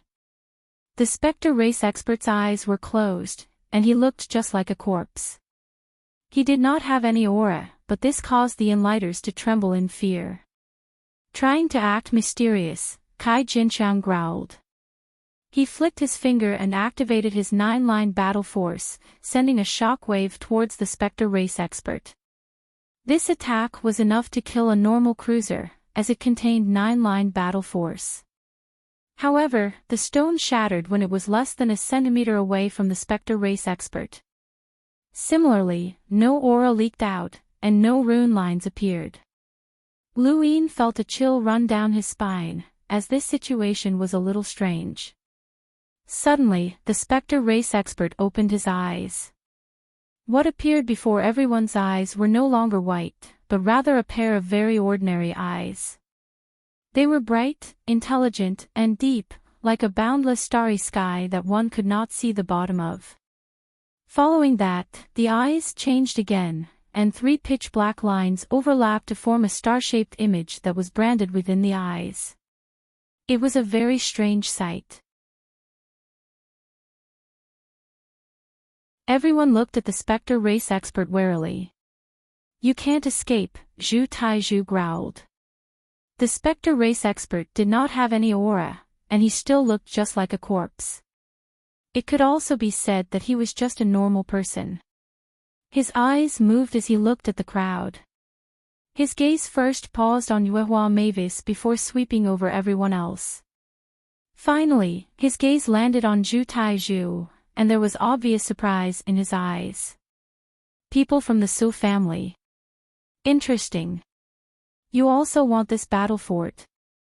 The others did not understand, and only Yuehua Mavis's pupils shrank as she stared at Zhu Taizhu. The Su family. That Su family. Why were they here? Zhu Taizhu frowned. "I don't know what you're talking about." The Spectre expert laughed in a relaxed manner. "To call yourself an old man in front of this god, even if you're from the Su family, you'll still have to die." After saying that, the lines in his eyes rotated in a circle, and without any warning, the bamboo iron pillar died and slowly fell to the ground. There wasn't the slightest bit of aura left. At this moment, everyone was horrified, and they all retreated as they stared at the Spectre race expert in disbelief. An Enlighter had been killed just like that. How had he done it? There had been no warning at all. Had this person attacked? Luin was shocked, as he did not see any rune lines, and a chill ran down his spine. The Spectre race expert smiled and looked at Yuehua Mavis. "There are very few people from the Mavis family, and there are probably only 1 or 2 in the Outerverse. You're one of them, and while killing you will relieve some of my anger, it won't be of much use. What do you think?" Yuehua Mavis asked in a low voice, "Who exactly are you?" The Spectre race expert stared at Luin. "Dark God." Lu Yin's pupils shrank, and his scalp went numb. The biggest problem had appeared. Everyone else was at a loss. Even Villa Lord Lien, Hugh Phineas, Saul, and Kai Jinxiang did not know about Dark God. Aside from a few old monsters, only the members of the 3 Dark Hands knew about the 7 Sky Gods. As one of the few true Mavis family members, Yuehua Mavis also knew about them. Why have you appeared in the outerverse? Yuehua Mavis's expression changed completely. She had not lost her composure even when facing death at the mouth of a cannon. However, at this moment, fear and despair filled her eyes. Dark God smiled, but he did not answer. Instead, he looked at Lu Yin. This is the third time we've met. Give me an answer. Yuehua Mavis looked at Lu Yin in confusion. Dark God was one of the most powerful individuals in the universe, and he had actually met this Lu Yin several times. What did this person have that was worthy of Dark God's attention? The others did not say a word, nor did they attack. This was because they could not move. With Black Wushan's appearance, even those at Northgate Taisui's level could not move, let alone them. Even if it was just a wisp of spiritual energy. In Dark God's eyes, there was no difference between someone with a power level of over 200,000 and someone with a power level of tens of thousands. Lu Yin grew anxious. Where's Master? Why hasn't he appeared yet? Lu Yin had crushed the jade stone a long time ago. Master couldn't be so unreliable. This person in front of him could instantly kill an enlighter. Even with his universal armor, Lu Yin did not feel safe at all. The lines in Dark God's eyes spun. Answer this, God. Lu Yin gulped. Let me ask you a question. Do you know Mr. Mu? Dark God's expression did not change. Are you stalling for time? Waiting for who? Or do you think that someone can save you? And who can save you? He's waiting for me. These words suddenly rang out in everyone's ears without any warning. Dark God's expression changed, and he suddenly looked up. The void split open, and Mr. Mu slowly walked out. The lines in Dark God's eyes spun rapidly. It's you. Why are you? Mr. Mu raised his hand and pressed down with his palm. His palm landed on Dark God's head, and the entire universe trembled. Everyone saw a strand of black gas emerge from the top of Dark God's head before dissipating. Everyone stared blankly at this scene, not understanding what had just happened. I attached my spiritual force to this person's body. That strand of spiritual force has already been wiped out by Master, Mr. Mu explained. Lu Yin was stunned, as this was too fast. Suddenly, Lu Yin shouted, Master, be careful. The Spectre clan expert that had been attached to Dark God woke up, and his deathly energy condensed into a palm that slammed towards Mr. Mu. The palm landed squarely on Mr. Mu, but Mr. Mu did not react at all. There was a muffled groan, and the Spectre clan expert bled from the corner of his mouth. He seemed to be in indescribable pain, and his white eyes were filled with boundless terror. Finally, he collapsed to the ground, completely devoid of life. Thank you. Book friend 5421014. Thank you for your support. Thank you for your support. Thank you.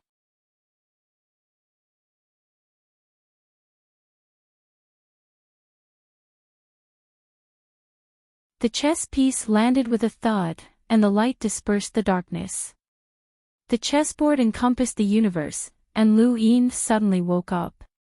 He was no longer looking at the dusty ancient chessboard, but at the underground of Myriad City.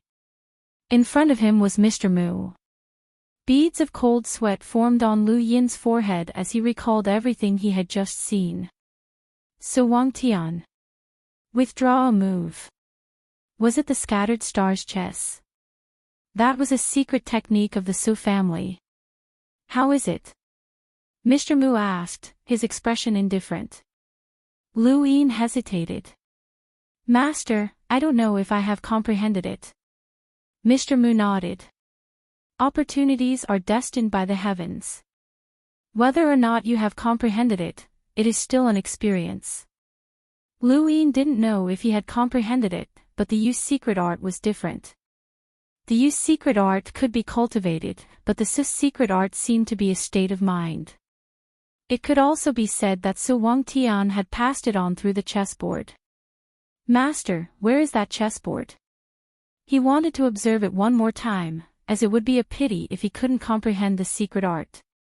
Although he didn't know the true use of the secret art, Su Wangtian's words had made Lu Yin's heart surge with emotion.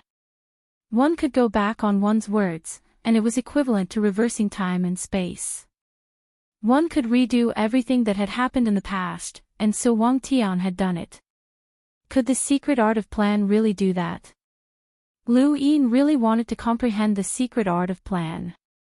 That is the ancestral land of the seven court Su family. Even the true heir of the Su family only has one chance to enter it in their lifetime. This person has never been there before, but I brought you in through the Su family's blood.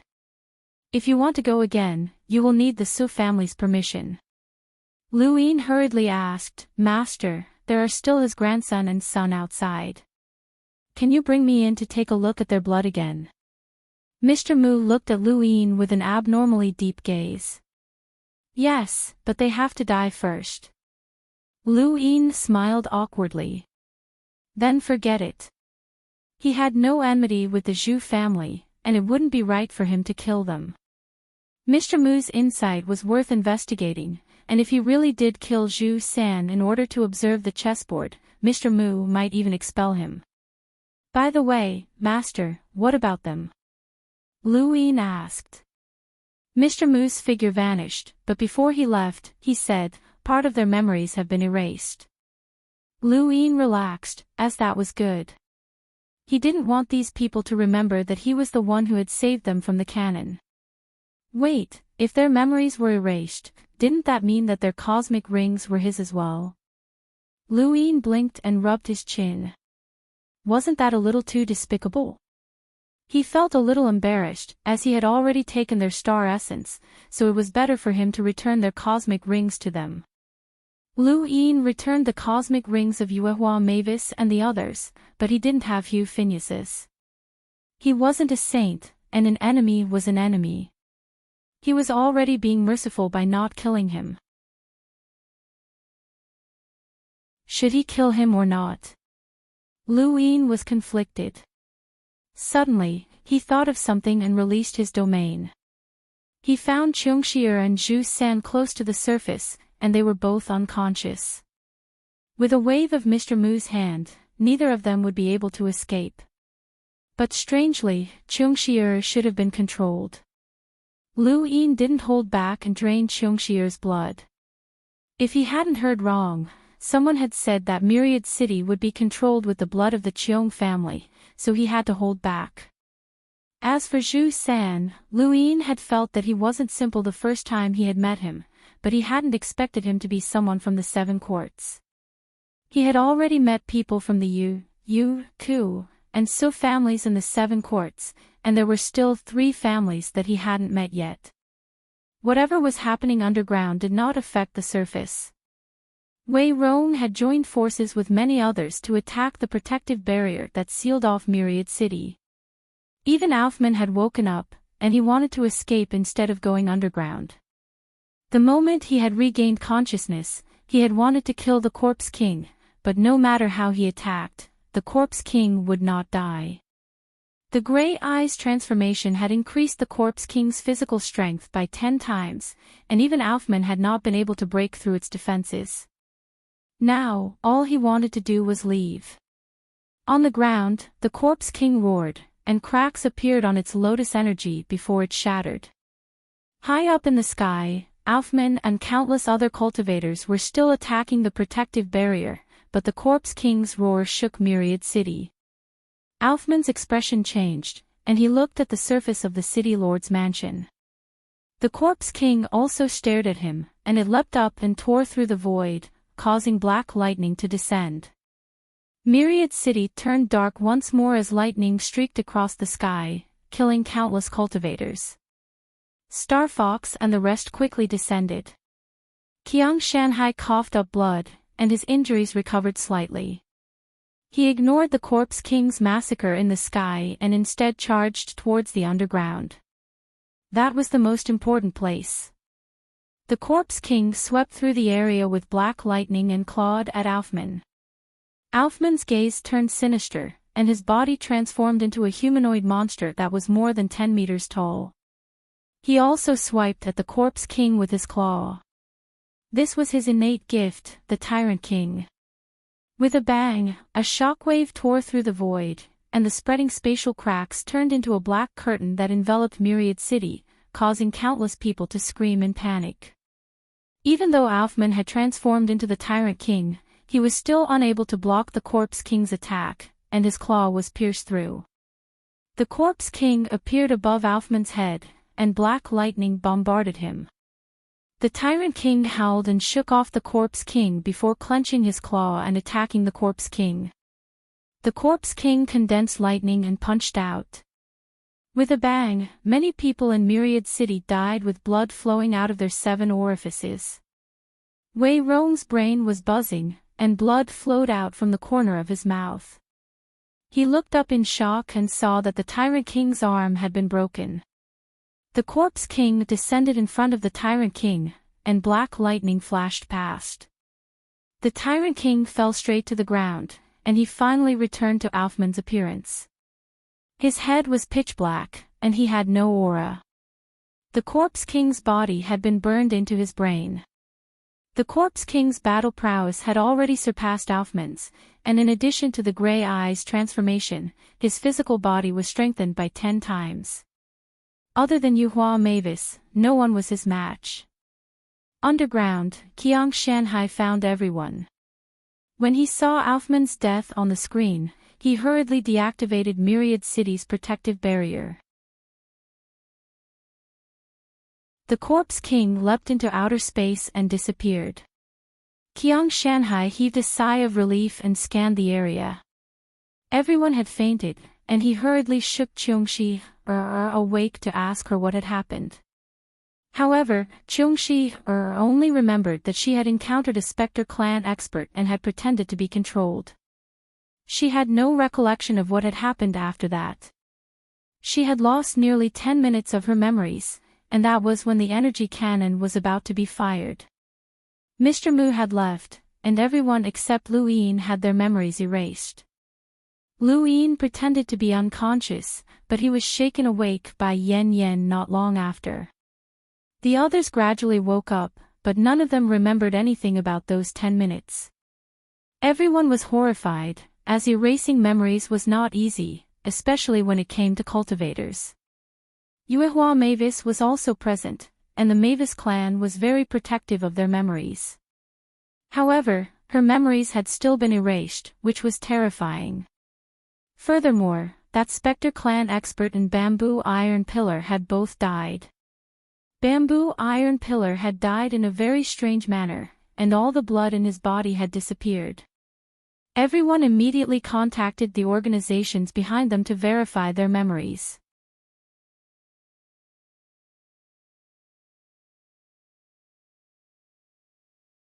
Welcome aboard.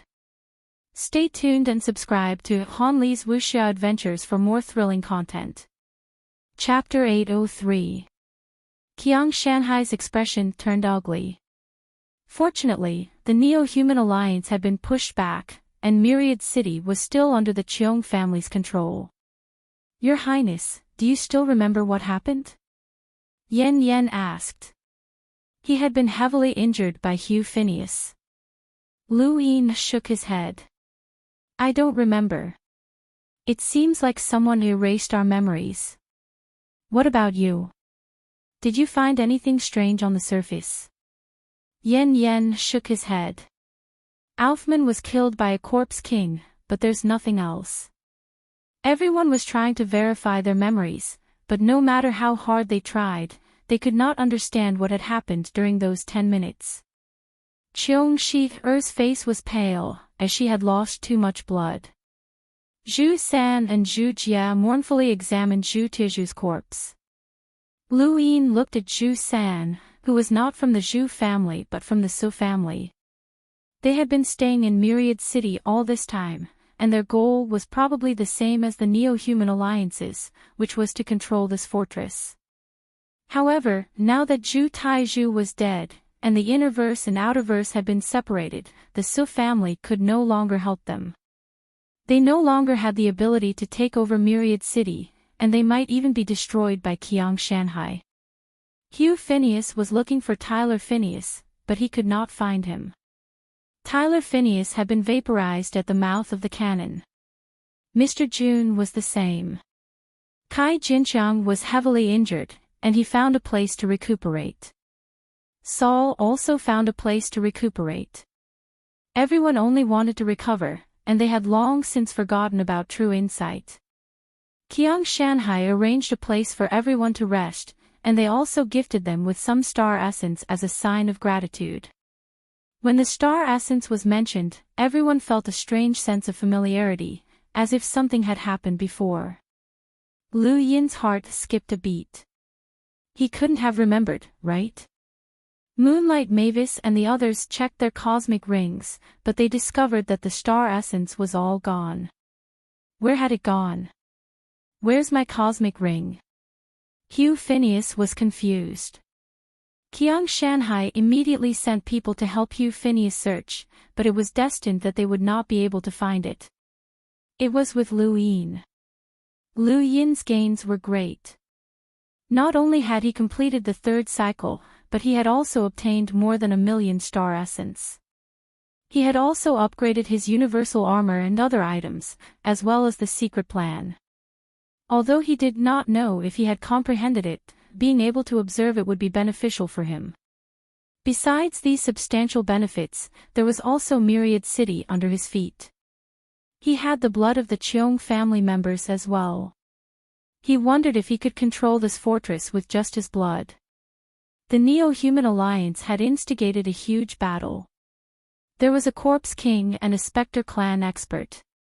Just the two of them had caused many of the experts present to be battered and exhausted. Lu Yin once again refreshed his understanding of the Neo-Human Alliance. This organization's strength was far beyond his imagination. Although the Jade Mountain Sea had prepared a place for everyone to stay, they did not stay for long. Saul was the first to leave. Kai Jinqiang wanted to chase after him, but he was stopped by Lu Yin. It's useless even if you chase after him. You can't stop him alone. Kai Jinqiang was indignant, but he was surprisingly obedient. He didn't know why, but he felt that he should be grateful to this person, and there was an indescribable sense of gratitude in his heart. Are you all right? Lu Yin smiled. It's fine. I was just lucky. Perhaps the Neo-Human Alliance doesn't care about me, so they didn't act against me. Kai Jinqiang couldn't help but laugh. You're no worse than anyone else when you're wearing external items. Lu Yin smiled, but he did not speak. He saw Star Fox looking at him strangely from the corner of his eye, but she immediately averted her gaze when she noticed that Lu Yin was looking at her. Lu Yin's heart skipped a beat, as Kai Jinqiang's words had reminded him that he had overlooked something. Whether it was Yuehua Mavis, Manor Lord Lien, or the others, they had all been battered when they came out. This was because they had been hit by the energy cannon's shockwaves, but Lu Yin himself had been completely fine and was in the best condition. If Kai Jinqiang and Star Fox could see this, then everyone else could as well. Lu Yin frowned, as he had actually forgotten this point. Many people felt that he was different from the others who had entered the underground. Lu Yin immediately bade farewell to the Jade Mountain Sea and returned to the Great Yu Empire. Jade Mountain Sea did not stay either, and they gifted Lu Yin 50,000 star essence as an apology. Lu Yin accepted it without hesitation. If not for Wan Qianqing releasing a protective barrier at the critical moment to stop everyone, they would not have had to face the Neo-Human Alliance. The reason why no one had attacked Jade Mountain Sea was because their opponent was the Neo-Human Alliance, the universe's public enemy. No one could blame Wan Qianqing for doing so. If their enemy had not been the Neo-Human Alliance, they would have slaughtered Jade Mountain Sea long ago if Wan Qianqing had dared to use them against them. No matter how much Jade Mountain Sea tried to be friendly, this incident had left a grudge in everyone's heart. Jade Mountain Sea himself was aware of this, and he did not say much to Lu Yin before politely sending him off. As for true insight, everyone understood that it had definitely been snatched away by the Neo-Human Alliance, and that they were trying to lure them away. Since it had been snatched away by the Neo-Human Alliance, no one felt that they would be able to take it back. Just 2 experts had left them in such a sorry state, and no one wanted to face the Neo-Human Alliance again. Castellan Cheong, think about how to explain this to Shamrock Enterprises, Lu Yin said to Jade Mountain Sea before leaving. He then left with Yen Yen, Kai Jinxiang, and Sister Lang. He had brought Sister Lang with him, and he had also called her along before leaving. During the previous battle, Sister Lang had helped him block Tyler Phineas and more. Although it had not been necessary, Sister Lang had still helped him, which made him very grateful. Jade Mountain Sea smiled bitterly. It was not just Shamrock Enterprises, he also needed to account for the people who had died in this battle, such as the Dark Phoenix clan and the Zhu family. When he thought about the Zhu family, Jade Mountain Sea's gaze turned cold. How much did this family know about Myriad City's fortress? Wei Rong, Star Fox, and Angie left together, but Jade Mountain Sea did not send them off. Their performance in this battle had been too average, and they had barely participated in the battle. They had even encouraged others to destroy the defensive barrier. Wei Rong and the others knew this as well, so they quietly left. Myriad City seemed to be in a miserable state after this battle, as the entire city had been destroyed, but how much had been lost? The Cheong family had plenty of money, and the people of Myriad City had plenty of money as well. It would not be that difficult to rebuild the city. Most importantly, everyone knew about Myriad City, and the terror of this fortress had not been fully displayed. Only someone like Lu Yin, who had personally faced the energy cannons, knew how terrifying this fortress was. And this might not even be Myriad City's greatest strength. Lu Yin's eyes blazed as he looked at Myriad City that was getting further and further away. One day, he would take over this fortress. Thank you for helping me, Lu Yin said to Sister Lang as he handed her a glass of fruit juice. She accepted it. It doesn't matter whether I helped you or not. They can't hurt you. Lu Yin smiled. No matter how you look at it, it's still a kind gesture, so I'll accept it. What are your plans? She calmly looked at the sky. Plans? She did not know either. Cultivating on the ice carriage was just a transition, and she could not stay there for too long. As for Iron Blood Weave, there was no need for her to stay there any longer.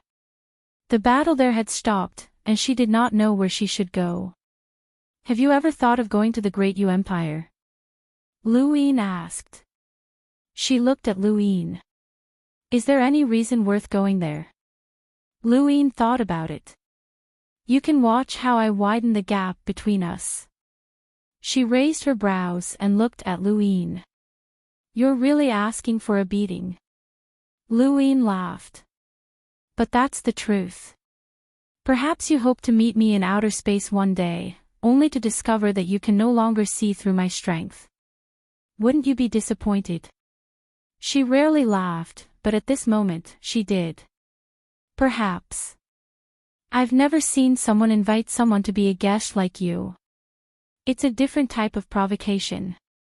What if I say that I'm not a guest? Since you have nothing to do, why don't you change your cultivation method? For example, you can join the world.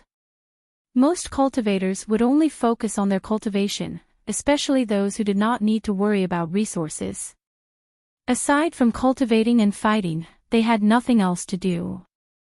In Lu Yin's opinion, under the same conditions, such cultivators would not be a match for an independent cultivator.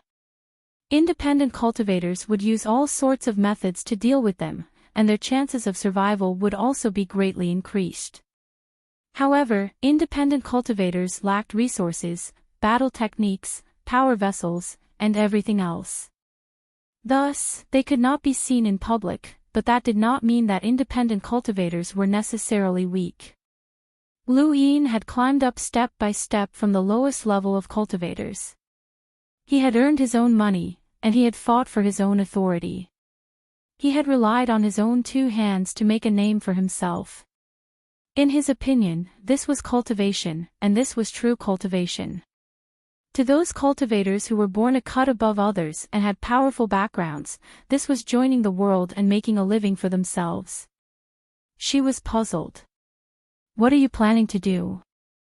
As the Great Yu Empire's royal regent, I formally invite you to become the captain of the 5th Imperial Squadron. She smiled. If I'm willing, even the Day-Night clan will give me great authority and status. Why would I go to the Great Yu Empire? Because we can climb up step by step from the bottom. I don't need that. You don't even want to try. You have nothing to do anyway. She looked at her juice and swayed it with a complicated expression. Yes, I have nothing to do. After thinking about it, she nodded. All right, I'll treat it as training.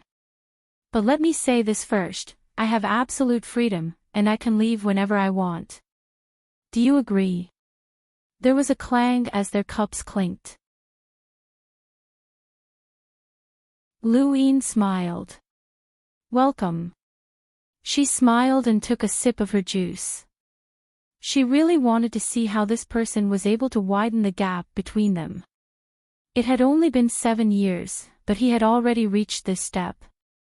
This person's cultivation talent was truly terrifying. Before the innerverse and outerverse recovered, she would set him as her goal. If he wanted to widen the gap between them, he would have to see if she would agree. Lu Yin looked at his gadget and enviously looked at a picture of a spacecraft. It had a stunning appearance and was very small, but it was shockingly expensive. More importantly, it could not be bought. This was a cosmic-grade spacecraft from the Aurora Spacecraft Company, which was 1 grade higher than a black hole grade and 2 grades higher than a radiant grade. It was 1,000 times faster than a normal spacecraft and 100 times faster than their radiant grade spacecraft. In other words, if he had taken this spacecraft to leave Myriad City, he would have already arrived at the Great Yu Empire. Not long ago, this spacecraft had surpassed them, and there was a flame engineer inside. There was no man who did not like spaceships. Lu Yin immediately contacted the Aurora Spacecraft Company and tried to purchase one, but he was rejected. Not to mention a cosmic-grade spacecraft, even a black hole-grade spacecraft had stopped being sold after the innerverse and outerverse had been separated. If he wanted such a spacecraft, he would have to upgrade himself.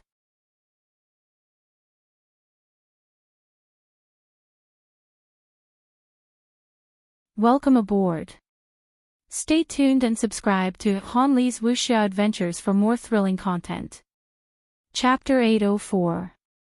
Lu Yin had already asked the Great Yu Empire to upgrade his own small radiant-grade spacecraft, but upgrading it to a black hole-grade spacecraft would not be easy. It would take time. Such a spacecraft was equivalent to a strategic resource. Right, East San Dios should have a black hole-grade spacecraft. Wendy Yushans had been destroyed in the Tempest Flow Zone, but there should be others. Lu Yin immediately contacted Barley and asked about the black hole-grade spacecraft. Barley was put in a difficult position. I'm sorry, Representative Lu, but there are no more black hole-grade spacecraft in East San Dios. Where did they go? Shouldn't there be 5? Lu Yin's tone was unpleasant. He had finally remembered, but they were gone. Barley replied, there were originally 5 spaceships, 1 for each of the senators, but 3 of them disappeared with the deaths of the 3 senators. Senator Wendy's spaceship was taken by you, and Puyu's was taken by Senator Lu. Lu Xiaoge left San Dios.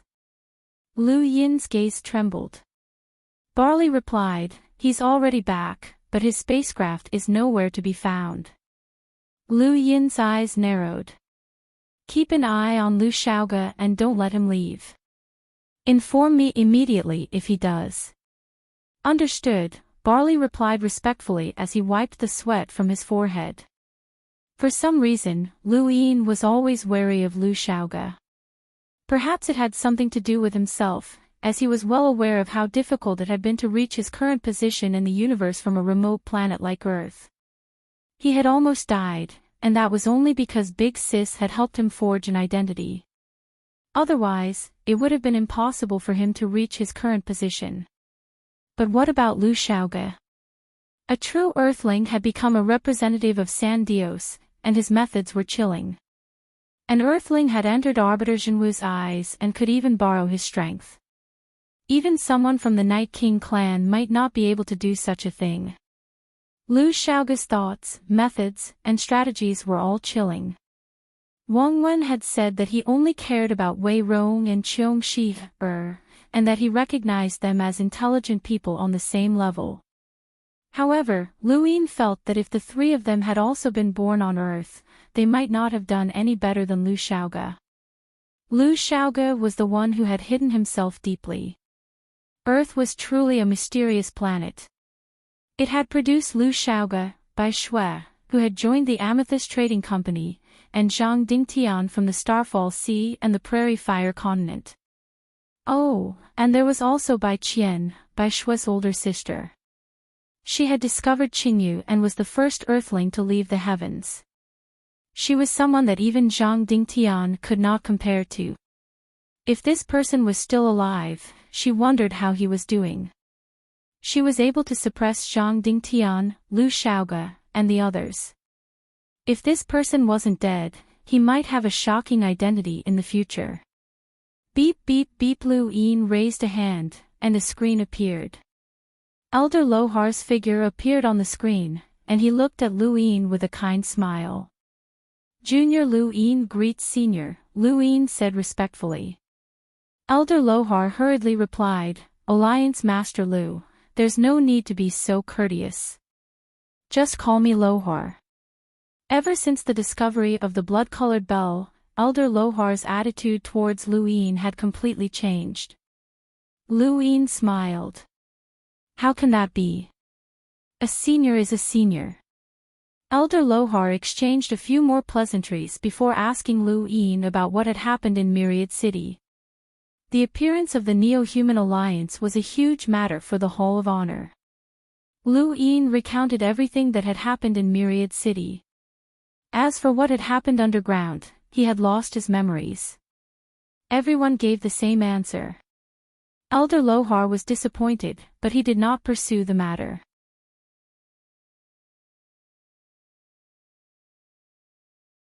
The Eastern Weave was responsible for resisting the Astral Beast Domain's invasion and supporting Ironblood Weave, while the Western Weave was responsible for resisting the Technocracy's invasion. This was especially true for Endless Weave, as it was the front line in resisting the Technocracy. Although nearly half of Endless Weave had been occupied by the Technocracy because of Shui Chuanshao, there were still many powerhouses in Endless Weave. The Dark Phoenix tribe was a race that was constantly at war, and they were different from Taima Temple and Myriad City. The Dark Phoenix tribe had become Lu Yin's mortal enemy, and even if they were separated by a great distance, it would still be troublesome. Lu Yin had no choice but to think about his next move. The Dark Phoenix tribe was not Aegis, and they were not so powerful that an old smoker could intimidate them. In the same space, on a different spacecraft. Wei Rong held on to Angie's waist as he calmly looked at the screen in front of him. On the screen was a thin middle-aged man, and he was the sect master of the Ghost Shadow Sword sect, Gue Wuzong. Gemini Ghost's death had caused the Ghost Shadow Sword sect to suffer heavy losses. Originally, the Ghost Shadow Sword sect had been on par with the Moke Sword sect in Sancta Weave, and they might even have been able to suppress them. However, with Gemini Ghost's death, the Ghost Shadow Sword sect could no longer contend against the Moke Sword sect. Gue Wuzong's tone was cold. We will definitely make Kai Jinqiang pay the price. However, Wei Rong, you are responsible for this as well. Wei Rong raised his wine glass and calmly replied, I already told Gemini Ghost to not expose himself in Myriad City, but they were discovered by Saul and then ambushed by Kai Jinqiang. Even if I had been present at the time, I would not have been able to save him. Kai Jinqiang is no ordinary hunter. That's not the answer I want, Gue Wuzong said sternly. Wei Rong looked up. I promise you that I'll deal with the Great Eastern Alliance, and Kai Jinqiang will be at your disposal. Gue Wuzong stared at Wei Rong. Do you really think that you can deal with Lu Yin? It's naturally impossible with just me, and it's also impossible with the help of all of you. However, what if the Dark Phoenix clan is involved? Wei Rong asked. Gue Wuzong was shocked. You managed to convince the Dark Phoenix clan. The enemy of my enemy is my friend. The Dark Phoenix clan currently views Lu Yin as their mortal enemy, but he's too far away. They need a springboard to attack the Great Eastern Alliance, and my armament weave just so happens to be that springboard. Wei Rong raised his head and looked at Gue Wuzong. With the Dark Phoenix clan joining us, the Great Eastern Alliance is nothing to fear. Lu Yin has the Hall of Taimo wrong. The Hall of Taimo has not allied with him, and I have my own methods to prevent him from receiving its help. Gue Wuzong fell silent for a moment. Something happened to the pirates. Wei Rong's gaze turned cold. What do you mean? The people I sent to help the pirates have all disappeared. Qian Yan and the others are still alive and well. Wei Rong's expression turned grave. When did this happen? Before you went to Wan Qiancheng, Gue Wuzong said. Why didn't you tell me earlier? Wei Rong's expression turned ugly. Gue Wuzong did not answer. Before this, he had Gemini Ghost, and even if he did not cooperate with Wei Rong, it would not have mattered. It was impossible for him to report everything to Wei Rong. However, things were different now. With Gemini Ghost's death, the Ghost Shadow Sword Sect's strength had greatly decreased. Gue Wuzong's attitude had also changed, and he had no choice but to explain the situation to Wei Rong. Are the pirates very important to you? Angie asked. She rarely interjected. Wei Rong nodded and stroked Angie's cheek. Pirates are just a bunch of maggots. They're inconspicuous, but they're spread throughout the universe. Qian Yan's intelligence network is very good, and if we can control the pirates in the Eastern Weaves, we can provide countless eyes to monitor Lu Yin without being discovered. I'll have my clansmen help you, Angie said. Wei Rong thought about it and then shook his head. The Ghost Shadow Sword Sect's strength is enough to eliminate the pirates in the Eastern Weaves. Since they failed, it means that there's an external force involved. Lu Yin is very smart, and nothing can escape his notice. If we cause too much of a commotion, it will attract his attention. We can't use the pirates anymore. He then looked at Gue Wuzong. Give up on those pirates and sever all ties with them. Gue Wuzong frowned. Is that necessary? Do as I say, or else will be easily used by Lu Yin. Wei Rong's tone left no room for doubt. Gue Wuzong did not believe him. Aren't you thinking too highly of Lu Yin? Wei Rong's lips curled up. We have to be careful when dealing with him, and we can't afford to make even the slightest mistake. Otherwise, we'll all become ghosts under his blade. He then hung up and rubbed his aching head.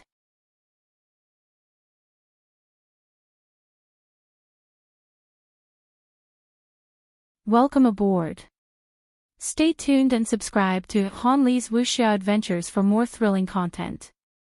Chapter 805. Angie walked behind Wei Rong and massaged him.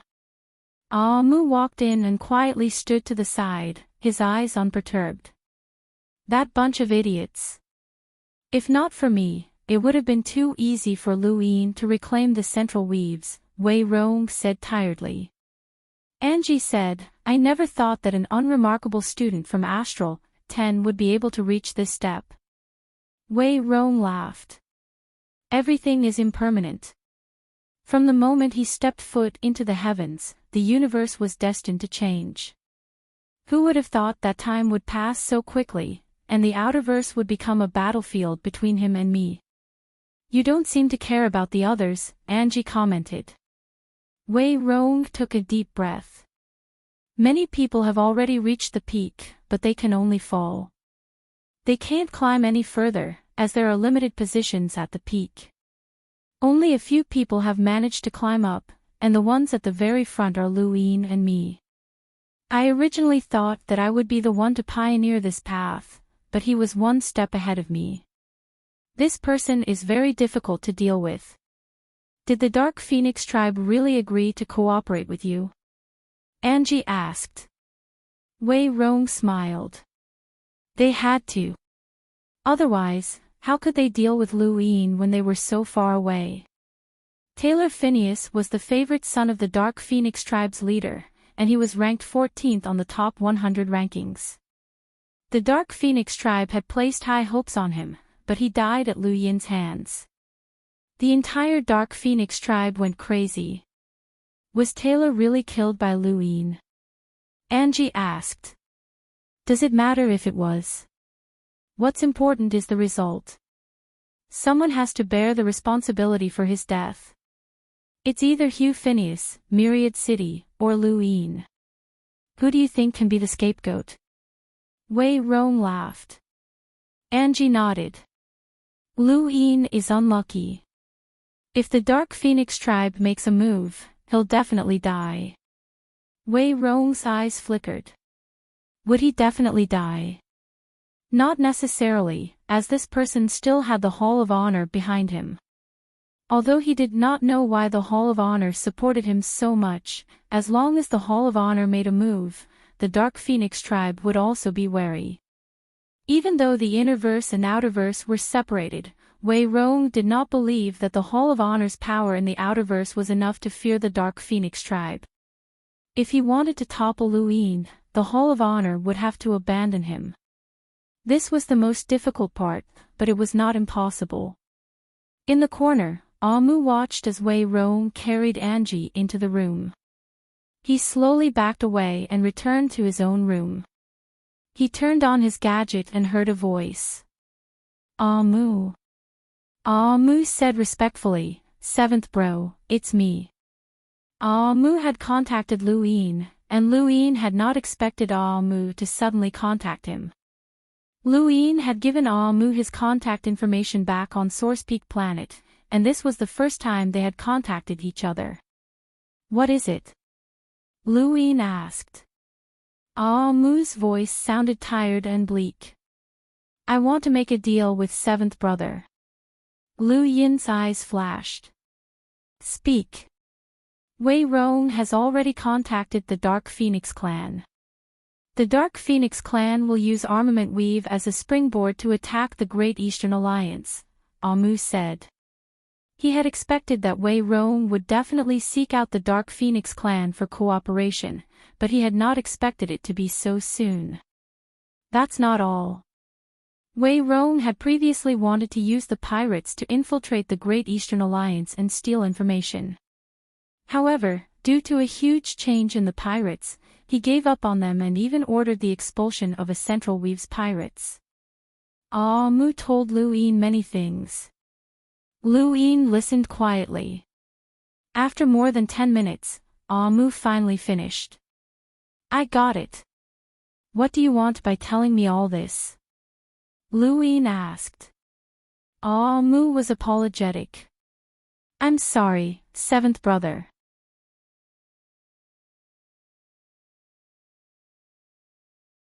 To be honest, after facing Myriad City's energy cannons, Lu Yin's horizons had been broadened once again.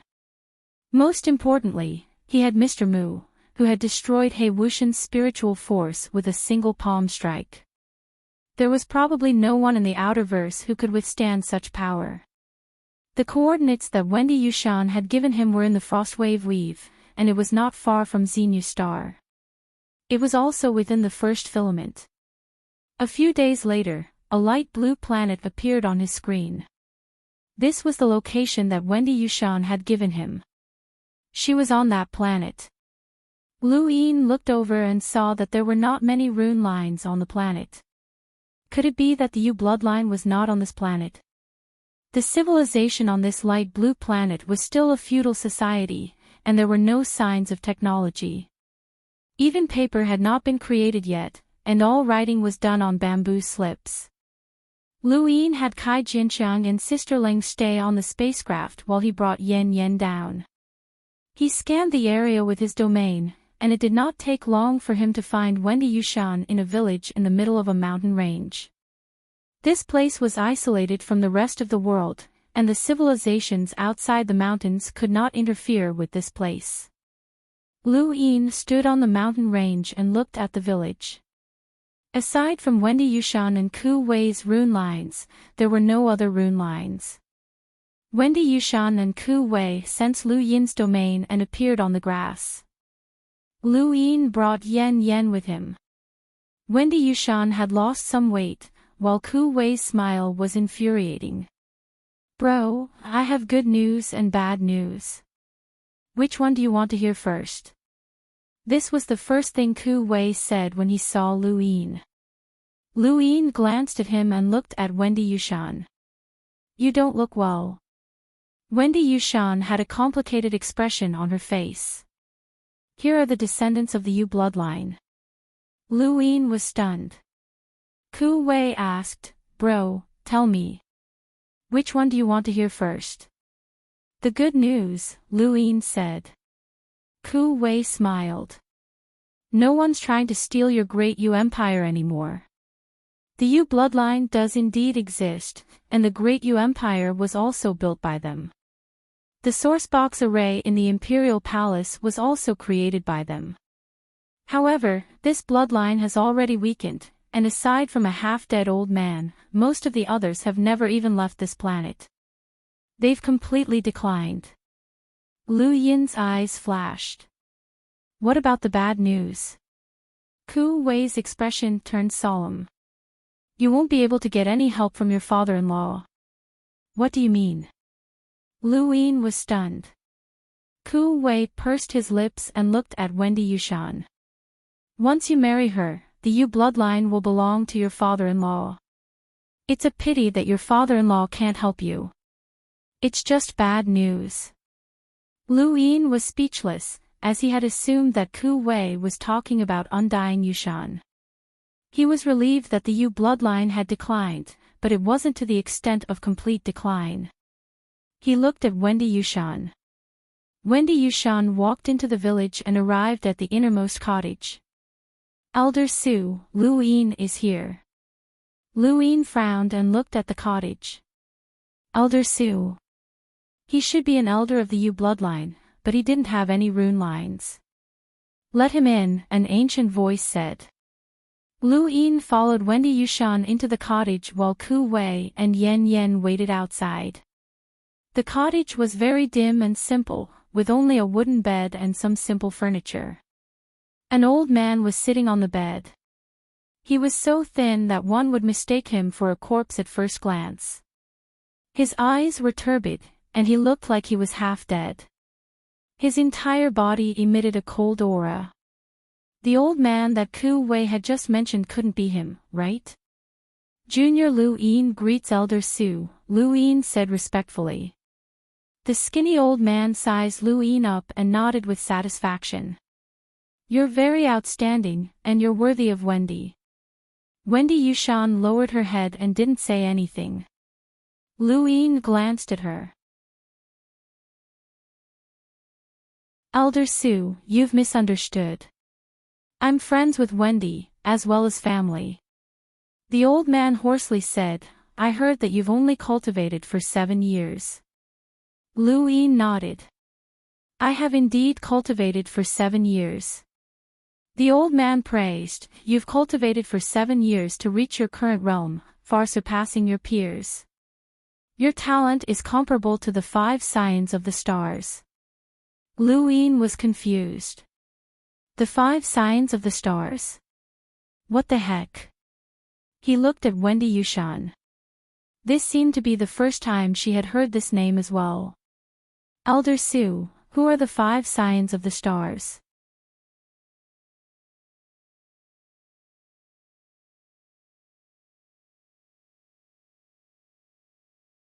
If your cultivation isn't high enough, it's easy to die during the guidance process. Lu Yin understood. No wonder no one else could find it. Aside from Wendy and Undying Yushan, no one else in the Yu family could help them. By the way, what about your father? Lu Yin asked. Wendy Yushan shook her head. I don't know. Ku Wei cackled. Brother, I have good news and bad news for you. Which one do you want to hear first? The good news, Lu Yin said. Let's hear the bad news first. Undying Yushan violated the Yu family's ancestral teachings and wandered the Interverse, so the Yu family removed him from the family long ago. They also abandoned the Great Yu Empire. How is that bad news? Lu Yin asked. Ku Wei replied, we can't prove whether Undying Yushan is dead or alive. Isn't that bad news? Then what's the good news? Being unable to prove whether Undying Yushan is dead or alive is also good news. Lu Yin clenched his fists. He wanted to beat someone up.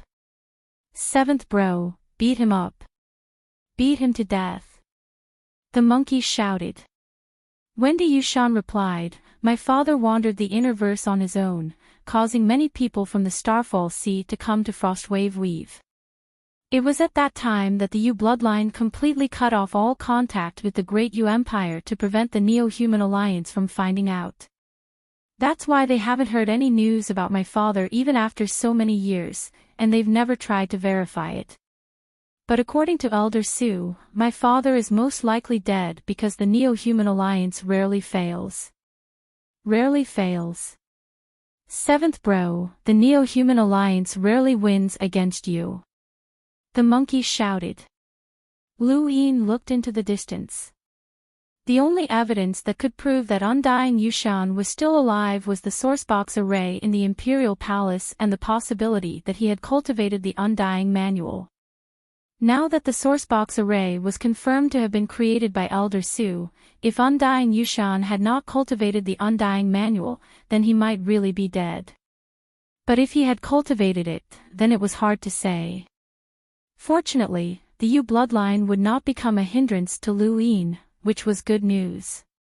However, he had inexplicably learned about the 5 scions of the stars, who were definitely comparable to the Dao Source 3 skies. What about the 10 arbiters? They might surpass the Realmlings and be somewhere between the 5 scions and the Dao Source 3 skies, but it was also possible that they were hiding their true strength. Elder Su had said that the universe was changing, and the existence of the 10 arbiters was an accident. No one knew how much of an accident this was. Lu Yin hoped that it was as Elder Su had said, and that this generation's competition for the 5 scions of the stars had yet to begin.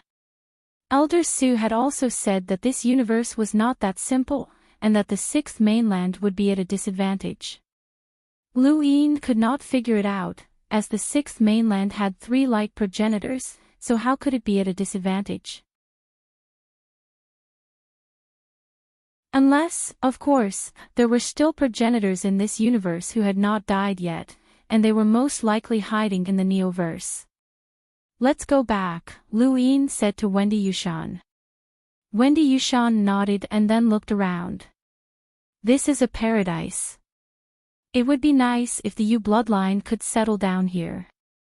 Did Elder Su tell you why they left the Neoverse in the first place? Lu Yin asked. Wendy Yushan shook her head. No. Ku Wei came over and grinned. Bro, I have good news, or even better news. Which one do you want to hear first? Lu Yin stared at him coldly. If you talk to me like that again, I'll teach you a lesson. Ku Wei rolled his eyes. You can't take a joke. Forget it, I'll tell you. The good news is that I've obtained the opportunity to enter Progenitor Chen's tomb. Lu Yin was shocked. The Yu family gave it to you. Ku Wei nodded. Lu Yin looked at Wendy Yushan.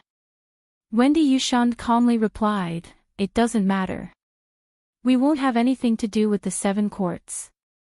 He promised not to reveal this place's location, so Elder Su gave it to him.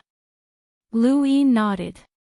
Congratulations, but it's a pity that you can't go to the Neoverse. Ku Wei's mouth twitched, and he reluctantly replied, there should be a chance. I don't believe that I can't go back. At worst, I'll just take a detour. A detour? Lu Yin raised a brow. Ku Wei replied, we'll take a detour from the technocracy to the Starfall Sea. It's connected to the Neoverse, so we can go back. Lu Yin shook his head. The technocracy. He had heard of it before. Rumor had it that the technocracy was completely under surveillance, and anyone who entered would be discovered. It was impossible to take a detour from the technocracy to the Innerverse. Every once in a while, a human powerhouse would enter the technocracy just to test the waters. Those powerhouses were all envoys at the very least, and Lu Yin's group was still too weak. Besides, the Starfall Sea was currently at war, and there would definitely be powerhouses from the sixth mainland in the technocracy.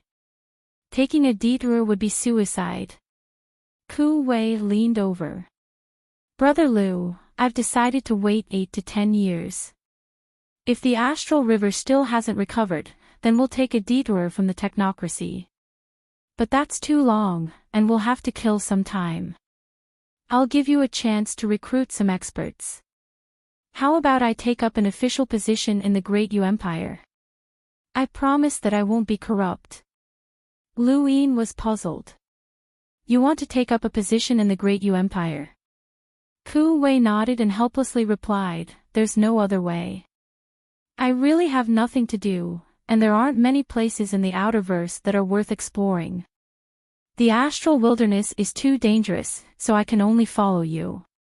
Speaking of which, you seem quite ambitious. It's quite fun. Lu Yin thought about it and then said, the captain of the 10th Imperial Squadron is vacant. You can fill in for the time being. All right. Ku Wei was delighted. I'm going to be an official. Ha ha ha ha. Lu Yin frowned. With Ku Wei's strength, he definitely had the qualifications to become a captain. He was just an explorer, but his strength was comparable to a hunter's. More importantly, Lu Yin wanted to control him and see what exactly he wanted to do. The Ku family definitely still had people in the Outerverse, and if Ku Wei could help him, then that would be a great help. After interacting with Ku Wei, Lu Yin felt that the Seven Courts were completely different from the Neo-Human Alliance. Just as Ku Wei had said, they had only joined forces for progenitor Chen's tomb, and they were not truly evil people. Furthermore, this person wanted to join the Great Yu Empire, which might have been arranged by the Ku family. Even if Lu Yin did not agree, he would still remain in the Great Yu Empire, so Lu Yin might as well agree. He did not disturb the remaining members of the Yu bloodline, and Lu Yin led the group back to Xenia's star on a spacecraft. Along the way, he asked about the shaman spirit, but Wendy Yushan did not know. Old Su had not said much, as he had lived for too long, and his memories were a bit of a mess. This shaman spirit was terrifyingly powerful to be able to slaughter the entire Yu bloodline. Since the Yu family did not betray the Seven Courts, then why didn't the shaman spirit pursue the Yu family? Lu Yin asked. Wendy Yushan glanced at him and replied, You're asking me, but who am I supposed to ask? Lu Yin choked. That was true, as Wendy Yushan did not know much more than he did. Right, why was old Su waiting for me? Lu Yin was curious. Wendy Yushan's expression turned unnatural, and she turned around. I don't know. Lu Yin was confused. This woman's temper seemed to be getting worse and worse. She was not as cold as before, but she was still a bit strange and unfathomable. Thanks. Book friend 542104114 Brothers Reward, thanks. The Mountain Breeze Brothers Reward, thanks. A few words have arrived. Brothers Reward, thanks for your support, I'll add more chapters. It's the end of the year, and I'm a bit busy and tired. However, with the support of all my brothers, I'm very motivated. Thank you, brothers.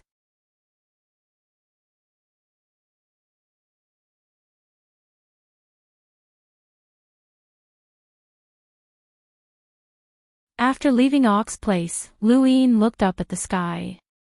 He had walked down a path of no return. The innerverse and outerverse were now connected, and this bell might just be a talisman that would hasten his death. Forget it, there was no need to think about it. He would deal with the future in the future since he still had Mr. Mu. Louine formally appointed Sister Lang and Ku Wei to their positions before returning to King Zishan's palace. Gavin and the rest were already waiting for him. Although he had not been away from Xenu Star for long, there were still many things that needed to be taken care of.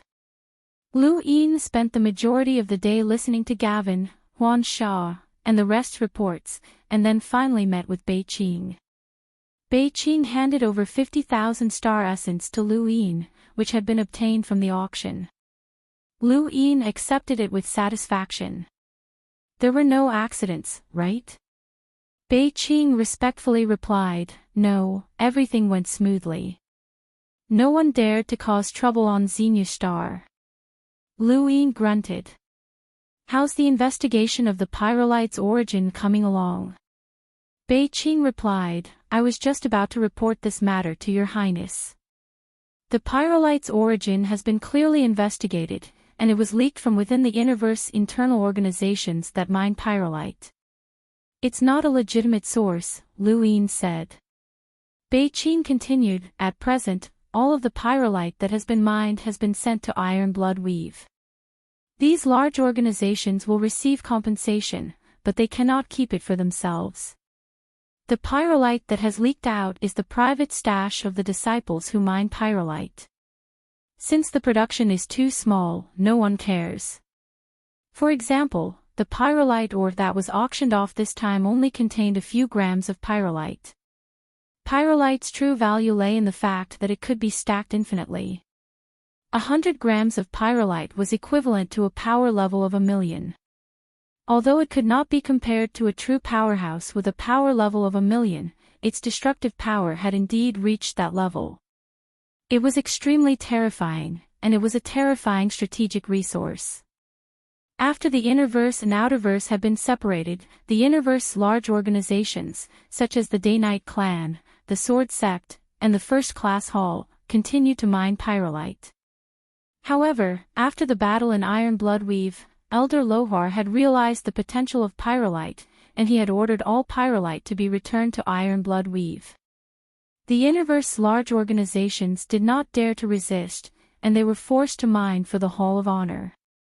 Louine did not know how much pyrolite there was in Iron Blood Weave, but because of this auction, he already had close to 5 grams. What should we do, Your Highness? Bei Qing asked. Louine whispered, don't make it public. Reveal that the pyrolite that was auctioned off came from before the Innerverse and Outerverse was separated.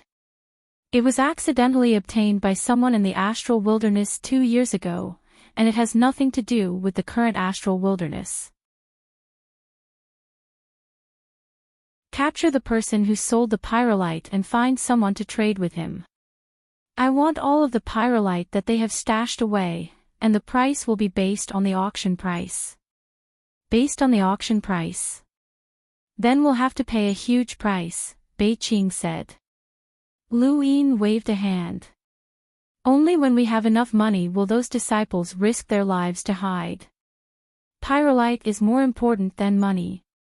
Yes, Your Highness, Bei Qing answered. Remember, don't expose our identities. We definitely can't leave anything behind for the Hall of Honor to use against us, Louine instructed solemnly. Although he could do whatever he wanted with his current status, he still had to keep a low profile and try not to break the rules openly. Otherwise, if the Hall of Honor's prestige fell, he would be the one to suffer, even if the Hall of Honor's prestige had already dropped significantly. Understood, Your Highness. Right, when is the next auction? Bei Qing asked. Lu Yin thought about it. Let's wait for a bit. This auction should have attracted a lot of customers.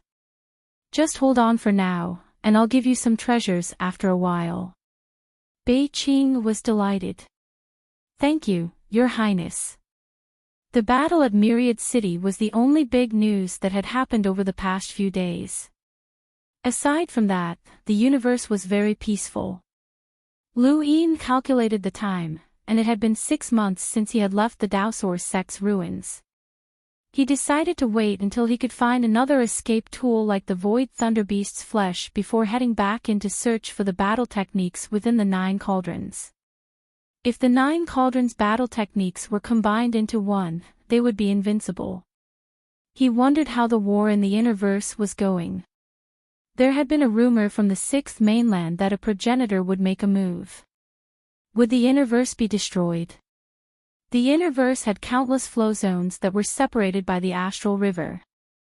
Since the universe had undergone such a huge change, the astral river would definitely expand and separate the various flow zones. However, this was still the Interverse, and the strength of a powerhouse was unfathomable. It was completely different from the Outerverse. The Outerverse might not be able to break through the astral river, but that did not mean that the Interverse could not. When he had merged with Tong Chao's body, Tong Chou had not been under the impression that the Interverse's various flow zones had been completely separated. Instead, he had been under the impression that the Interverse's various great powers had joined forces. This was the difference between the Interverse and the Outerverse. Lu Yin was a little worried about the Interverse. If the Interverse invasion was not going well, then the 6th mainland would open up a new battlefield. Just like the rumors he had heard before, the 6th mainland would use the technocracy as a springboard to attack the Outerverse. Since there were no abnormalities in the technocracy, did that mean that the Interverse invasion was going smoothly? He hoped that the Yu family's elder was right and that the 6th mainland would suffer losses. Otherwise, once the Interverse and Outerverse were reconnected, it would be the Outerverse's turn to suffer. Your Highness, Lord Gavin requests an audience, Case reported. Let him in, Lu Yin said. Gavin quickly entered the mansion and bowed to Lu Yin with a serious expression. Your Highness, there's a situation in the Western Weave. The prices of the various large pharmaceutical companies are dropping rapidly. Lu Yin's eyes trembled. Someone had made a move against Shamrock Enterprises. All this time, the prices of medicines in the Outerverse had been controlled by Shamrock Enterprises. Their prices were the industry's benchmark, and all pharmaceutical companies had to match Shamrock Enterprises' prices. They were not allowed to fluctuate too much in order to maintain market stability. But now, the prices of medicines had suddenly dropped, which meant that Shamrock Enterprises could no longer control the market. When did this happen? Lu Yin asked. Not long after you returned, Gavin replied. Lu Yin activated his gadget and searched for news regarding Shamrock Enterprises in the Western Weave. The news that occupied the most headlines was the news of Alfman's death. Alfman was the president of Shamrock Enterprises in the Western Weave, and his death had a huge impact on the company. It was also because of his death that some people could not help but want to investigate this colossus. Your Highness, aside from this, many spaceship manufacturing giants in the universe have lowered the prices of their spaceships and increased the prices of various materials, Gavin said. Lu Yin's eyes narrowed. It was not just Shamrock Enterprises, Aurora was also in trouble. Aurora spacecraft required materials to upgrade, and the increase in the price of materials meant that the price of purchasing an Aurora spacecraft would also increase. However, the price of ordinary spacecraft had dropped, which was a clear indication that the company was trying to suppress the Aurora market. Shamrock Enterprises and Aurora were both being suppressed at the same time, as well as the Mavis Bank. There had to be someone behind the scenes, or else the Outerverse corporations would not have been able to do such a thing. Lu Yin thought of Wei Rong, as he had single-handedly directed the collapse of Source Peak Planet. He was the one who had caused the Outerverse Lockbreakers Society to split apart, which had led to a very bad beginning. Then, could this matter have been his doing as well? Although this was a possibility, it was not very likely, as Wei Rong did not have that much power.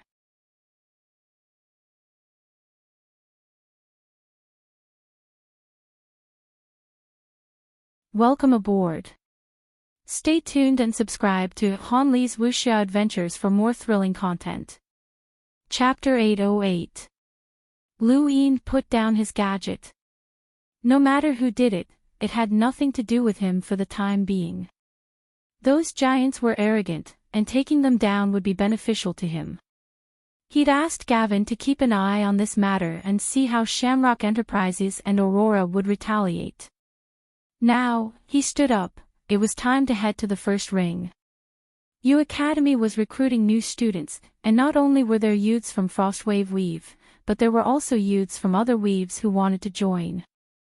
The Great U Empire was like the midday sun in the Outerverse, and U Academy was an institution that nurtured the younger generation. Joining U Academy would not only allow them to cultivate, but they would also have a chance to meet Lu Yin.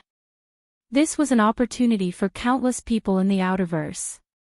Even if there was only a sliver of a chance to meet Lu Yin, they would fight for it with all their might, just like how Lu Yin and the others had participated in Astral 10's entrance exam for the sake of a single opportunity.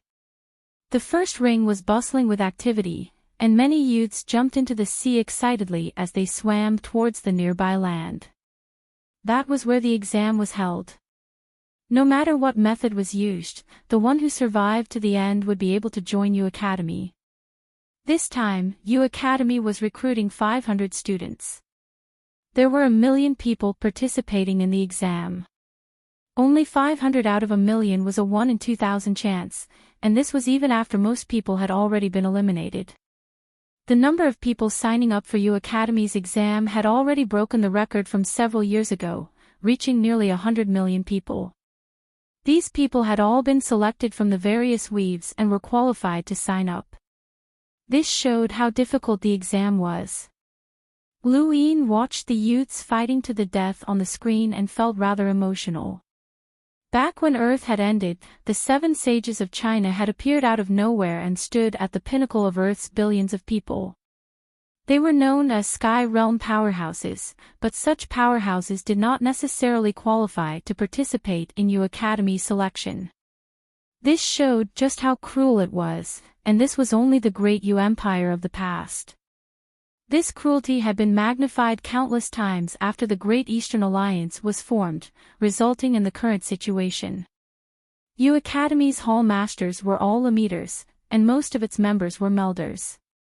There weren't many Sentinels, and those who were qualified to sign up were all Sentinels.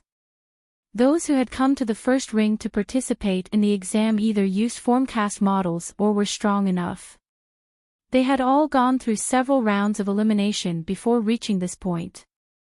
Your Highness, we've arranged for nearly 100 members of U Academy to be stationed on the mainland. They're dressed in eye-catching attire, and as long as you can defeat them, you'll be able to obtain the right to join U Academy in advance. These U Academy members are all Melders, Wei Zhong reported respectfully from behind Lu Yin. Lu Yin grunted and then looked at one of the screens. It was Fu Xiaoshu from Earth, and Lu Yin had an impression of him. His innate gift was illusions, and his cultivation speed was fast. In U Academy, his strength was second only to the Hall Master. There were dozens of cultivators around Fu Xiaoshu, and 3 of them were Melders from other weaves. They all attacked Fu Xiaoshu in an attempt to defeat him.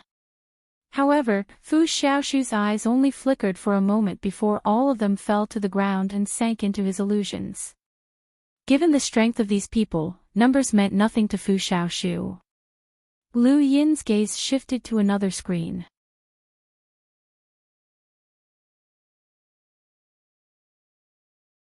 The sky was filled with smoke and poisonous gas, and the ground was filled with lava. This planet was completely uninhabitable, and no living creature could survive here.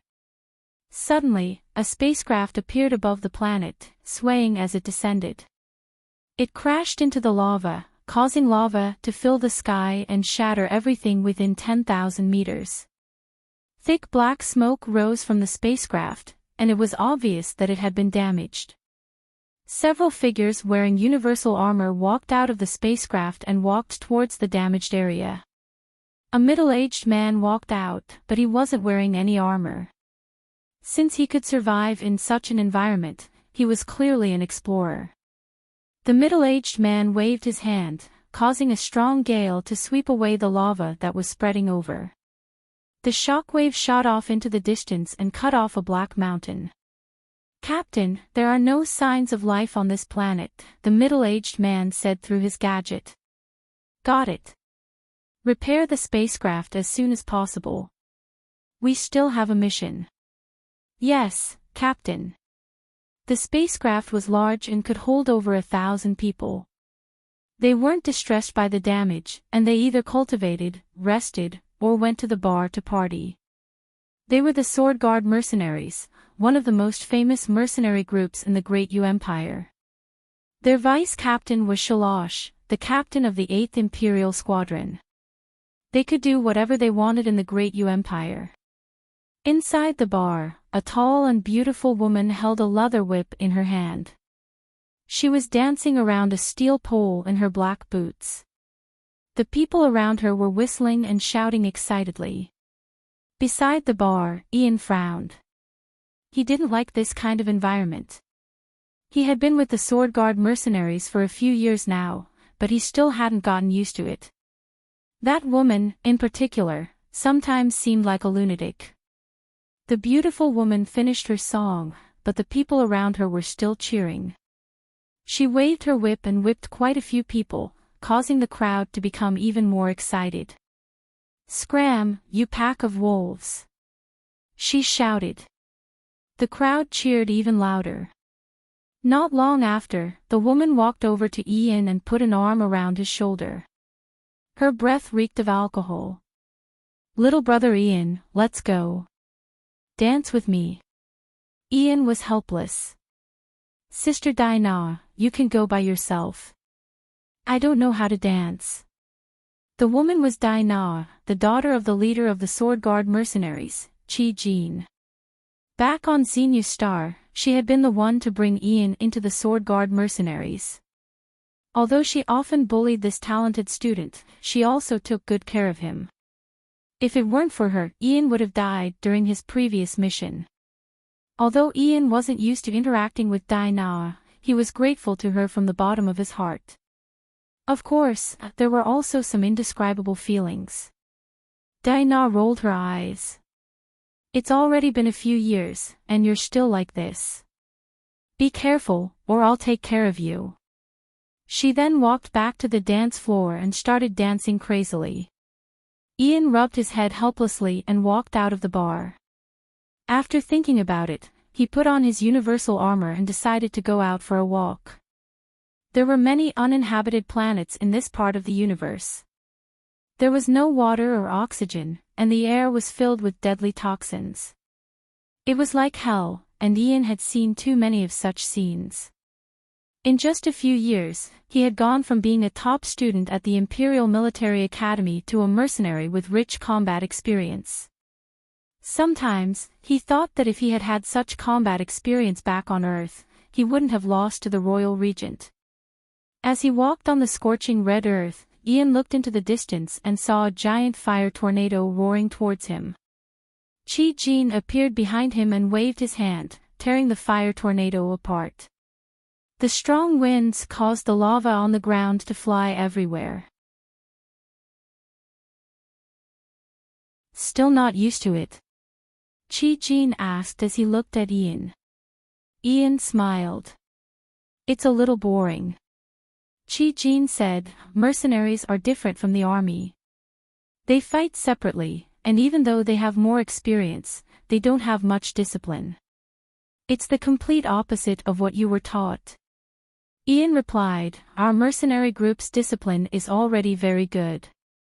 Chi Jean patted Ian on the shoulder. "I've seen your performance over the past few years.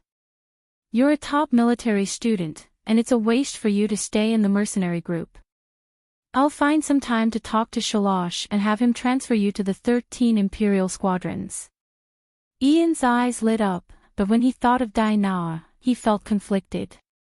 He couldn't bear to part with that beautiful big sister of his. Dinah seemed to have become a part of his life. Ian lowered his head and fell into deep thought. Suddenly, his eyes trembled as he stared at the ground. There was a strange mark on the ground. He squatted down and carefully blew away the dust. After looking at it for a while, he looked around and seemed to have discovered something. Chi-Jin felt that it was strange, but he didn't pay much attention to it. Although Ian hadn't helped much during the past few years in the mercenary group, he had sometimes provided very good suggestions, especially when facing enemies. Many of his suggestions had been effective, and it fully demonstrated his military talent.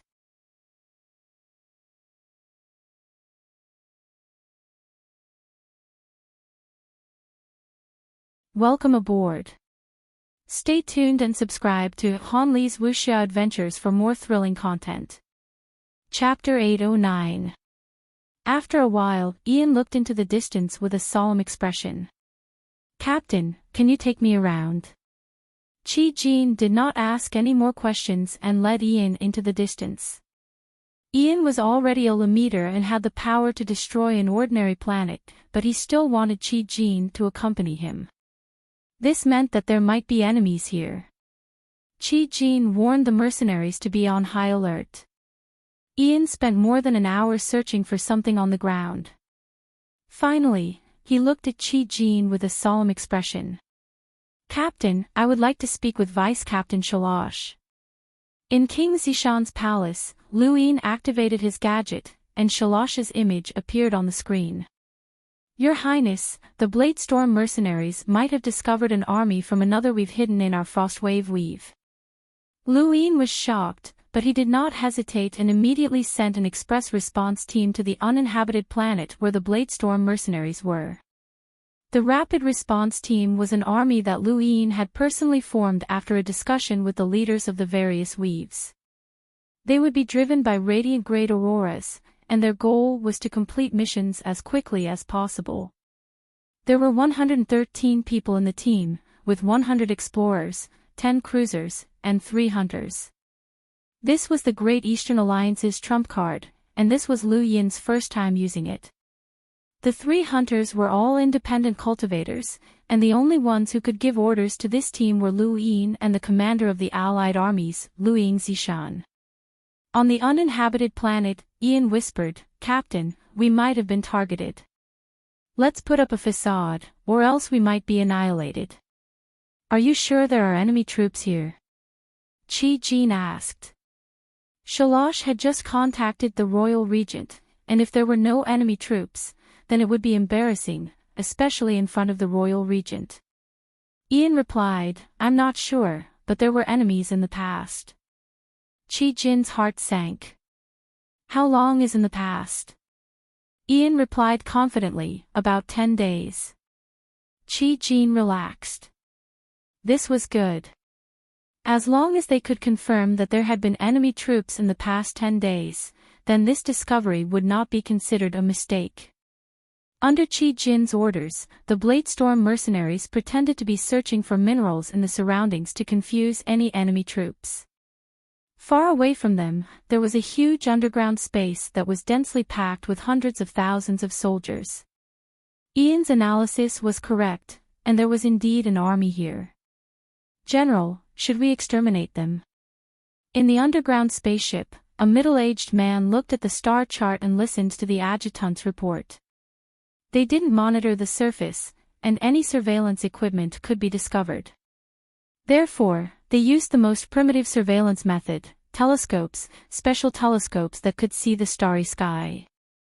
The middle-aged man asked, Are they the Frostwave Weave Sword Guard mercenary group? Yes. We can't. The Sword Guard mercenary group's vice captain, Shalosh, is the captain of the 8th Imperial Squadron. Once we destroy the Sword Guard mercenary group, Shalosh won't let the matter rest. He'll definitely follow the clues to find us. At that time, we'll be exposed, said the middle-aged man. The adjutant asked, but will they discover us? The middle-aged man shook his head. I don't think so. Haven't the traces of our landing been cleared? Even those with advanced military education wouldn't be able to detect us, let alone mercenaries. Yes. On the surface, Ian returned to the spacecraft, and Dana immediately came up to him and grabbed him. She leaned over and said with her drunken eyes, "Let's go and play with Big Sis." Ian was helpless. "Big Sis Dana, you're drunk." "What are you drunk for?" "You won't be able to stay for much longer. Father said that he'll recommend you to the 13 Imperial squadrons. Do you want to leave?" Dana glared at Ian. Ian couldn't answer. Dana suddenly vomited all over Ian, but he smiled bitterly.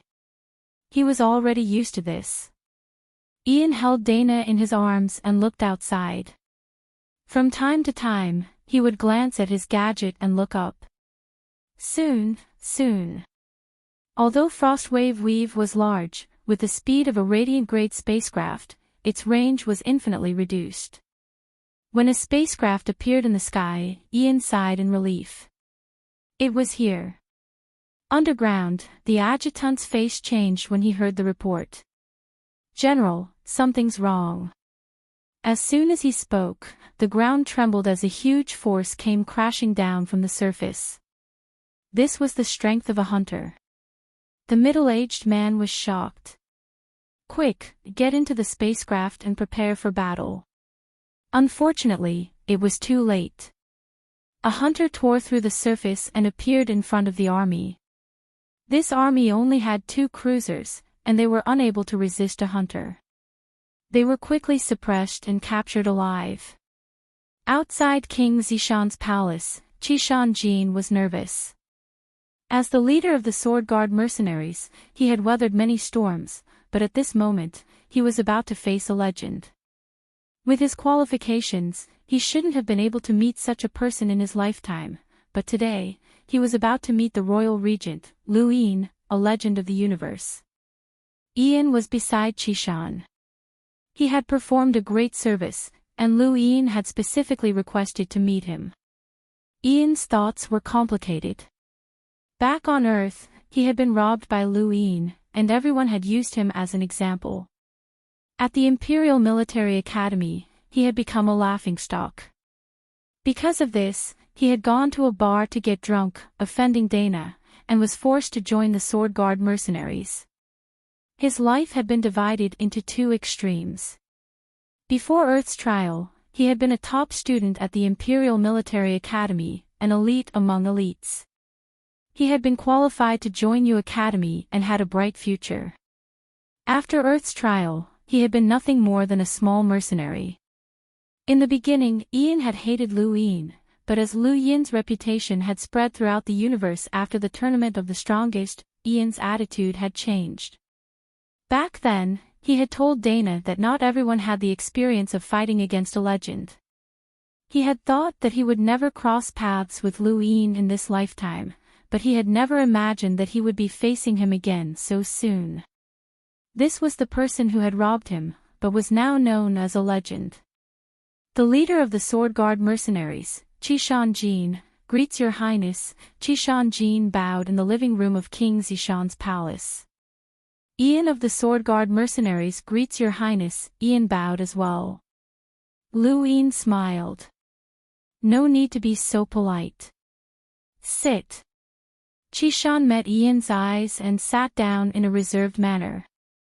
"I've heard of the Sword Guard mercenaries many times. Vice Leader Shalosh is the captain of the 8th Imperial Squadron, and he's considered an expert even among cruisers in the Outerverse." "How did he join the Sword Guard mercenaries?" Qishan respectfully replied, "When Shalosh was heavily injured, we happened to be on a mission in Myriad Veil Weave, and we saved him. That's why he joined us." "I see." Lu Yin nodded. Shalash's resume had recorded that he came from Myriad Veil Weave, and it was speculated that he was the successor of one of Myriad Veil Weave's leading powers. However, that had been destroyed by the Temple of Tai-Mo, which had led to the Temple of Tai-Mo controlling two weaves. However, that was a long time ago, and Shalash had only inherited some battle techniques at most. How did Shalash join the 13 Imperial squadrons? Lu Yin asked, as this was not recorded in his resume. Qi Shan replied, Shalash joined the selection on his own, and he was favored by the previous emperor. He gradually became the captain of the 8th squadron. Lu Yin understood, and he looked at Ian with a smile. Long time no see. Ian's expression changed, and he stood up respectfully. I offended your highness in the past. Please forgive me. Qi Shan knew that Ian had participated in Earth's trial, as the royal regent had also walked out of it. The two had crossed paths before. Lu Yin laughed. I remember that I robbed you before, but you didn't offend me. Why, are you scolding me? Ian felt awkward. Lu Yin smiled and gestured for Ian to sit down. He looked at Ian strangely. Tell me, how did you discover that there was an army underground? They shouldn't have left any obvious traces. Speaking of this, Ian became much more confident. This was his forte. No military operation can be done without leaving traces behind. I once studied the location of spaceships and the psychological analysis of spaceships. This course is very unpopular in the Imperial Military Academy, and almost no one wants to learn it. However, it is very useful. When a spaceship is docked on an unfamiliar planet, the orientation, defensive position, and the captain's psychological state are all very important. Through this, we can analyze a lot of things. Ian spoke for nearly 5 minutes, but Lu Yin didn't really understand. He hadn't received any military education, but he still had a rough idea of what Ian was talking about. It was similar to criminal psychological analysis, but it was applied to the military and to spaceship captains. He immediately ordered that this course be made compulsory, and every officer of the Imperial Military Academy had to have a copy of it. Regardless of whether they could learn it or not, they had to learn it. Psychological analysis was very important. Lu Yin looked at Ian with admiration. You're not bad. It's a waste to keep you in the mercenary group. He then looked at Qi Shan. Captain Qi Shan, you don't mind if I poach someone from your group, right? Qi Shan hurriedly replied, It's Ian's fortune to be valued by your highness. He then gave Ian a meaningful look. Ian stood up. Thank you, your highness. Lu Yin nodded. The 13 Imperial squadrons are a combat department, and you won't be able to achieve much with your power level. How about this? You can join the Great Eastern Alliance allied forces and assist Commander Lu Yingzishan in handling some matters. Your position won't be high, but your future prospects will be pretty good. Whether or not you can advance will depend on yourself. Ian was delighted. Actually, he didn't like joining the 13 Imperial squadrons either, as it would be like slaughtering the Imperial Empire. It wasn't much different from being in the mercenary group. He yearned for the military, which was why he had entered the Imperial Military Academy. The Great Eastern Alliance allied forces were the most suitable for him. Thank you, your highness. This subordinate will not disappoint your highness. Lu Yin grunted and dismissed them. He then summoned the Foreign Affairs Minister, Hilana. We've investigated the origins of that army.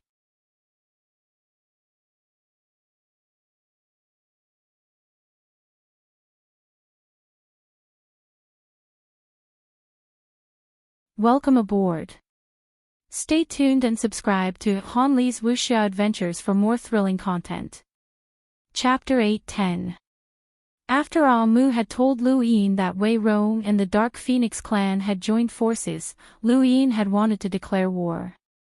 If he did not do so now, then it would be difficult for him to do so once the alliance was complete. However, he could not start a war without a reason. No matter how the universe operated, he needed a reasonable excuse to declare war, even if it was fake. And this time, the excuse was not fake. That army really belonged to the Wei family, and it had originally been used by the Wei family to deal with the six-fingered tribe in Lars Weave. Frostwave Weave was close to Lars Weave, and a sneak attack from Frostwave Weave would have been enough to deal a heavy blow to the six-fingered tribe. However, after the Great Eastern Alliance was established, this army had hidden itself and helped the Wei family monitor the Great Yu Empire. After the Great Eastern Alliance was established, it was impossible to place another army in Frostwave Weave. This army had been stationed on that planet before the Great Eastern Alliance had been established, and it was considered a surprise attack for the Wei family.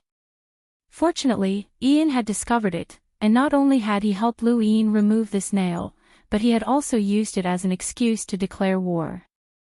Ian's contribution this time was so great that even he did not realize it. Furthermore, he had a proper background, which allowed him to enter the Allied army and help Lu Yingzishan. In Armament Weave, all of the Wei family's direct descendants had gathered, and the family head, Wei Baichuan, had a solemn expression. There were dozens of direct descendants of the Wei family. Aside from Wei Baichuan's bloodline, there were also his younger brother and his descendants. Dozens of people had gathered in the ancestral hall, which was only used for major events. Family head, what happened? Someone asked. Wei Baichuan solemnly replied, the Great Yu Empire's royal regent, Lu Yin, is demanding compensation of 3 million star essence from our Wei family. Everyone was in an uproar. On what basis? Family head, on what basis is he demanding compensation? Wei Baichuan looked at his younger brother, Wei Dan, and said, do you still remember the surprise attack that you hid in Frostwave Weave 10 years ago when we went to war with the six-fingered tribe? Wei Dan's expression changed. Did the Great Yu Empire discover them? Wei Baichuan nodded. But brother, that surprise attack was to deal with the six-fingered tribe, and it had nothing to do with the Great Yu Empire. Wei Baichuan. Do you think Lu Yin will believe that? No matter what the reason is, it's more than enough of an excuse to start a war.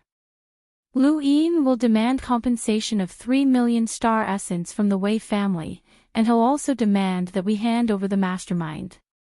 Wei Dan's face was pale. Everyone was silent. This was conclusive evidence that could not be denied unless they completely denied the existence of that army.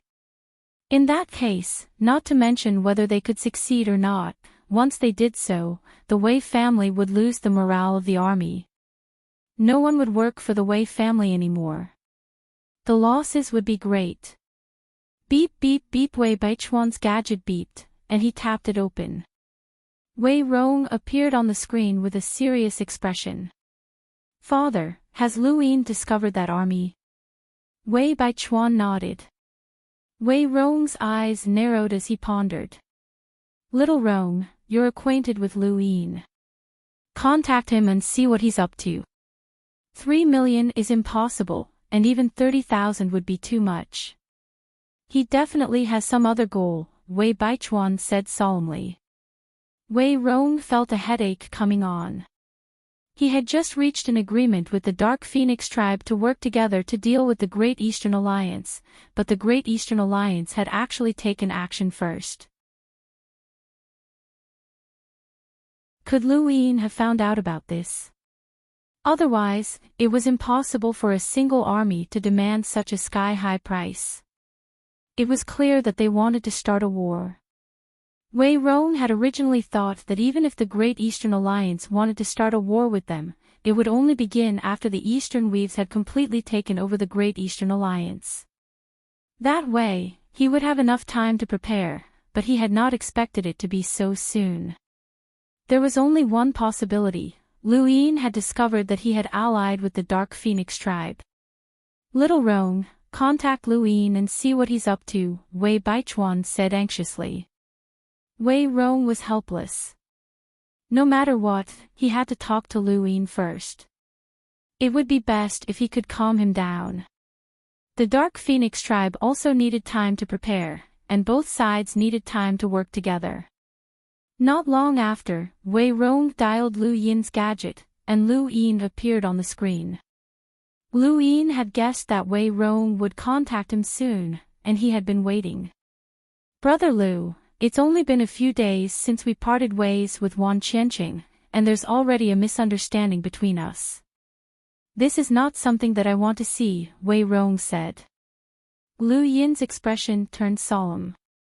"What are you saying, Brother Wei? If it's a misunderstanding, then I'm willing to resolve it.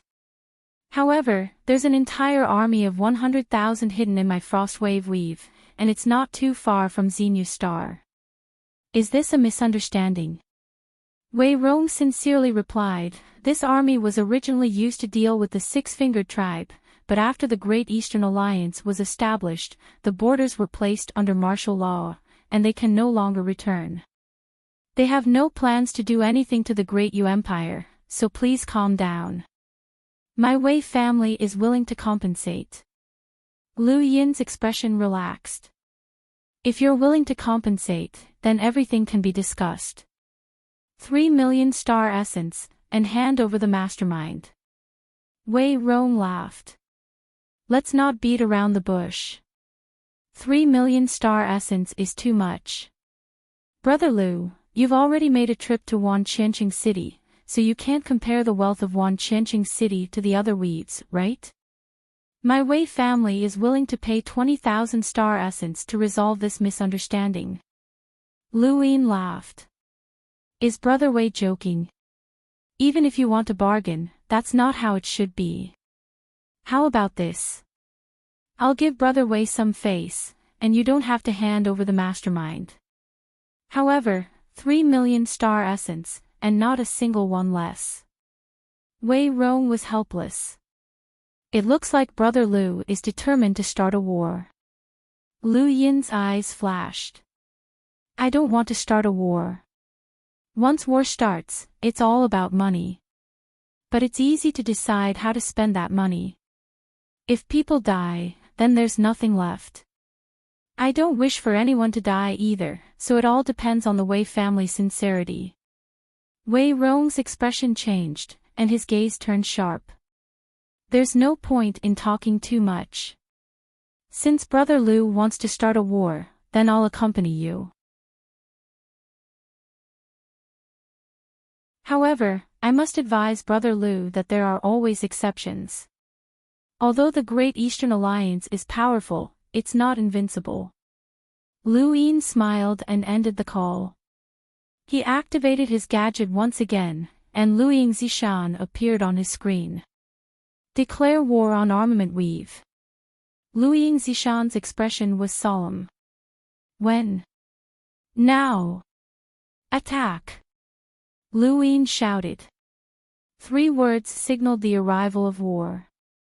The Great Eastern Alliance's allied forces finished assembling, and they all headed towards Armament Weave. In outer space, there were 200 warships and over 1,000 large spacecraft sailing through the sky. It was a spectacular sight. The entire Great Eastern Alliance received a notice that war was imminent, and they were declaring war on Armament Weave. In the vast Earth sect, Meng Tianlong had a solemn expression. Although it was said that they were declaring war on Armament Weave, it was actually equivalent to the Great Eastern Alliance invading a central weave, which could easily lead to a backlash. Fortunately, the Great Eastern Alliance had its reasons, so it was unlikely that the central weaves would retaliate. In Even Ground Palace, Mu Nikhang had not expected war to break out so soon. Lu Yin had been in a hurry to establish the allied forces because he had been waiting for this day. "Master, do you think that Armament Weave will be able to stop them?" Doro asked. Mu Nikhang shook her head. "Armament Weave alone definitely won't be able to stop the allied forces, but the Wei family is different. That brat Wei Rong has connections, and he's very eloquent. He might even be able to lure in reinforcements. This war will depend on whether or not the allied forces can end it quickly." Doro nodded and looked at the star chart. The six-fingered tribe was excited. They had been enemies with Armament Weave for generations, and even calling them enemies was a compliment. They had always been suppressed by the Wei family, and if it weren't for their deep foundations, they would have been wiped out a long time ago. Now that the Allied forces had declared war on the Wei family, they could predict that the Wei family's destruction would be imminent, and they could finally take their revenge. A portion of the Great Eastern Alliance's Allied forces had been stationed in Lars Weave, and they were the troops that had attacked Armament Weave. Now, they were attacking Armament Weave from Lars Weave, which was simply too fast. Armament Weave had not expected war to break out so quickly. The Wei family's leaders were still discussing the matter when the war had already begun. The border immediately went into a state of emergency, and 200 warships swept through the area with beams of light. Nearly 10 explorers died, and Armament Weave's army was like a cork. It was impossible for a single weave to stop the Allied forces. The Wei family did not have more than 100 battleships, and 30 of them had been stationed at the border with Lars Weave. This was already the highest level of alert, but they were still quickly destroyed by 200 battleships. The Allied forces then charged straight into Armament Weave. By the time Wei Baichuan received the news, the Allied forces had already defeated Armament Weave's border troops. This was a classic example of a quick battle that relied on numbers. The six-fingered tribe's blood was boiling, and they could not wait for the Allied forces to wipe out the Wei family. The battle in outer space was magnificent, and countless beams of light swept through the area. From time to time, a spacecraft would explode, and each time a transport spacecraft was destroyed, thousands or even tens of thousands of soldiers would perish. This time, the Allied forces had mobilized 10 explorers, 2 cruisers, and 1 hunter to destroy Armament Weave spacecraft. The entire region was illuminated by flames, and countless corpses were incinerated. There were also countless corpses floating in space. The Allied forces were unstoppable, and it only took 5 days for them to reach a tenth of Armament Weave's territory. Finally, they encountered resistance. Wei Rong's previous persuasion had paid off. The Ghost Shadow Sword Sept, the Umbral Butterfly Tribe, and even the Moke Sword Sept, the Yak clan, and dozens of other powers had joined forces and hidden in Armament Weave. The Allied forces directly blocked the Allied forces, and an intense battle broke out between the two sides. Although Armament Weave's Allied forces were still being suppressed, they were able to stabilize the situation. The Wei family's astral warhorses appeared in the battle. They did not have much attack power, but they were extremely powerful. Every one of them had the power of an explorer, and they could often destroy multiple spacecraft with a single charge. Even warships could not withstand such a charge. The Allied forces had suffered heavy losses. Luiying Zishan stood in her spacecraft, and her expression did not change. This time, only a third of the Allied forces had come, and they still had more than half of their forces that had yet to be deployed. Furthermore, there was still the Rapid Response Force behind them, which was the true tip of the spear. The battle entered a tense state, and for 10 days, the Allied forces did not make any progress. Meanwhile, in the Great Yu Empire, Hilaneth severely condemned the Umbral Butterfly Tribe, the Ghost Shadow Sword Sept, and the other powers. He accused them of joining the war for no reason and causing conflict. The Umbral Butterfly Tribe and the other powers did not want to be outdone, and they used the media to announce to the entire universe that the Great Eastern Alliance had invaded. Both sides were embroiled in a fierce battle through the media.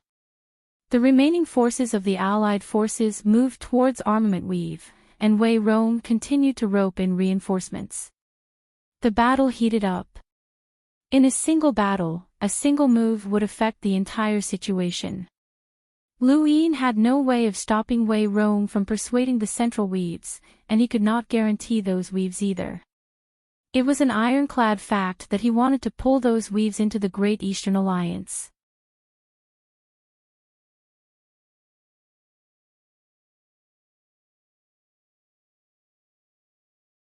Welcome aboard.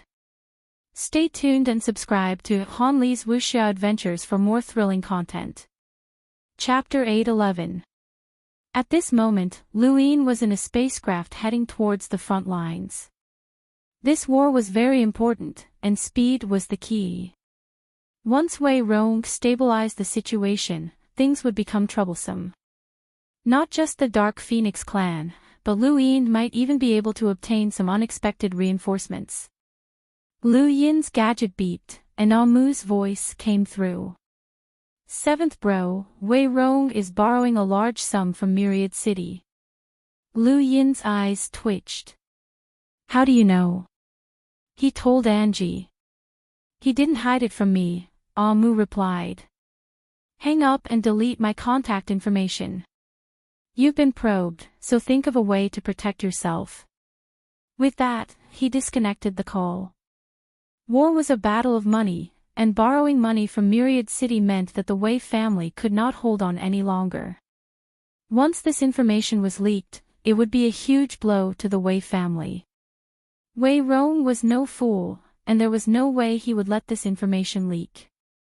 The only possibility was that Wei Rong had deliberately said this to Amu to see if he was a traitor.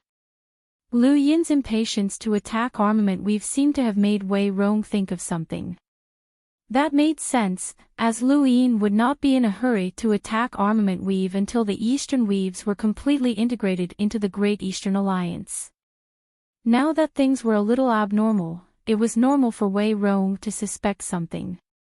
This information was definitely fake, and Lu Yin would not verify it with Myriad City. Otherwise, it would be irrefutable proof that Amu was a traitor. He could only hope that Amu would handle this matter properly and not be discovered. Elsewhere in the Umbral Butterfly tribe, Amu's expression changed when he heard Lu Yin's words. He immediately deleted Lu Yin's contact information and all records. At the same time, he released a few ant-like creatures and used his innate gift to communicate with them to give them some instructions. He then walked over to a wall and pressed his hand against it, causing his star energy to vibrate. On the other side of the wall, a Umbral Butterfly tribe woman who had been resting was knocked unconscious by the star energy. At that moment, there was a commotion outside the door. Many people had arrived outside Amu's room, waiting for something. Amu's expression did not change. He took a deep breath and closed his eyes. Not long after, Angie arrived and knocked on the door. Amu opened it and respectfully said, "Young mistress." Angie grunted in acknowledgement, and her gaze landed on Amu's gadget. "Did you talk to anyone just now?" Amu was puzzled. "Young mistress, why do you ask?" "This subordinate's gadget was broken yesterday, and I forgot to fix it." "It's broken." Angie clearly didn't believe him.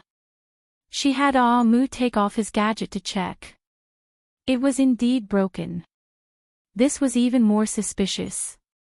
It was too much of a coincidence.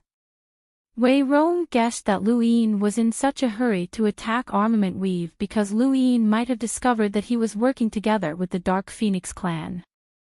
There were very few people who knew about this, and aside from Gue Wuzong of the Ghost Shadow Sword sect and the Dark Phoenix clan themselves, there were only a few people who knew about this.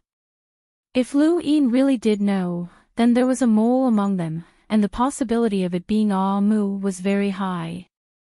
Although Angie had her suspicions, she couldn't figure out why Amu would collude with Lu Yin. Had the two of them crossed paths before? There seemed to be no such thing, and the difference in their statuses was like the difference between heaven and earth. Even if Lu Yin wanted to rope in Lu Yin, it wouldn't have happened so quickly. Amu's status in the Umbral Butterfly clan was still acceptable. Even though Angie was the young clan master, it was not convenient for her to interrogate him. After pondering for a moment, she asked, "Have you told anyone about the Wei clan's collaboration with the Dark Phoenix clan?" Amu hurriedly shook his head. However, he suddenly thought of something and his eyes flickered. Angie's gaze turned cold. "Tell me, Who did you tell? Ah Mu replied, I'm not sure if I told anyone, but after returning from Myriad City, I drank with Big Sister Qing and got drunk. Angie immediately ordered, call a Qing over. At the same time, she was somewhat puzzled. Ah Qing was in the room next to Ah Mu's, and it was so noisy outside. She should have come out to take a look, so why hadn't she appeared? In the room next door, the girl who had been knocked out by Ah Mu was Ah Qing. Lu Yin's contact information had appeared in Ah Qing's gadget, which was ironclad evidence that Ah Mu had used those ants to forge. When Angie saw Lu Yin's contact information on Ah Qing's gadget, the killing intent in her eyes was chilling. You should rest. Also, you're not allowed to drink in the future, Angie ordered in a low voice. Ah Mu hurriedly acknowledged. Everyone left, and Ah Mu relaxed. He had passed. Fortunately, Seventh Bro had reacted quickly, and the contact had only been for a brief moment. Otherwise, he would have been finished. Ah Mu stroked his gadget with lingering fear. Angie couldn't have made the connection. Only Wei Rong could have guessed that someone had leaked the information. Wei Rong was too meticulous and terrifying. Even if it was just a guess, he wouldn't have let it go. Ah Mu clenched his fists, as he was still lacking. As for Ah Qing, he didn't feel any guilt at all. He hated the umbral butterfly tribe, and he hated everyone here. He wouldn't even care if they all died, as he would be more than happy to see them all die. As for Angie, she was just a means to deceive Lu Yin. His true goal wasn't Angie, but rather to control the umbral butterfly tribe. The overall power of the Great Eastern Alliance's allied forces far surpassed that of Armament Weave. Even with the addition of many reinforcements, they could only barely resist, and it was impossible for them to defend themselves. Lu Yin had originally thought that the allied forces would be able to advance into the depths of Armament Weave in 5 or 6 days at most. However, the reinforcements from Armament Weave had actually come in an endless stream, and the speed of their reinforcements was much faster than expected. They had managed to hold out for half a month. This wasn't right, as the universe was fixed and couldn't be shortened. The Great Eastern Alliance's military had also analyzed the Western Weave's marching route, and it was impossible for reinforcements to arrive so quickly. Within the warship, Lu Yin looked at the distant flames with Peach and Aiden by his side. Behind him stood a row of people from the Great Yu Empire's military, including Enya, Shuosh and Anna, and some of Lu Ting's veterans. Although battles in outer space were common, battles of this scale were not.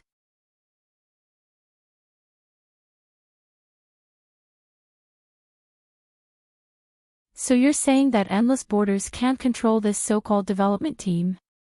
Do you think I'm stupid? Dino's face paled. Your Highness, any development team contributes greatly to the company. Once you become a captain, you'll automatically join the board of directors. Even if the headquarters wants to give orders to the development team, they'll have to go through the board of directors first. Endless Borders is based on shipping routes, and these development teams are the foundation of Endless Borders. Furthermore, Armament Weave's employment of Endless Borders is not against the company's rules. The company can accept or reject it, and no one can refute Captain Ba Chu's decision. Lu Yin's eyes narrowed. So you're saying that your company won't do anything if Ba Chu refuses? That's right. Endless Borders does not participate in power struggles. Generally speaking, we won't accept orders that are related to war. However, Captain Ba Chu seems to be on good terms with the Wei family, which is why he accepted. The headquarters can't do anything about it, Dino said. I want to speak to Ba Chu, Lu Yin said. Dino was put in a difficult position. Lu Yin's expression turned cold. What? You can't. Dino bitterly replied, I just contacted Captain Ba Chu, and he asked you to cease your troops. Lu Yin was stunned, and then he laughed in anger. A mere captain of a development team dares to ask me to cease my troops. How bold of him. Dino was shocked, and he didn't dare to look at Luin. He was in charge of Frostwave Weave, so he naturally had a deep understanding of Luin. It seemed that anyone who offended Luin would not have a good ending, including the disciples of the Innerverse powerful clans. Dino had tried to persuade Ba Chu, but Ba Chu was too arrogant. After becoming the captain of a development team, Ba Chu no longer cared about anyone, including the other development team captains.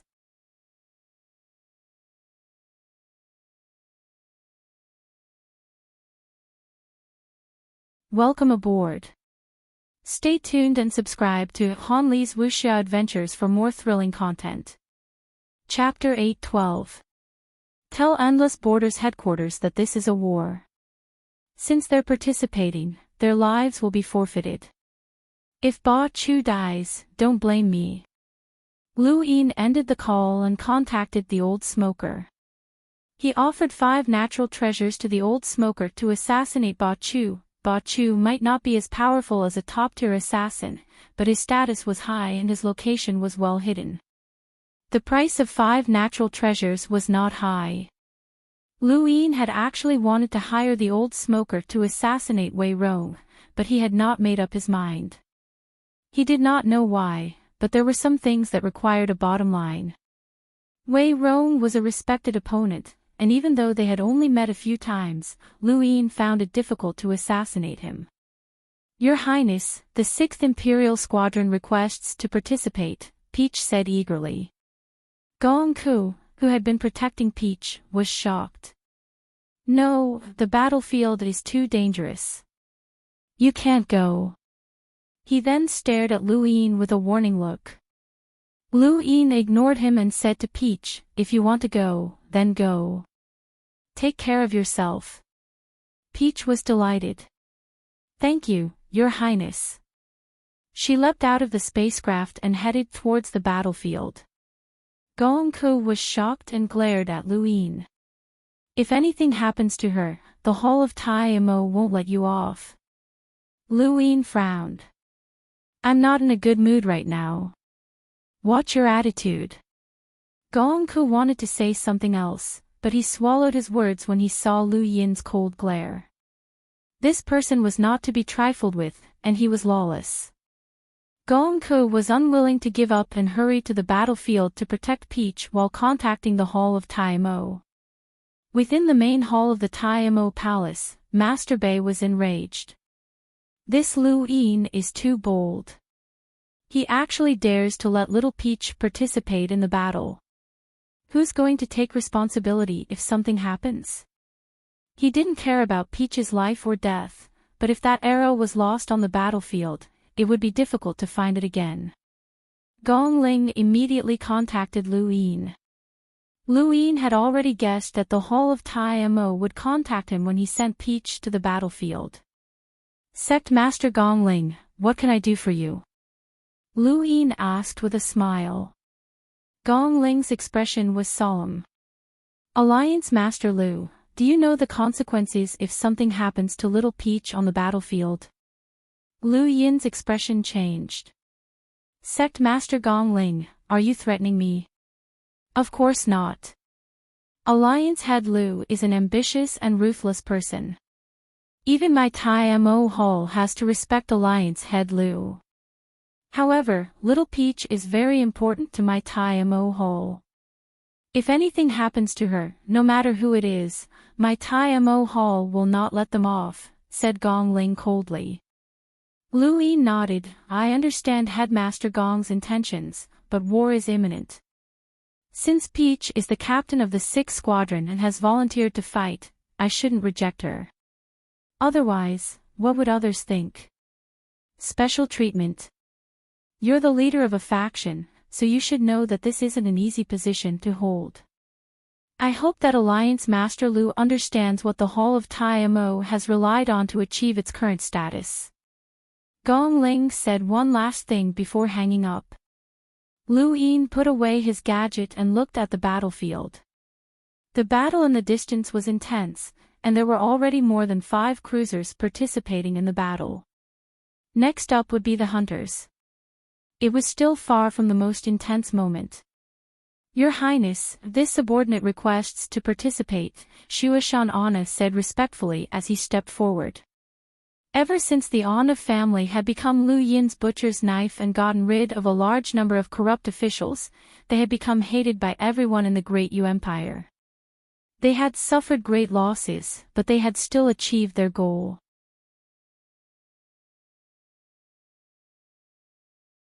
Lu Yin now trusted the Anna family, and he had specially brought Shuashan Anna along. The position of Minister of Foreign Affairs and Minister of External Affairs was still given to Hil Anna, which made the Anna family feel completely at ease. Lu Yin replied, "There's no need for you. This battle will be led by the Allied forces."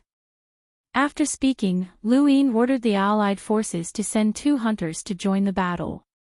The moment they took action, Armament Weave suffered heavy losses. Armament Weave had been avoiding hunters from joining the fray, as they did not want the situation to escalate. However, since the Allied forces had taken the initiative to attack, they had no choice but to accept the challenge. A single hunter was enough to change the outcome of a battle, let alone 2. A beam of light shot over from a distance. This was an attack that gathered a considerable amount of energy. Armament Weave had found Lu Yin's location and immediately launched an attack. However, the beam was easily blocked by Aiden. Peach easily suppressed one of the enemy's cruisers on the battlefield, forcing the enemy to send more people to defend against her. Lu Yin had been paying attention to Peach all this time, but he had never seen her use Taima Temple's battle techniques. It was impossible that she did not know how to use them, but no one had forced her to do so yet. This battle should be enough for her to use them. 10 days passed, and Armament Weave's reinforcements continued to arrive via the endless shipping system. Lu Yin had been waiting for news from the old smoker. Over the past 10 days, both sides had not stopped fighting. Although the Allied forces had the upper hand, they were still unable to completely suppress Armament Weave. Now that Armament Weave had 5 hunters supporting them, Lu Yin had no choice but to send Shuashan Anna and Aiden to the battlefield. As for the rapid response team, he still had not revealed himself. Countless people were paying attention to the 10 days of continuous fighting. Not only were there news from the Eastern and Central Weaves, but even the Western Weaves were all focused on this battle. The entire Outerverse's attention was focused on this battle. Cheong Shir had been paying attention to this battle for a month, which meant that she had been paying attention to it since the beginning. Even with the Great Eastern Alliance's combined strength, they still had not been able to take down Armament Weave. Wei Rong truly had some skills. Although the cost of rebuilding Cheong Shir was enormous, it was still a drop in the ocean for the Cheong family. Cheong Shanhai did not pay much attention to this battle, but he was very interested in Lu Yin and Wei Rong. In his heart, Cheong Shir's marriage was the most important thing. Unfortunately, neither Lu Yin nor Wei Rong had any thoughts of marrying into the Cheong family. Both of them were ambitious, especially Lu Yin. If he really wanted to marry into the Cheong family, then he would have met the requirements. However, Cheong Shanhai recalled what Cheong Shir had said before.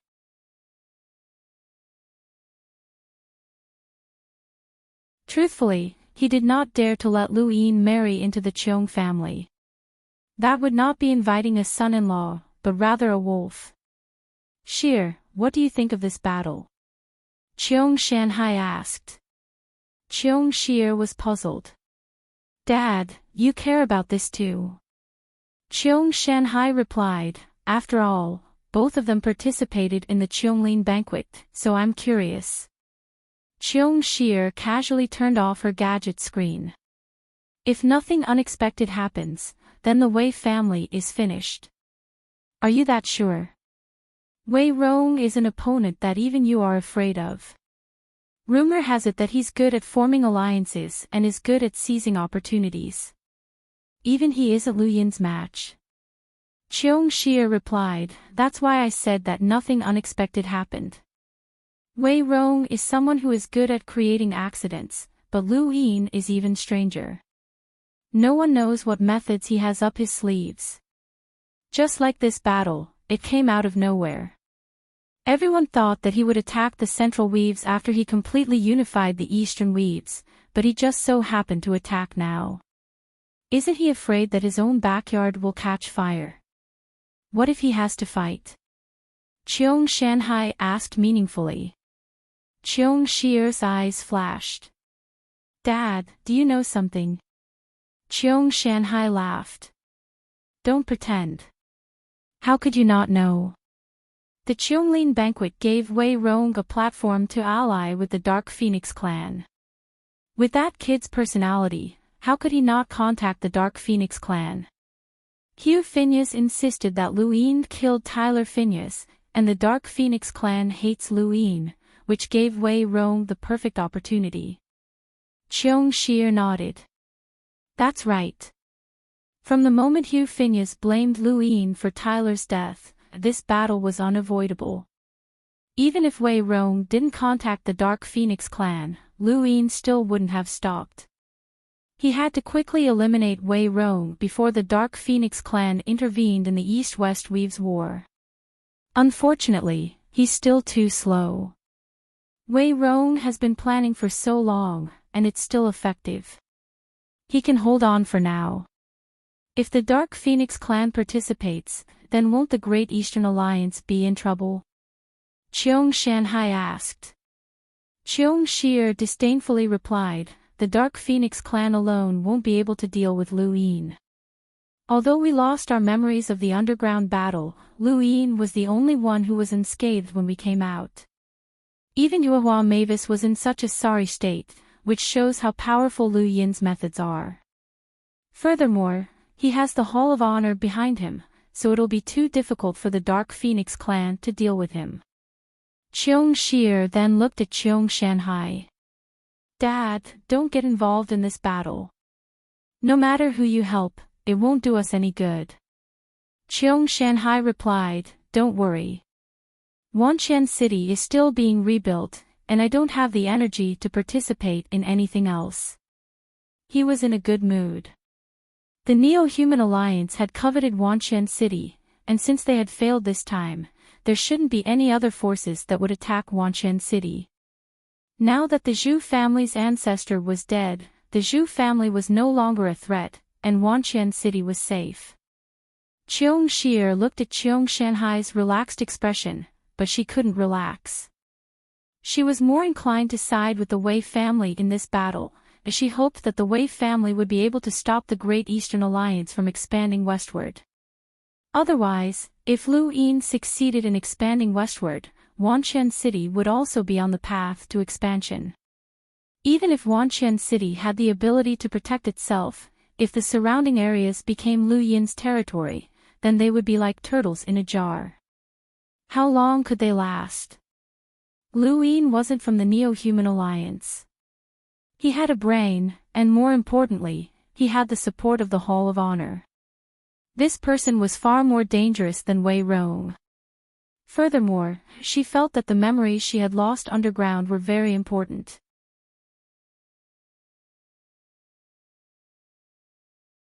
She had lost too much blood, and after those people had left, she hadn't been able to find the blood she had lost underground. Where had it gone? This was the question that Cheong Shir wanted to know the most. She was worried that her blood had been taken away by someone else, which would be troublesome. In the distant St. Lesser Weave, a Radiant-grade spacecraft was speeding towards Armament Weave. This spacecraft belonged to Endless Borders, and within it was a member of the development team of Endless Borders. The captain was Ba Chu. There weren't many development teams in Endless Borders, and it wasn't as easy to establish a team and enter the board of directors. Ba Chu had only been able to reach his current position by contributing 3 secret trade routes. Any development team's captain would have a very high status within Endless Borders. Ever since Ba Chu had become the captain of the development team, he had been very high profile, and people would fawn over him wherever he went. Of course, he hadn't slacked off either, and he had always been thinking of ways to develop new trade routes. The more trade routes he contributed, the higher his position within endless borders would be.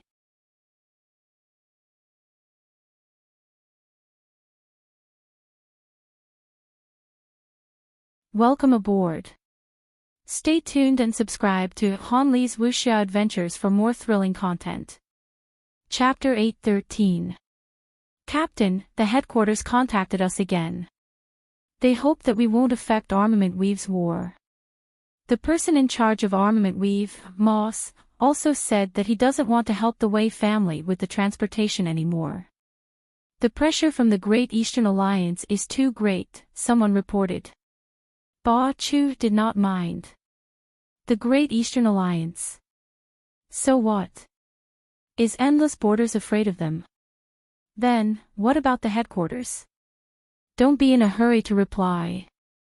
Once the war is over, tell them that we're in a dangerous region of space and that it's not convenient for us to reply, Ba Chu said.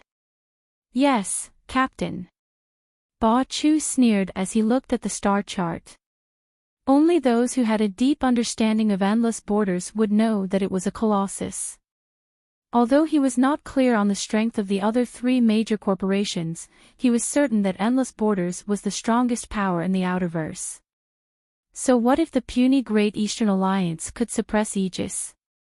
Endless Borders' greatest asset was its secret shipping routes. Even if the Great Eastern Alliance sent experts to deal with him, they would first have to find him first. These secret shipping routes were not like the concealment methods assassins used. These routes were like isolated regions of space, and very few people could find them, let alone cause trouble for Ba Chu. If Endless Borders wanted to, they could completely hide within these secret shipping routes and attack any power without any misgivings. This was the source of Ba Chu's confidence.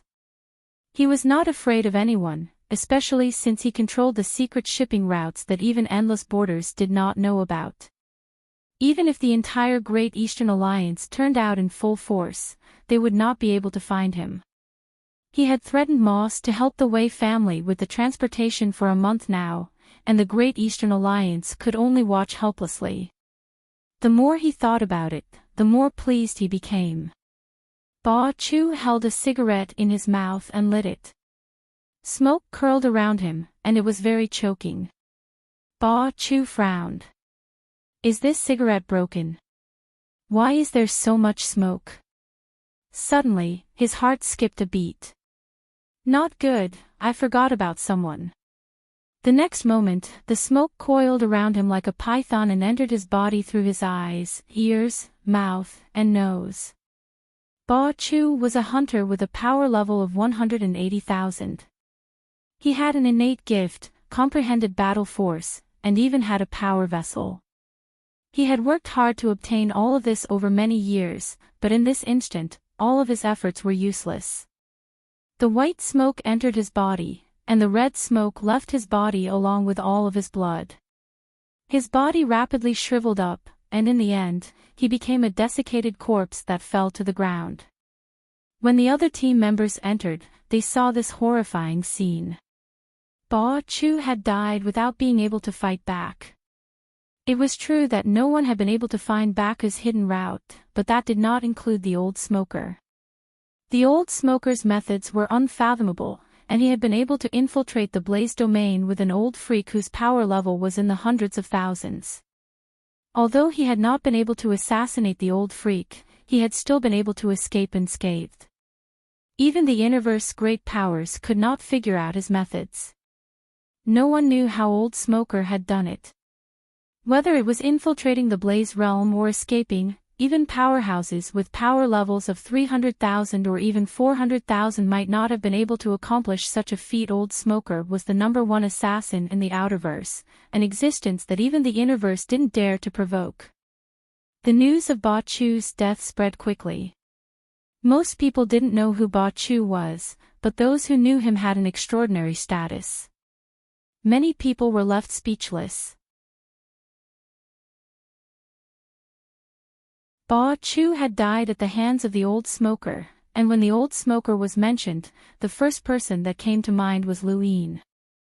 It just so happened that the Great Eastern Alliance was at war with Armament Weave, and Endless Borders was helping Armament Weave transport soldiers. Anyone who wasn't an idiot would know that old smoker had been hired by Lu Yin. Lu Yin felt much better, as old smoker was still as awesome as ever. Lu Yin even wanted to raise his membership level so that he could buy old smoker one day and use all sorts of natural treasures to bribe him. Of course, it would be even better if old smoker could join the Great Yu Empire. With Ba Chu's death, Endless Borders immediately stopped cooperating with Armament Weave, and Luiying Zishan immediately sent in more troops. As long as they could deal with this group of enemies, they would be able to quickly advance into the depths of Armament Weave. Beep beep beep beep.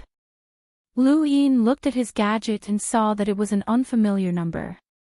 He tapped on it, and a voice answered, "Alliance Leader Lu, I am the chairman of Endless Borders. My surname is Yen." Lu Yin's eyes flashed. "Boss Yen, you're finally willing to show yourself. Alliance Leader Lu, you're going overboard." Lu Yin spoke in a low voice. "Boss Yen, do you know how important this war is to the Great Eastern Alliance? Your people are helping the Wei family become my enemy. Do you know how much damage you've caused me? Everything is within the rules. Endless Borders will help with the transportation, regardless of whether it's goods or people. In that case, I'll hire Endless Borders to transport my Great Eastern Alliance's troops to Armament Planet." "Name your price," Lu Yin said. Armament Planet was the planet where the Wei family's ancestral grounds were located. The other party was silent for a moment. "Alliance Leader Lu, Endless Borders has no intention of interfering with the power struggles. You should know that. I'm not asking you to interfere. You're the one who said that you can transport goods or people, but safety must be guaranteed. My million-strong army must enter Armament Planet," Lu Yin said. "It seems that today isn't a good time to chat. Alliance Leader Lu, please take care of yourself." The other party then hung up. Lu Yin immediately contacted Madame Nalan, and the first thing he said was, "Tell me more about Endless Borders." She helplessly face-bombed. "I knew that you were the one who hired the old smoker to kill Ba Chu. He helped the Wei family transport troops, which caused me huge losses. If he doesn't die, how can I convince the masses?" Lu Yin was resolute. She sighed. "All right, you've offended Endless Borders." Lu Yin smiled. "Aegis is the first, and Endless Borders is the second. It's fine, I'll take my time. It'll be fine as long as I don't offend you." "Oh. Why is that?" She licked her lips and looked at Lu Yin with bright eyes. Lu Yin's heartbeat sped up under her gaze, and he awkwardly said, "Tell me more about Endless Borders. What's going on with them? I've never heard of them before." "I've already told you about Endless Borders before. They have a deep foundation and control many secret routes. Even the Innerverse wants to get their hands on them, but they've never succeeded. They have the foundation to resist the Innerverse's great powers." "That's too general. I want to know the details," Lu Yin said. She explained, "Actually, Your Highness doesn't have to worry too much about Endless Borders. Rather than calling them a corporation, it's more like a guild.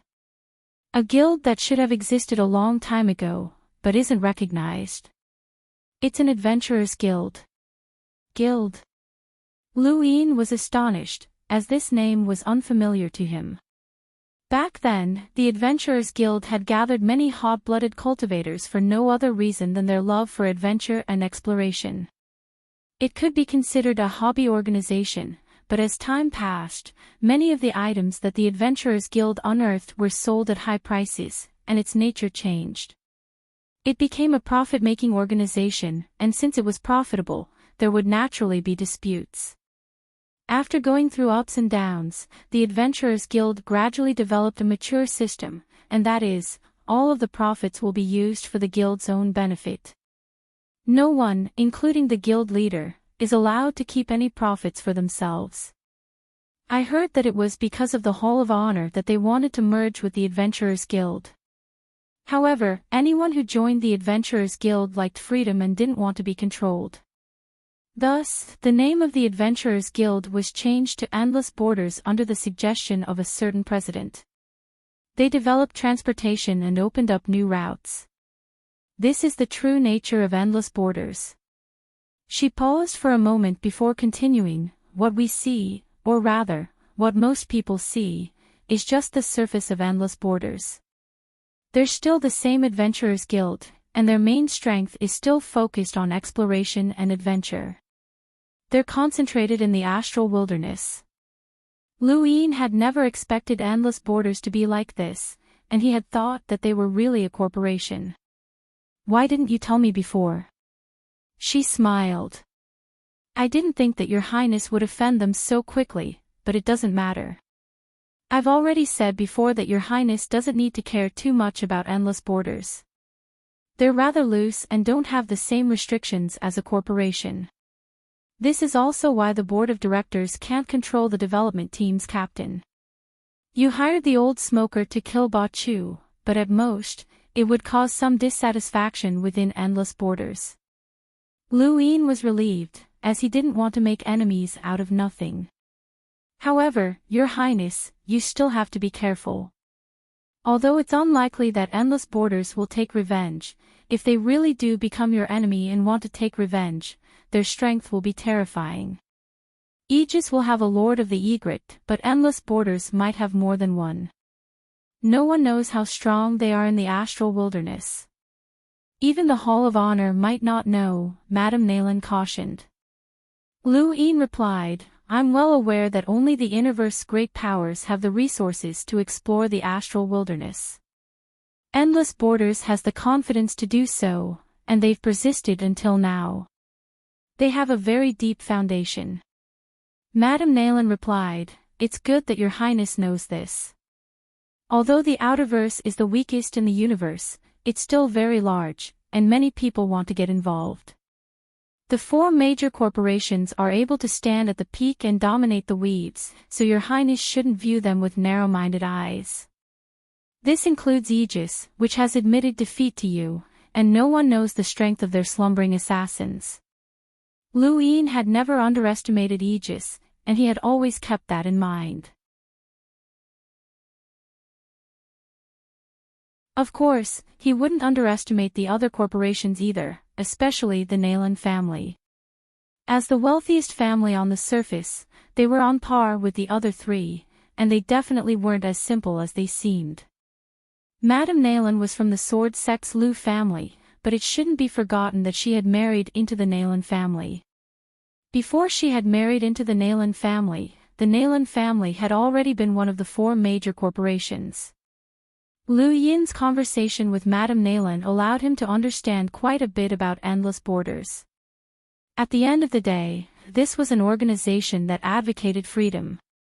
Although this organization seemed scattered and undisciplined, if Lu Yin had been in charge of the Hall of Honor, he wouldn't have allowed the name Adventurers Guild to exist. Freedom was very important to independent cultivators, and if the name Adventurers Guild existed, it would have attracted countless independent cultivators to join it, and it would have gradually become a huge organization. Lu Yin understood why the Hall of Honor had wanted to incorporate this organization. Rejecting the Hall of Honor meant that this organization would be monitored. They were definitely not weak, but they couldn't be that strong either. Otherwise, the Hall of Honor would not have agreed. Thank you. Cool Breeze Mountain Brother, I'll give you a reward. Thank you for your support.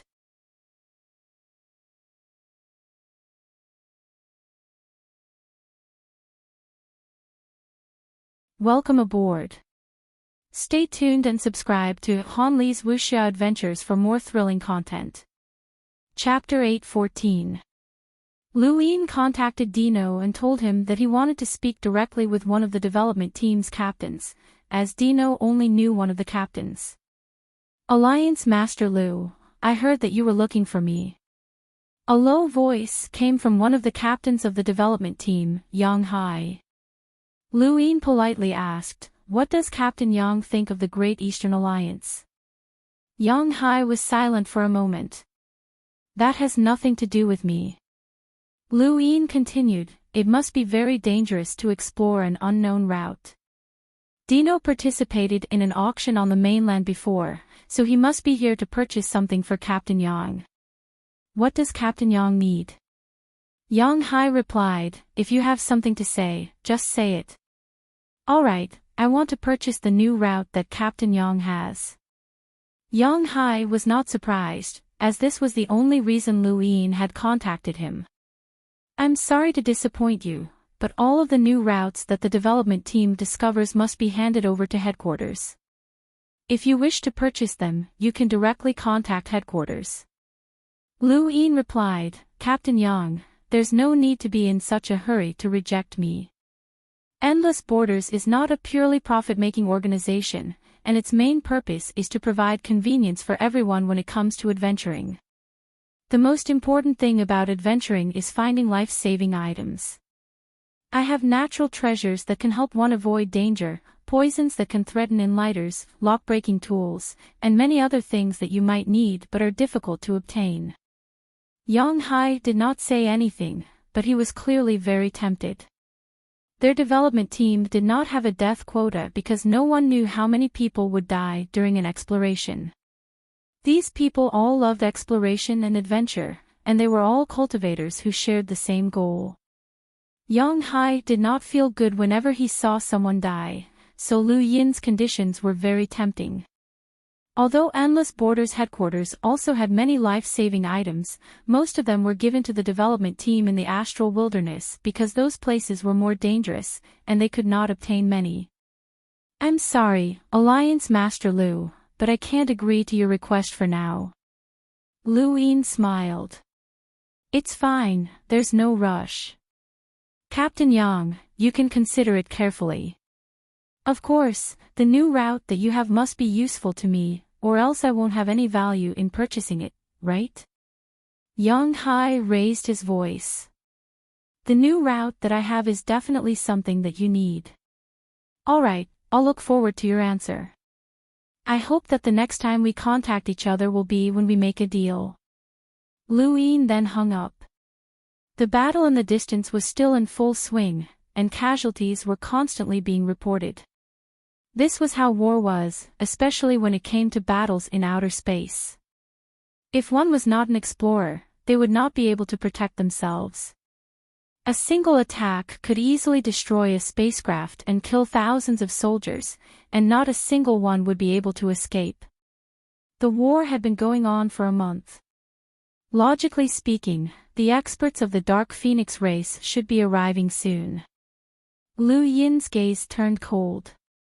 Wei Rong had definitely made his preparations the moment the war had begun. If not for the help of endless shipping, the Alliance army would have been able to reach the Wei family's ancestral planet in a month's time.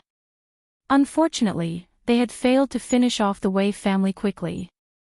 In the distance, dozens of battleships lined up in a row, their light beams sweeping across everything.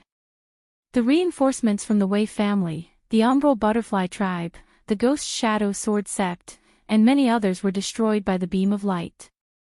More than 100,000 soldiers were obliterated.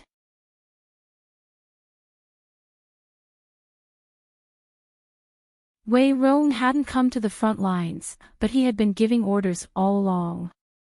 When he saw that they couldn't hold on any longer, he immediately ordered a retreat and pushed the defensive line to the rear. Luiying Zishan gave the order to pursue. Armament Weave's defensive line crumbled bit by bit. Their reinforcements weren't fast enough, and each wave of attacks from the Alliance army was more intense than the last. Release the battle footage, Wei Rong suddenly ordered with a solemn expression. This battle had fully demonstrated the might of the Great Eastern Alliance's allied forces. If not for the reinforcements from the various weaves, the Wei family would have already collapsed. Any weave that faced the Great Eastern Alliance's allied forces alone would quickly crumble. He wanted the Central Weaves, and even the Western Weaves, to see that this was the Great Eastern Alliance that they didn't care about. The Great Eastern Alliance was already a colossus in the Outerverse. Compared to Tai Mo Temple, Wan Qianqing, and the Dark Phoenix race, it lacked decisive power. However, in terms of influence, it far surpassed those three powers. A new battle line crumbled, and the war continued for a month and a half.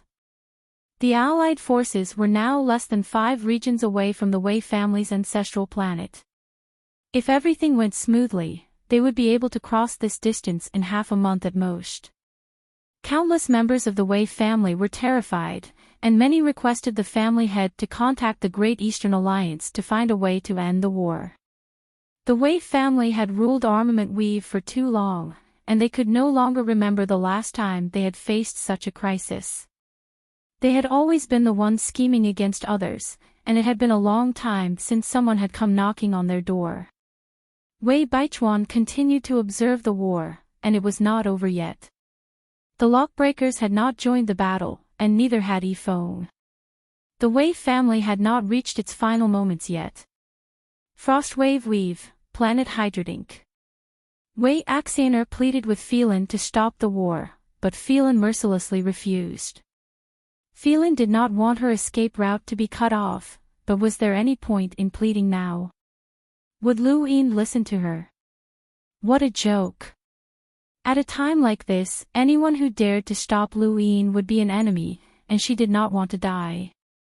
Although she was the acting president of the Lockbreaker Society, she believed that Lu Yin would still have a way to deal with her if he wanted to. The various powers were paying attention to this war, and their attitudes varied. Some were sorrowful, some were mocking, and some were rejoicing in the Wei family's misfortune. However, the majority did not care. The Great Eastern Alliance had not done anything wrong in this war, and the Wei family had indeed planted troops in Frostwave Weave. This was an undeniable fact, and the Wei family had deserved it.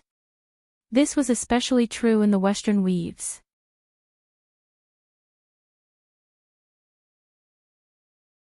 Many media outlets reported on this war and mocked it, saying that it was a battle between weaklings and that the Great Eastern Alliance did not care about the Eastern Weaves at all. Just as many people thought that the Wei family's war was about to end, the Dark Phoenix experts finally arrived at the battlefield.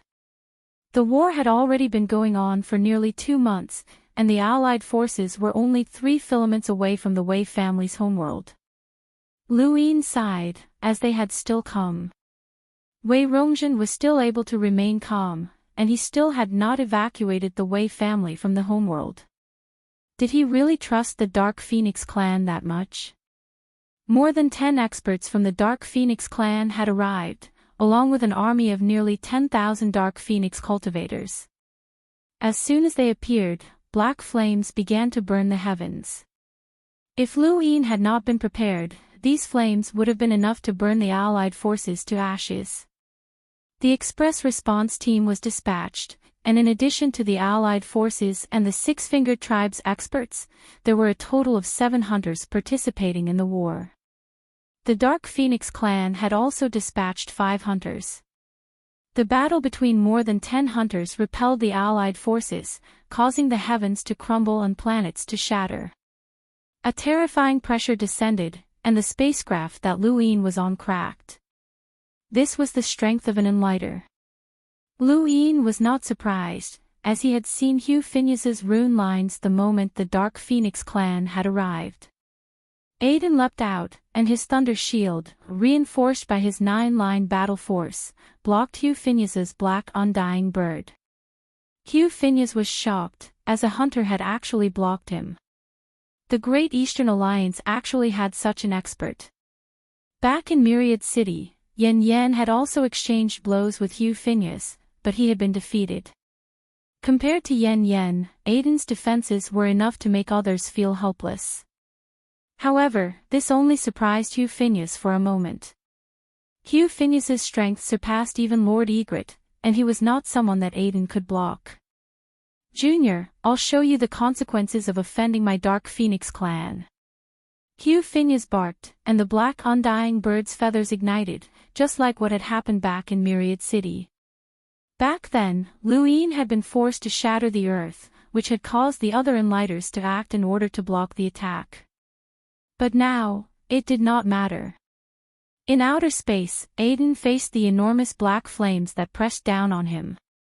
He raised a hand, and a rebound bead appeared, which absorbed the black flames. Hugh Phineas was shocked. How is this possible? The rebound bead had been upgraded 16 times by Luine, and it could now absorb and reflect an attack with a power level of 300,000. Hugh Phineas's power level was infinitely close to 300,000, which happened to be the upper limit of what the rebound bead could absorb. The black flames swept towards Hugh Phineas, who gritted his teeth and allowed the flames to descend. He sneered, "My Dark Phoenix clan's flames can be released, so they can naturally be absorbed. If you can't do anything to me, then die." He then tried to circle around Aiden and attack the spacecraft. Lu Yin's eyes narrowed, and he donned his universal armor. He walked out of outer space and clenched his right fist, causing the bracer on his wrist to vibrate as he punched out. Aiden immediately moved aside. Lu Yin punched at Hugh Phineas, but Hugh Phineas did not dodge. Instead, the black flames shrieked as he viciously punched out. There was a thump, and the surrounding space distorted before collapsing horizontally. Countless people were shocked, and their scalps went numb. The black flames scattered in all directions like shooting stars. Hugh Phineas was sent flying back 10,000 meters, and the imprint of a fist could be clearly seen on his chest. He could not believe it.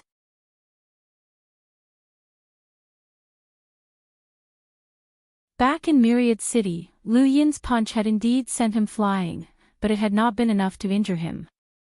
Now, however, the power of this person's punch had increased by quite a bit. How was this possible? Lu Yin moved his right fist. He had completed 3 cycles, and his star energy had increased. His power level had increased, and his strength had naturally increased as well. He was now different from when he had been in Wanqianqing, and the old man was stunned by the punch. However, he did not have it easy either.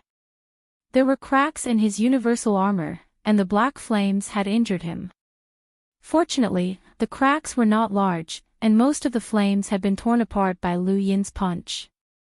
Otherwise, even a wisp of the black flames would have been enough to make him suffer.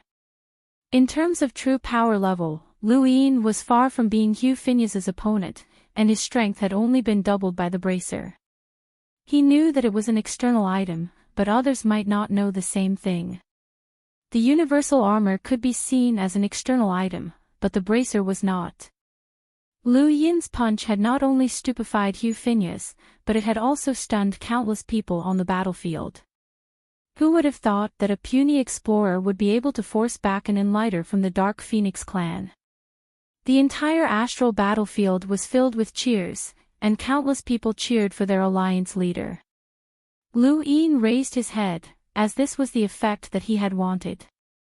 War required resources, and blood was spilled.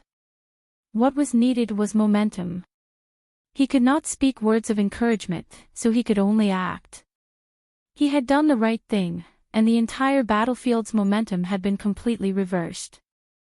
The Armament Weave's army, whose confidence had been boosted by the Dark Phoenix clan's reinforcements, was now dispirited. If they could not even defeat an Enlighter, what hope did they have? Hugh Phineas's eyes were bloodshot. "Junior, I'll kill you." He then charged at Lu Yin, his black flames sweeping out and transforming into a large hand that grabbed at Lu Yin. Lu Yin's gaze trembled, but he did not move.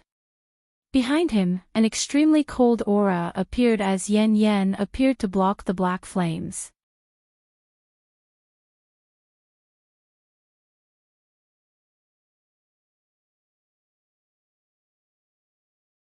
"Welcome aboard. Stay tuned and subscribe to Han Li's Wuxia Adventures for more thrilling content. Chapter 8:15. Aiden pushed his thunder shield towards Hugh Phineas. Hugh Phineas roared at Lu Yin, Jr., "Fight me if you dare." Lu Yin did not care, as he did not need to take action. Once was enough. If he really fought Hugh Phineas head-on, then the cracks in his universal armor might not be able to hold out. The old man's power level was close to 300,000. Yen Yen and Aiden teamed up with the help of the Rebound Pearl. Although they could not defeat Hugh Phineas, they could at least temporarily block him. On the astral battlefield, nearly 10,000 Dark Phoenix cultivators joined the fray. The Allied Army's Rapid Response Forces also joined the fray, and the battle escalated. At this moment, a sharp glint appeared in the distance as countless arrows distorted space and shot towards the Dark Phoenix cultivators. The experts from Taimao Palace had arrived.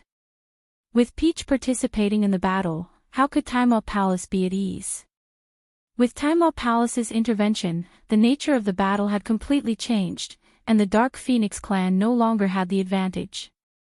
When Wei Rong discovered that Taimao Palace had made a move, he immediately ordered a retreat. In terms of battle, Taimao Palace had an advantage over the Dark Phoenix clan. Their archery skills were truly chilling, and they never missed their target.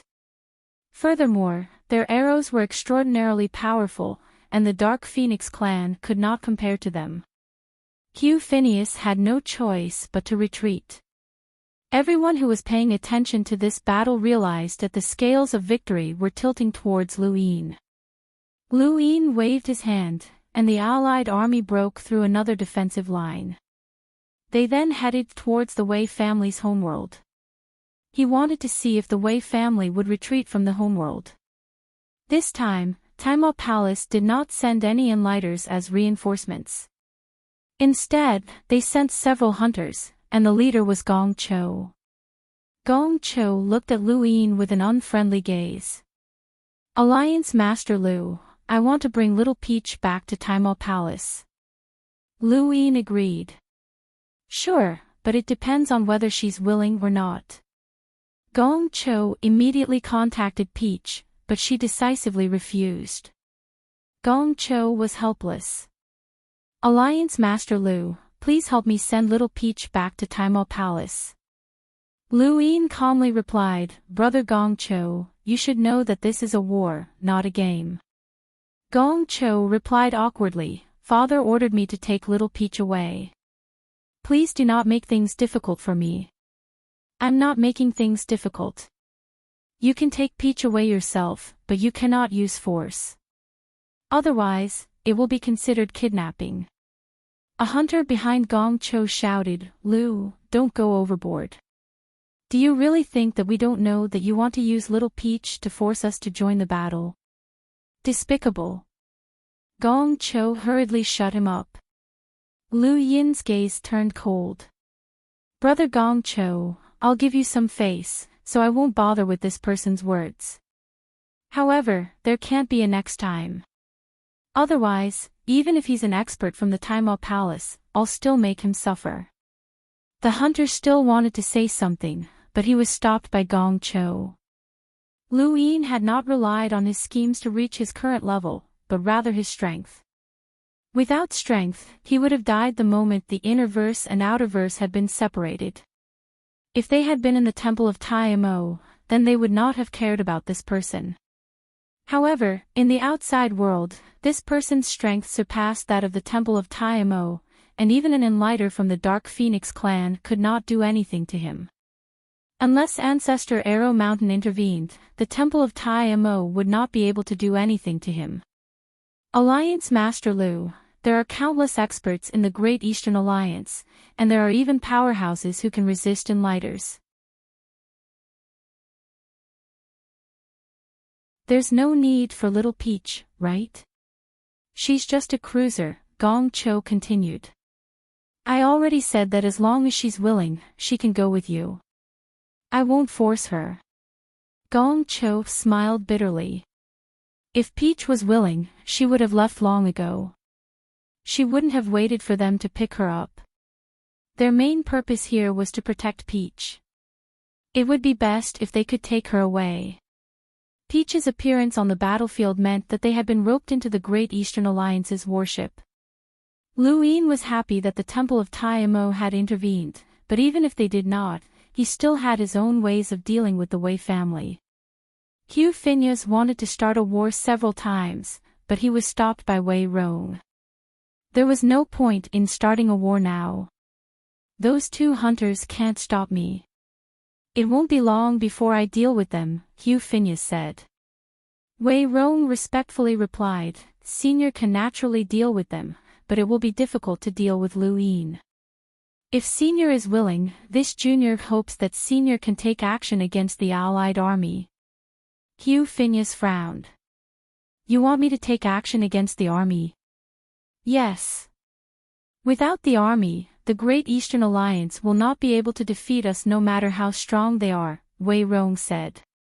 Hugh Phineas thought about it and then agreed. It would be difficult to deal with Lu Yin's group of experts, but it would be too easy to deal with the army. Just one flame would be enough. But before he could do anything, the Allied army's attack arrived. Aiden, Yen Yen, and the experts from the Temple of Tai Mo were at the forefront. Luin had constantly informed Aiden of Hugh Phineas's position to prevent Hugh Phineas from taking action against the army. If Wei Rong could think of this, then so could Luin. This was how a universal war was, a single expert could change the outcome of a battle. Wei Rong rubbed his forehead. This Luin was truly difficult to deal with. It seemed that he would have to activate that spy first. Within the Temple of Tiamo, a giant furnace fire rose from the ground and burned the sky. Master Bei's expression was solemn as he looked at the furnace fire, where an arrow embryo was gradually taking shape. This was an arrow embryo that he had refined, and he had refined it for over 100 years. During this time, he had added countless precious ores and materials and nourished it with his arrow intent.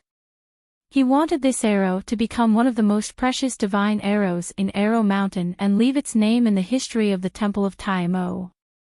In the outside world, a cruiser from the Temple of Tiamo requested an audience. Shaezisong had a look of disgust. Master isn't someone you can meet just because you want to. He had been demoted to Arrow Mountain as a slave, and he had only been there for a few days before being brought out by Bei Rong. Senior Brother Song, this disciple is not seeking an audience for myself, but for you, the cruiser tried to curry favor. Shaezisong frowned and looked at the person strangely. For me. You and I have never interacted before, so what does this have to do with me? The cruiser softly replied, this disciple has a way to deal with Luin. Shaezisong's eyes went wide, and he grabbed the cruiser's collar. He gritted his teeth. You dare mock me? This disciple wouldn't dare. Senior Brother Song, please allow this disciple to meet Elder. This disciple will tell you the truth. If Senior Brother Song is not satisfied, then you can make this disciple disappear. Shaezisong's eyes flickered, and he snorted. Come in with me. Not long after, Bei Rong walked out and looked at the cruiser. What is it? The cruiser knelt on the ground. Armament Weaves Wei Rong requests to speak with Elder. Bei Rong's eyes flashed. The Wei family. The same Wei family that started a war with the Great Eastern Alliance. Yes. Bei Rong fell silent. Shaezisong's eyes lit up. Master, why don't we listen to what he has to say? Bei Rong nodded. Shaezisong had the cruiser turn on his gadget screen, and he and the other cruiser left the room. Only Bei Rong and Wei Rong were left behind to face each other through the screen. Wei Rong had a respectful expression on his face, and he slowly bowed.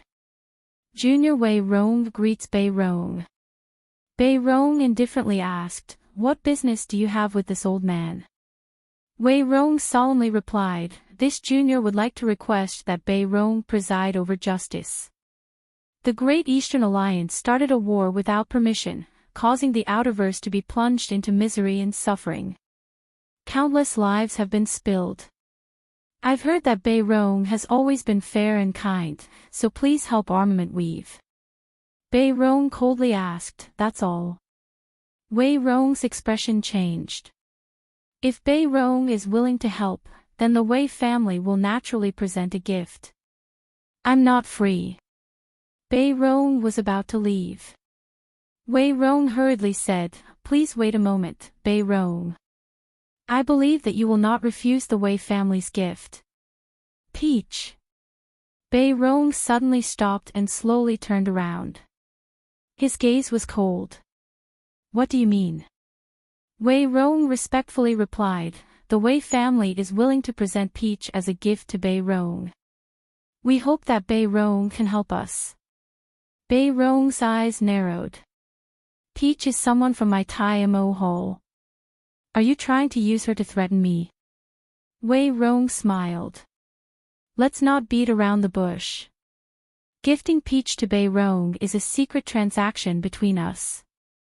This junior guarantees that no one will be able to find out." "What do you know about Peach?" Bei Rong asked coldly. Wei Rong shook his head. "I don't know, but there is one thing I know. Not long ago, because of Peach, Bei Rong's disciple became enemies with Lu Yin. I heard that even Bei Rong took action. I believe that Peach will definitely be useful to Bei Rong. This junior does not know the reason, and I don't want to know." Bei Rong stood in place and stared at Wei Rong. After a while, his gaze softened. "What do you want me to do?" Wei Rong's lips curled up. Not long after, Bei Rong walked out and gave Shea-Zisong a few instructions. Shea-Zisong was delighted and quickly left. As for the cruiser disciple, Bei Rong allowed him to leave. He now had an impression of Wei Rong, as this person had actually been able to arrange for someone to enter the TMO hole. No, based on his age, that disciple had not been arranged by Wei Rong, but rather by the Wei family. It was rumored that the Wei family was adept at scheming and forming alliances. Sure enough, they even had someone from the TMO hole. They had truly hidden themselves well. Although Bei Rong was dissatisfied with the Wei family, they still had a common enemy for the time being. He would deal with that person first, and this time, he was almost certain to succeed. In Armament Weave, Lu Yin watched as the front line crumbled once again. They were now only 2 filaments away from the Wei family's ancestral planet. Soon.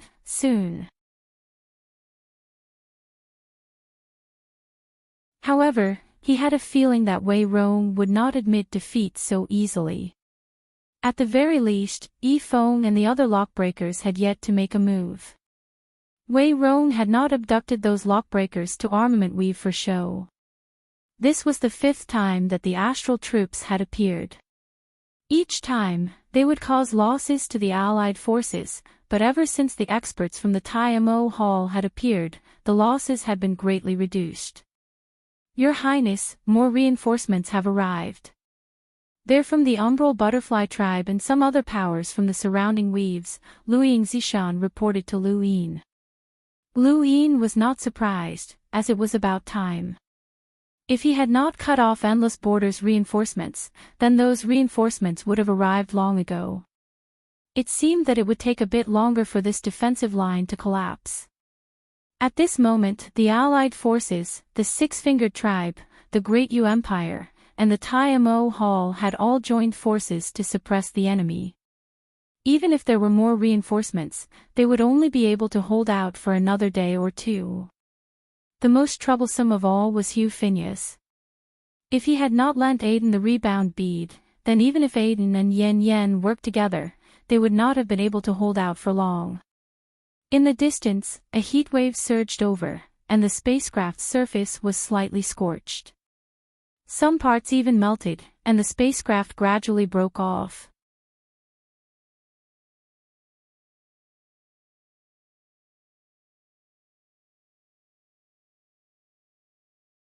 welcome aboard. Stay tuned and subscribe to Han Li's Wuxia Adventures for more thrilling content. Chapter 8:16. The Dark Phoenix clan had joined forces again, and soon after, countless arrows were fired towards the west. The Temple of Taimao had also joined the fray. Your Highness, according to our estimates, we should be able to reach the Wei family's ancestral planet in half a month at most, Enya reported. Lu Yin nodded. Don't be careless.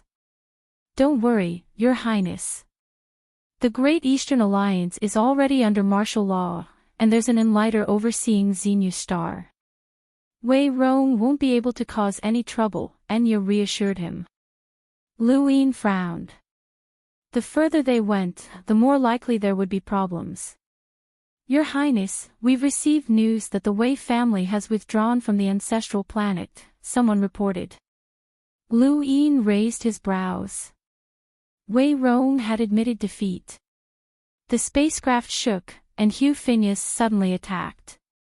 However, he was still blocked by Aiden. Lu Yin looked at the rune lines that filled the heavens and took a deep breath.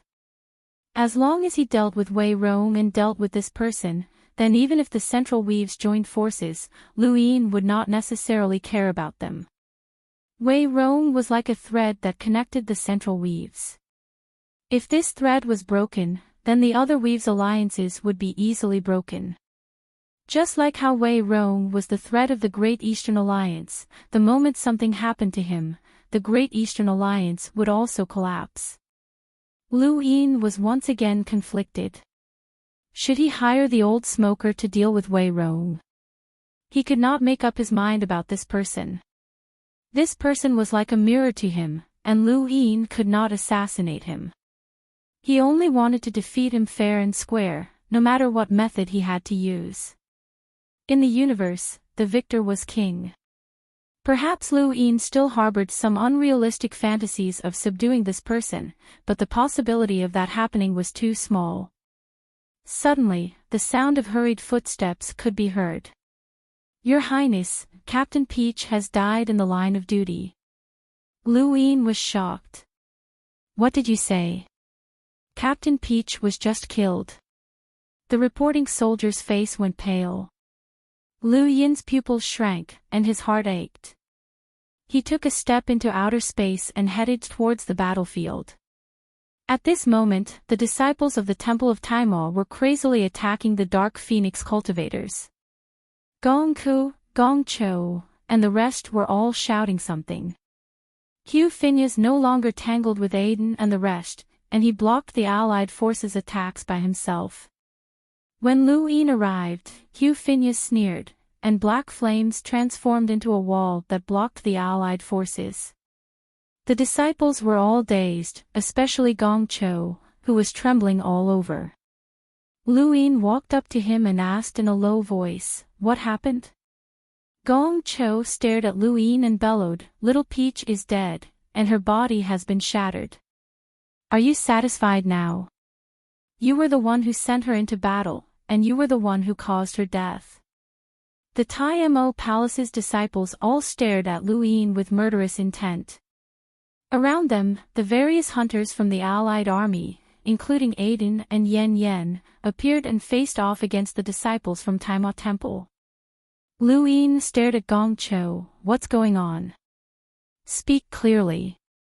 Gong Cho exhaled and said bitterly, "The battlefield was too chaotic, and Little Peach was unknowingly separated from us. By the time we found her, she had already exploded at the same time as a warship and turned to dust." "Where?" Lu Yin shouted. Gong Cho pointed in a certain direction, and Lu Yin looked over to see the wreckage of a spacecraft floating in space. As far as he could see, there were no other rune lines besides the disciples of the Taimao Palace who seemed to be searching for something. His heart sank, and he walked over to the wreckage of the spacecraft. He released his domain, but there were no signs of life. There wasn't even a corpse. Had the spacecraft really been destroyed? There were so many of you, so how did you get separated from her? Lu Yin questioned as he stared at Gong Cho. Gong Cho angrily replied, "This is a battlefield, and there are enemies everywhere. Also, that old bastard Hugh Phineas suddenly appeared. We couldn't find little Peach at all." Lu Yin looked at Aiden. "Why did Hugh Phineas suddenly retreat?" Aiden shook his head. "I don't know. He suddenly retreated as we were fighting." "Senior, there's nothing here," a disciple from the Tai Mo Palace reported to Gong Cho.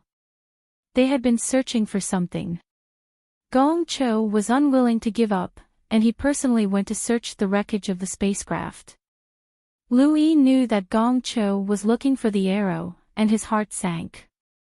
Peach was his friend, and he would definitely take revenge. However, the entire situation was too strange. Wei Rong wanted to kill Peach, and that had caused the Tai Mo Palace to turn against him. This was normal, but why couldn't they find the arrow that had been embedded in Peach's body? That was a divine arrow that had been passed down since ancient times, and it had been eroded by the passage of time. It could not have been destroyed in a single attack, and according to Peach, she had always been carrying that arrow. If it was really on Peach's body, then it had either been picked up by someone on the battlefield, or Peach hadn't died at all and had been smashed to pieces. Gong Cho did not believe this statement the most, as it was similar to undying Yushan. As long as there was no corpse, then there was a possibility that Peach was still alive. However, Gong Cho had rushed over as soon as he had received news of Peach's death, and he had not seen any rune lines on her body. The disciples from the Tai Mo Palace were still searching for the spacecraft's wreckage. Although they were arguing with Lu Yin, they did not leave. Gong Cho also guessed that the arrow might have been obtained by someone else, and he wanted to stay on the battlefield so that he could wait for the experts from the Tai Mo Palace to gather and search for the arrow. That arrow was too important to the Tai Mo Palace. Lu Yin returned to the spacecraft and immediately contacted Wei Rong. Wei Rong quickly appeared on the screen with a beaming face. "Brother Lu, long time no see." They had not spoken since the start of the war, and Wei Rong had not appeared on the battlefield at all. It had already been 2 months. "Is Peach dead or not?" Lu Yin asked directly. His tone was low, and he sounded both expectant and apprehensive. This was not only because of the Tai Mo Palace, but also because he had treated Peach as a friend. Wei Rong helplessly replied, "The battlefield is constantly changing.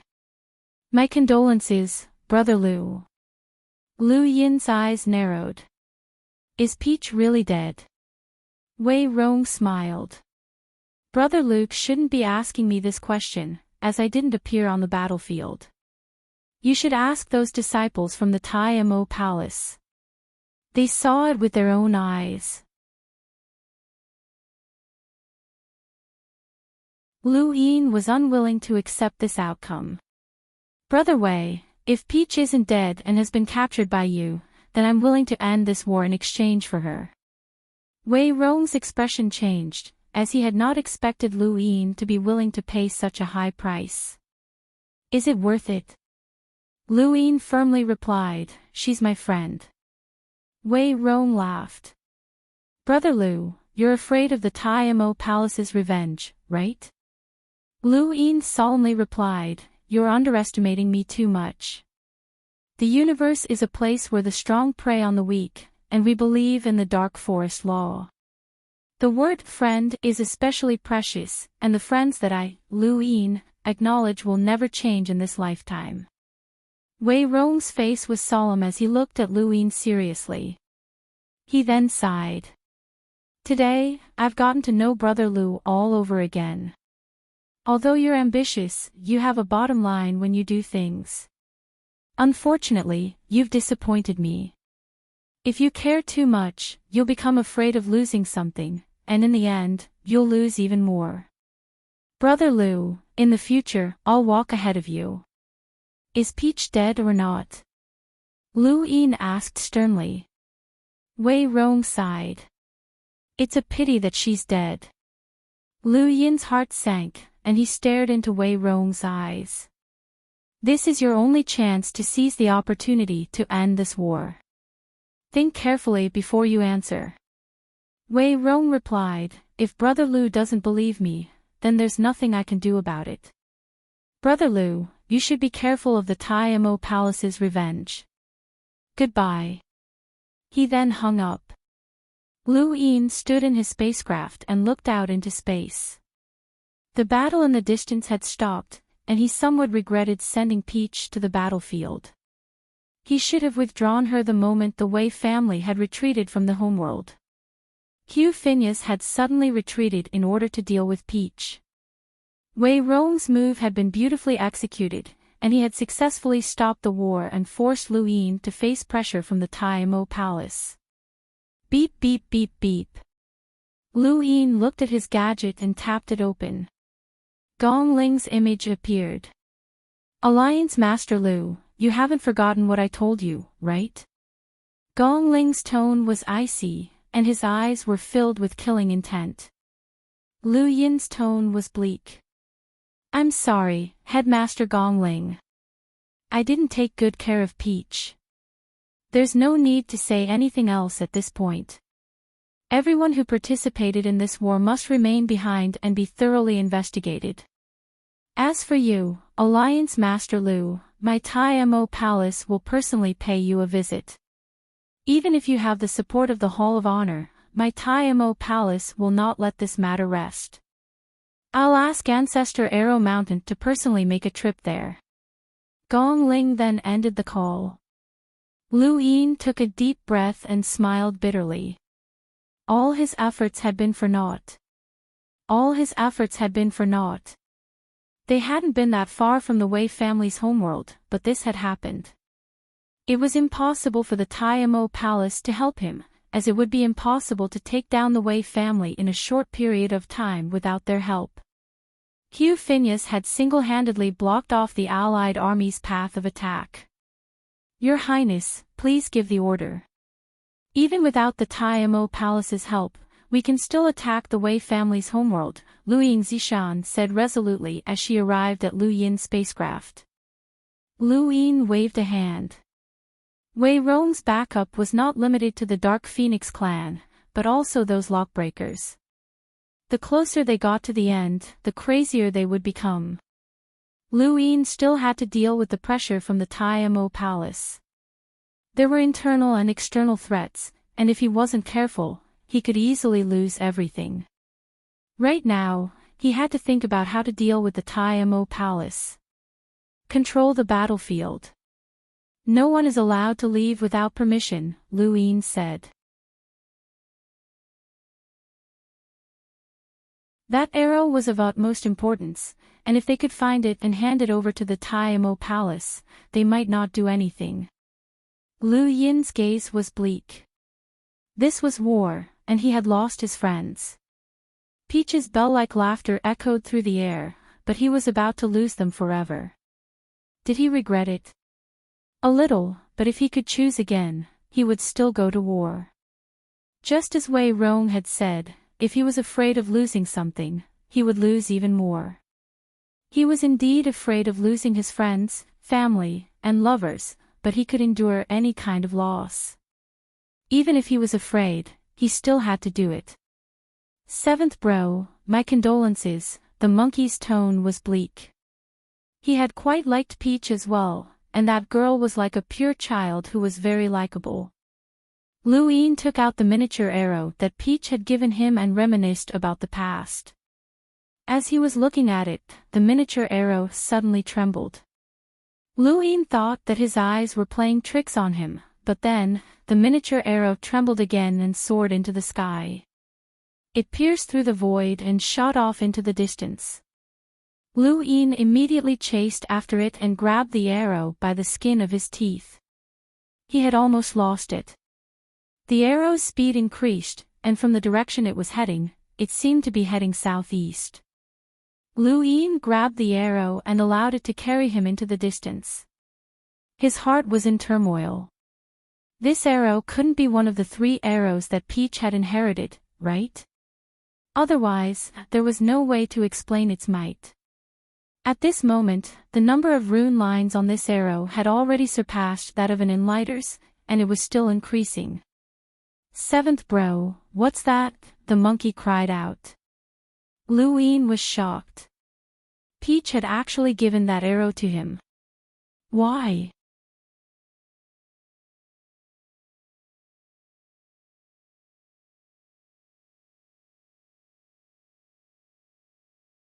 Welcome aboard. Stay tuned and subscribe to Hanli's Wuxia Adventures for more thrilling content. Chapter 8:17. However, there was no time to think. The arrow was moving faster and faster, tearing through the void as it surpassed the radiant great aurora. Soon, a spacecraft appeared in front of them that was heading east. There was no sign on the spacecraft, so Luin had no idea where it had come from. The arrow suddenly left Lu Yin's control and shot into the spacecraft, never to appear again. Lu Yin followed it and snuck into the spacecraft, where he saw Peach holding the arrow in surprise. She was locked in a dark cage. She held the arrow in her hand and looked around, as if she was searching for something. Lu Yin appeared and beamed at her. "Your Highness, you're here." Peach was delighted. Luin was overjoyed, as Peach had not died. He felt like he had regained something he had lost, and he rubbed her hair forcefully. Peach felt wronged. "Your Highness, you're hurting me." "What happened?" "Tell me," Luin said. Peach handed the arrow to Luin. "Keep it for now." Luin took it. "This is one of the 3 arrows, right?" Peach nodded. "You're giving it to me just like that?" Peach replied matter-of-factly, "Isn't it useful now?" Luin pinched her chin. "You're pretty smart, little girl. You knew that someone would want this arrow, so you left it with me. If anything happens, you'll think of a way to summon it, and you'll naturally be able to bring me here, right?" Peach was embarrassed and looked at Luin obediently. "Your Highness is so smart. You guessed it right away." Luin was helpless. "I never thought that I would be tricked by a little girl like you." Peach walked behind Luin and massaged his shoulders and legs. "Your Highness, I was afraid. Those people from Peking University definitely won't give up, and the headmaster is always in seclusion. What if something happens?" "Your Highness isn't afraid of anything. As long as your Highness is here, I'll be safe. No need to flatter me. Tell me, what happened on the battlefield?" Luin asked. Peach stuck out her tongue. "Gong Ku and the others were lured away, and I was captured by an expert from the Ghost Shadow Sword sect. When I woke up, I was already on this spacecraft. The person guarding me just happened to have something to do and left, so I was able to use my technique to guide the arrow here. Fortunately, we weren't too far away, or else my technique would have been useless." Luin replied, "Gong Ku and the others have been lured away. Is there an enemy?" Peach shook her head and solemnly answered, "He's one of the disciples from the Taima Temple. He's one of the hunters who came to provide support. It looks like someone is colluding with the Temple of Taimo, and they want to send you back as a gift. At the same time, the Temple of Taimo will hold a grudge against me." What a good plan. With the Temple of Taimo and the Dark Phoenix clan pressuring me at the same time, I'll definitely lose this battle. "Your Highness is talking about Wei Rong?" Peach asked. "Who else could it be?" Luin asked indifferently. "However, the experts from the Taimo Palace who colluded with him must be thoroughly investigated." "Is there a need to investigate? It's Peking University." Peach rolled her eyes. "We're sure that it's him, but we need proof," Luin said. At this moment, his expression changed. "Someone's coming. Keep pretending. I'll hide first." Peach nodded. There was no point in being saved now. She could only wait until the end to see who she would be given to. Thinking of this, Peach lay down and began to roll. Outside, someone took a look. Seeing nothing out of the ordinary, he stood guard calmly. Back at the battlefield in Armament Weave, Lu Ying contacted Lu Ying Zishan and the others and told them not to start a war. Although the spacecraft that had transported Peach had no insignia, its journey was unimpeded, and it easily entered the motor weave. However, it did not head towards the Temple of Taimo. Instead, it headed in a different direction. Along the way, Lu Ying did not have the opportunity to speak with Peach again. He had originally wanted to contact Gong Ling's headmaster, but he had stopped. Was Peking University really the only one who had coveted Peach's arrow? Was Gong Ling really that selfless? Lu Ying did not know, but he did not want to alert the enemy before he was completely sure that Gong Ling was harmless. Not long after, the spacecraft landed on a desolate planet. Peach was thrown onto the planet, and the spacecraft did not stop. It simply flew into outer space and left. Lu Ying immediately took action and caused the spacecraft to malfunction. The planet was too desolate, and if he left the spacecraft, he would be easily discovered. He had to leave the spacecraft behind as well. Just as the spacecraft was about to leave the atmosphere, it slowly returned to the surface, and the maintenance crew began to repair it. Suddenly, a tremendous force descended and crushed the spacecraft to pieces. Not a single person inside survived. Even Lu Ying was blasted into the ground by the force. High up in the sky, a figure appeared. It was Master Bai. Master Bai had wanted to wait for the spacecraft to leave before showing himself, but the spacecraft had malfunctioned. He could not wait any longer, so he decided to take action and eliminate all witnesses. He did not want anyone to discover what he had done. He walked to a spot not far from Peach and splashed a drop of water on Peach's face. Peach slowly woke up and rubbed her eyes. She saw Peking University not far away. "It's you." Peach's brows rose as she glared at him. Master Bai clasped his hands behind his back and looked down at her. "Little Peach, we meet again." Peach was furious. "Why are you here?" At this point, she looked around. "Where are we?" Master Bai's expression was calm. "It doesn't matter where this is. In any case, no one can save you. Hand over the arrow, and I can let you die comfortably. Otherwise, dream on. The headmaster won't let you off. The Great Eastern Alliance won't let you off." Peach angrily rebuked. Master Bai sneered. "The Great Eastern Alliance. They're just a bunch of dogs and chickens. As for the headmaster, his position will be mine sooner or later. Stop dreaming. No one will know that you died here. This place is very far from Armament Weave, and no one will discover you." Peach's face paled, and she fearfully asked, "I was clearly on the battlefield. How did I end up here?" Master Bai grew impatient. "I'm not in the mood to explain things to you. Hand over the arrow, and I'll let you die quickly. Otherwise, you'll regret ever living in this world." Cough cough. Underground, Lu Ying coughed twice. Master Bai was shocked. "Who is it?" Lu Ying blasted open the surface and shook his head, causing a layer of dust to fall. "Master Bai, you were too heavy-handed. You almost destroyed this planet. I was sent to the planet's core by you." Master Bai stared at Lu Ying in disbelief.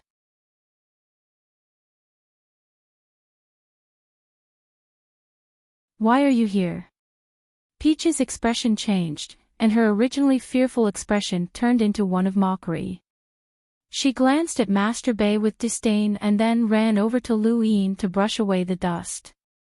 "That's enough. You'll get dirty later," Lu Ying said. Master Bai's eyes narrowed. "Junior, why are you here?" Lu Ying replied, "Tell me first. How did you get involved with Wei Rong? Master Bei was so angry that he started laughing.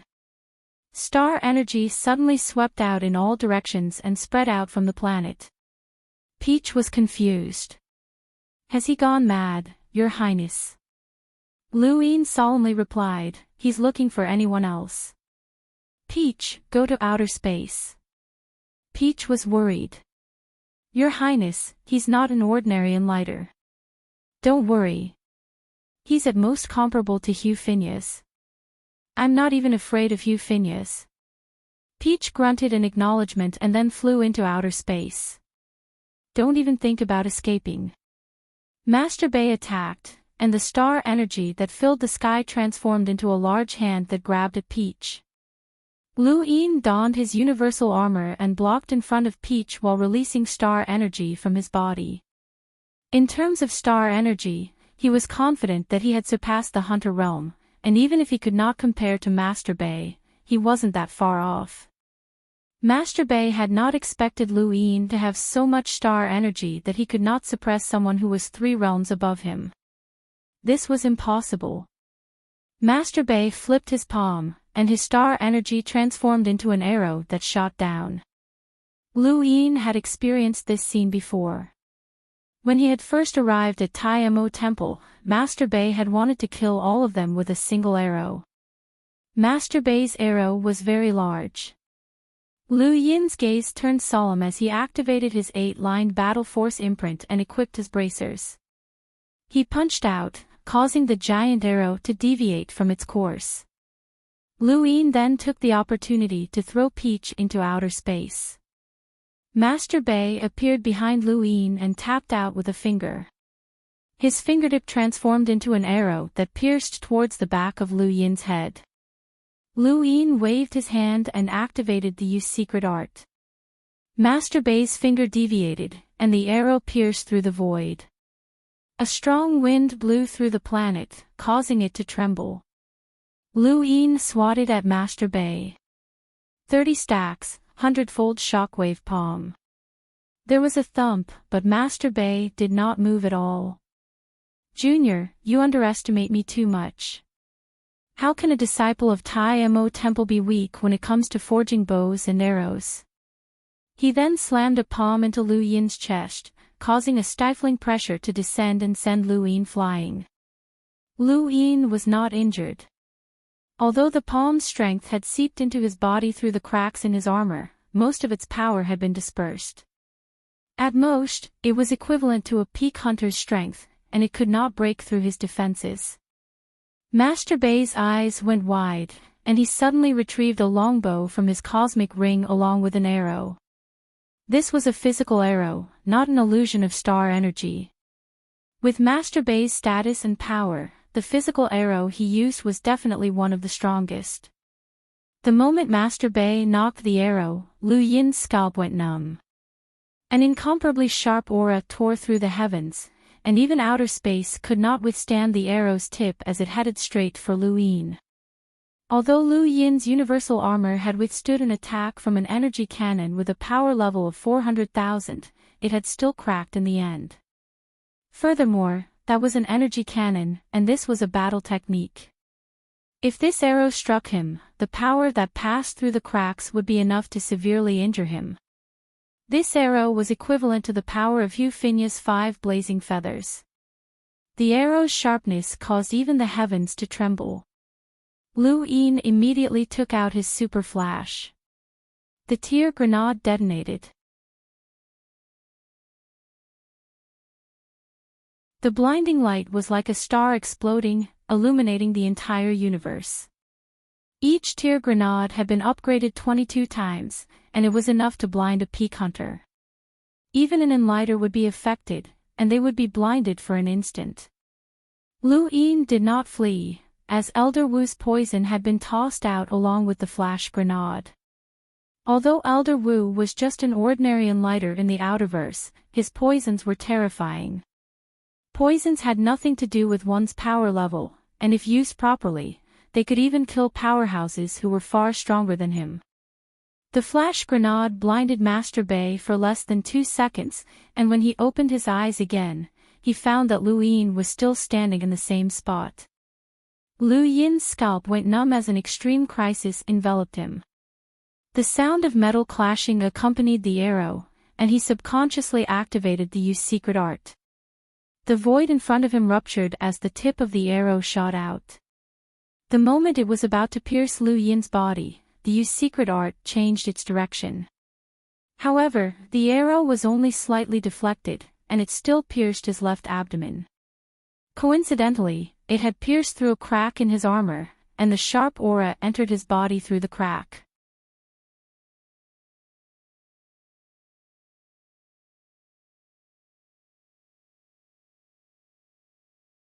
Welcome aboard. Stay tuned and subscribe to Han Li's Wuxia Adventures for more thrilling content. Chapter 8:18.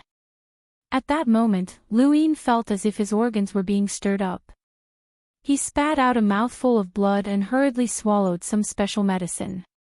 Even with his 8-line battle force and powerful physical body, he was unable to withstand the sharpness of the arrow. His entire body was sent flying into outer space by the powerful impact of the arrow. Master Bei sneered. His arrow contained an indestructible material that was not inferior to the boulder arrow that Lu Yin had found at Arrow Mountain. His arrow had been infused with arrow intent, and even an expert with a power level of over 300,000 would not be able to withstand it. However, Lu Yin had not been pierced through by the arrow. That universal armor's defenses had exceeded Master Bei's expectations. Master Bei was about to chase after Lu Yin, but his expression suddenly changed. Dark brown spots appeared on his body, and he felt intense pain as if countless ants were biting him. He looked up and cried out, "Junior, you poisoned me." Lu Yin was sent flying into outer space, and he spat out another mouthful of blood. He lowered his head and looked at the arrow that had pierced into the crack. He panted heavily, as he had been too unlucky to have been hit by the arrow. His injuries were much more severe than he had expected. Fortunately, he had upgraded his universal armor in Myriad City. Otherwise, even if it had been in perfect condition, it might not have been able to block that arrow. The Temple of Tai Mo was as famous as the Dark Phoenix clan, and Master Bei did not have as many rune lines as Hugh Phineas. However, with this arrow alone, Master Bei was far more threatening than Hugh Phineas. This was the destructive power of an arrow, and the Temple of Tai Mo had the power to dominate the battlefield. "Your Highness, what's wrong?" Peach hurried over, her face pale. Lu Yin waved a hand. "It's nothing. Stay away." Back on the planet, Master Bei's star energy danced about, causing the void to crack. He took a step forward, and the planet beneath him began to crack. It would not last much longer. Master Bei glared at Lu Yin. "Junior, you poisoned me. Despicable." Lu Yin sneered. "You're an enlighter, yet you want to fight an explorer like me. Who's despicable?" More and more dark brown spots appeared on Master Bei's body, and the pain in his body increased. He gritted his teeth and growled, "Junior, I'll catch you and make you wish you were dead." He then took out another arrow and aimed it at Lu Yin. Lu Yin's pupils shrank. Why was there another arrow? Were there many of these arrows in the temple? "Your Highness, use that." Peach gestured twice. She wanted him to use the miniature arrow. "How do I use it?"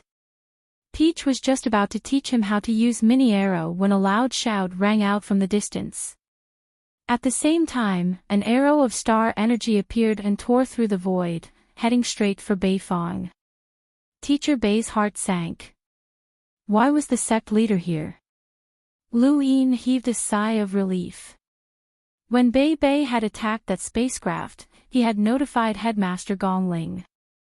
They were in the Mordor Weave, and although there was still some distance between them and Taimo Temple, with the speed of an enlighter, this was the perfect time to arrive. Gongling's appearance had resolved Lu Yin and Peach's crisis, which infuriated Peking Master. However, there was nothing he could do. such a heaven-sent opportunity had actually failed. Sorry, Peking University. I've disappointed you again, Luin mocked. Master Bei glared at Luin. Junior, I won't let you off. Luin narrowed his eyes. I won't let you off either. Gongling appeared between the two of them. He first looked at Peach, and when he saw that she was fine, he heaved a sigh of relief. He then angrily glared at Peking teacher. Give me an explanation. Explanation. Master Bei was puzzled, but then he suddenly understood. Senior, you must have misunderstood. The battlefield is dangerous, and I had no choice but to use this method to bring little Peach back. Please forgive me. You're lying. You clearly wanted to kill me and get the arrow. Peach angrily rebuked. Master Bei shook his head with a bitter smile. Little Peach, you've misunderstood. Someone told you that, right? The one who coveted the arrow from Tai Mo Temple is not me, but the one beside you. Gongling looked at Luin. Luin had never thought that Master Bei, an enlighter who was even slightly stronger than Hugh Phineas, would be so shameless. He was just too thick-skinned. Peach gritted her teeth in anger. Master Bei remained calm. He was the elder of Tai Mo Temple and had an extremely high status. He was also one of the successors of the Three Arrows. As long as there was no concrete evidence, even the head of Tai Mo Temple could not do anything to him. Luin looked at Master Bei and smiled. He then activated his gadget, and Master Bei's words to Peach appeared on the screen. Hand over the arrow, and I'll let you die comfortably. As for the head of Tai Mo Temple, his position will be mine sooner or later. Stop dreaming. No one will know that you died here. This place is very far from Armament Weave, and no one will know that you died here. Master Bei's expression changed, and he glared at Luin as if he wanted to eat him alive. Gongling's face sank, and he looked at Master Bei. Junior, are you dissatisfied with your position as the elder of Tai Mo Temple? Master Bei shouted, Senior, it's fake. They faked it. Are you saying that they knew that you would bring little Peach here, and that's why they faked this video? Even the environment is from the planet below. Gongling countered. Master Bei's eyes flickered, and he clenched his fists, unable to quibble. Peach was pleased. See? He's a wolf with wild ambitions. People like him are the most sinister. Kill him. We must kill him. Gongling looked at Master Bei with a cold glint in his eyes. He took a deep breath and said, Return to Tai Mo Temple and go into seclusion for 100 years to reflect on your mistakes. You are not to take a single step outside. Master Bei was helpless. Yes, Senior. He then looked past Gongling at Luin. At this moment, Peach was insignificant in his eyes. Only this person, who he had not taken seriously from the start, had blocked his attack and poisoned him. His body was in intense pain, and now, he had to go into seclusion for 100 years. He would remember this grudge. Luin watched Master Bei leave. The man's gaze was calm and indifferent, and he no longer had the murderous intent and towering rage from before. However, the more calm he was, the more terrifying he was.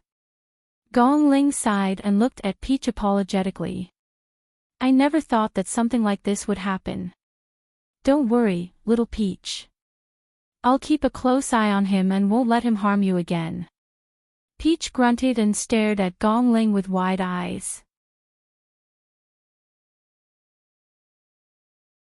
At the same time, she tugged at Lu Yin's arm and whispered, compensation. Lu Yin seemed to wake up from a dream. Right, I almost forgot. Compensation. The monkey's voice rang out. Seventh bro, this girl has been with you for so long that she's becoming more and more like you. She's even helping you compensate her own people. She's really something. When Gong Ling heard Peach's words, he smiled bitterly. My Temple of Tai Mo should indeed compensate for this incident. We'll compensate for the losses we caused to the Great Eastern Alliance. How about this? 100,000 star essence. Lu Yin shook his head and solemnly said, if it were just my personal losses, then I wouldn't take a single cent. After all, it was the headmaster who arrived in time to protect us. However, Master Bei kidnapped Peach, which affected the war between the Great Eastern Alliance and Armament Weave. That's hard to say. Lu Yin's appetite had grown, and after his trip to Myriad City, 100,000 star essence was nothing to him, even though it would have been an astronomical sum to him in the past. Gong Ling laughed. What does Alliance Master Lu want? Lu Yin solemnly replied, we'll compensate for the losses. This junior boldly requests that the Temple of Tai Mo participate in the war and help the Great Eastern Alliance break through Armament Weave's defenses. Gong Ling frowned. The Temple of Tai Mo had always stood aloof from worldly affairs, and they had only invaded Myriad Veil Weave because Myriad Veil Weave had the ores and materials that they needed. If they participated in the war now, then they would be violating the Temple of Tai Mo's ancestral teachings, which put him in a difficult position. Peach came to Gong Ling's side and said, Master Bei, that bad guy injured us. Look, His Highness even spat out blood. He did that to protect me. There was still a trace of blood at the corner of Lu Yin's mouth. Master Bei's arrow had not been light.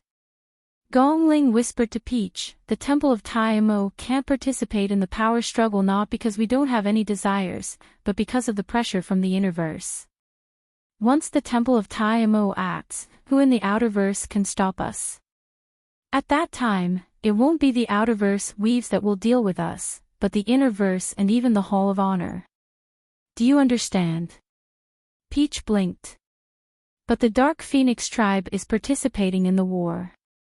Gong Ling choked. The three great powers of the outerverse had been warned not to casually invade other weaves. The Temple of Tai Mo's invasion of Myriad Veil Weave had caused many powers of the innerverse to be displeased. The Dark Phoenix tribe and Wan Qianqing had been the same, but now that the Dark Phoenix tribe was participating in the war, Gong Ling had no reason to refuse.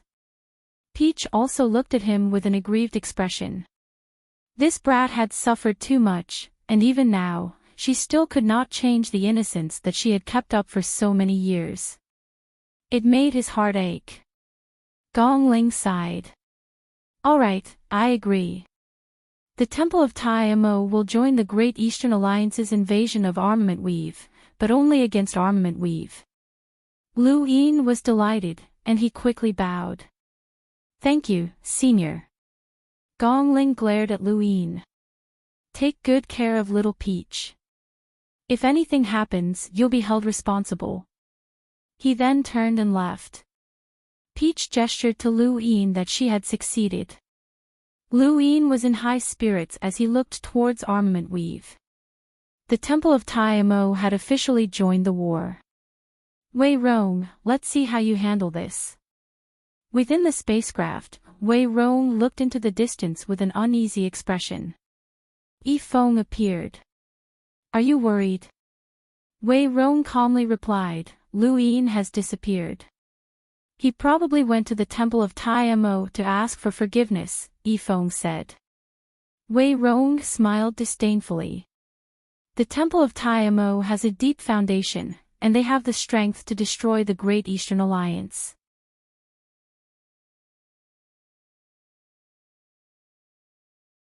However, Lu Yin has the Hall of Honor behind him. If he really did fall out with them, he might not necessarily be afraid of the Temple of Tai Mo. Then, what about the Wei family? That brat died on the battlefield at the hands of our people, Feng said. Wei Rong had not told anyone about Peach, so he did not answer Yi Feng's question. Lu Yin was not an impulsive person. He had suddenly disappeared, and even Lu Ying Zishan and the others did not know about it. There was only one possibility: he might have discovered something. Wei Rong was very confident in his arrangements, and he was certain that no one would discover that Peach had been sent to the Moto Weave. Even if Lu Yin sensed that something was wrong, he would not be able to find her. But for some reason, he just could not relax. Not long after, an urgent sound came from his gadget, and his screen opened. Wei Baichuan's image appeared, and his face was deathly pale with a trace of despair. Little Rong, it's not good. The Temple of Taimo's 100,000 disciples have officially joined the war and are helping the Great Eastern Alliance. You're tuning into the Journey of the Soul YouTube channel. Don't forget to subscribe and join us on this journey to catch the most captivating stories.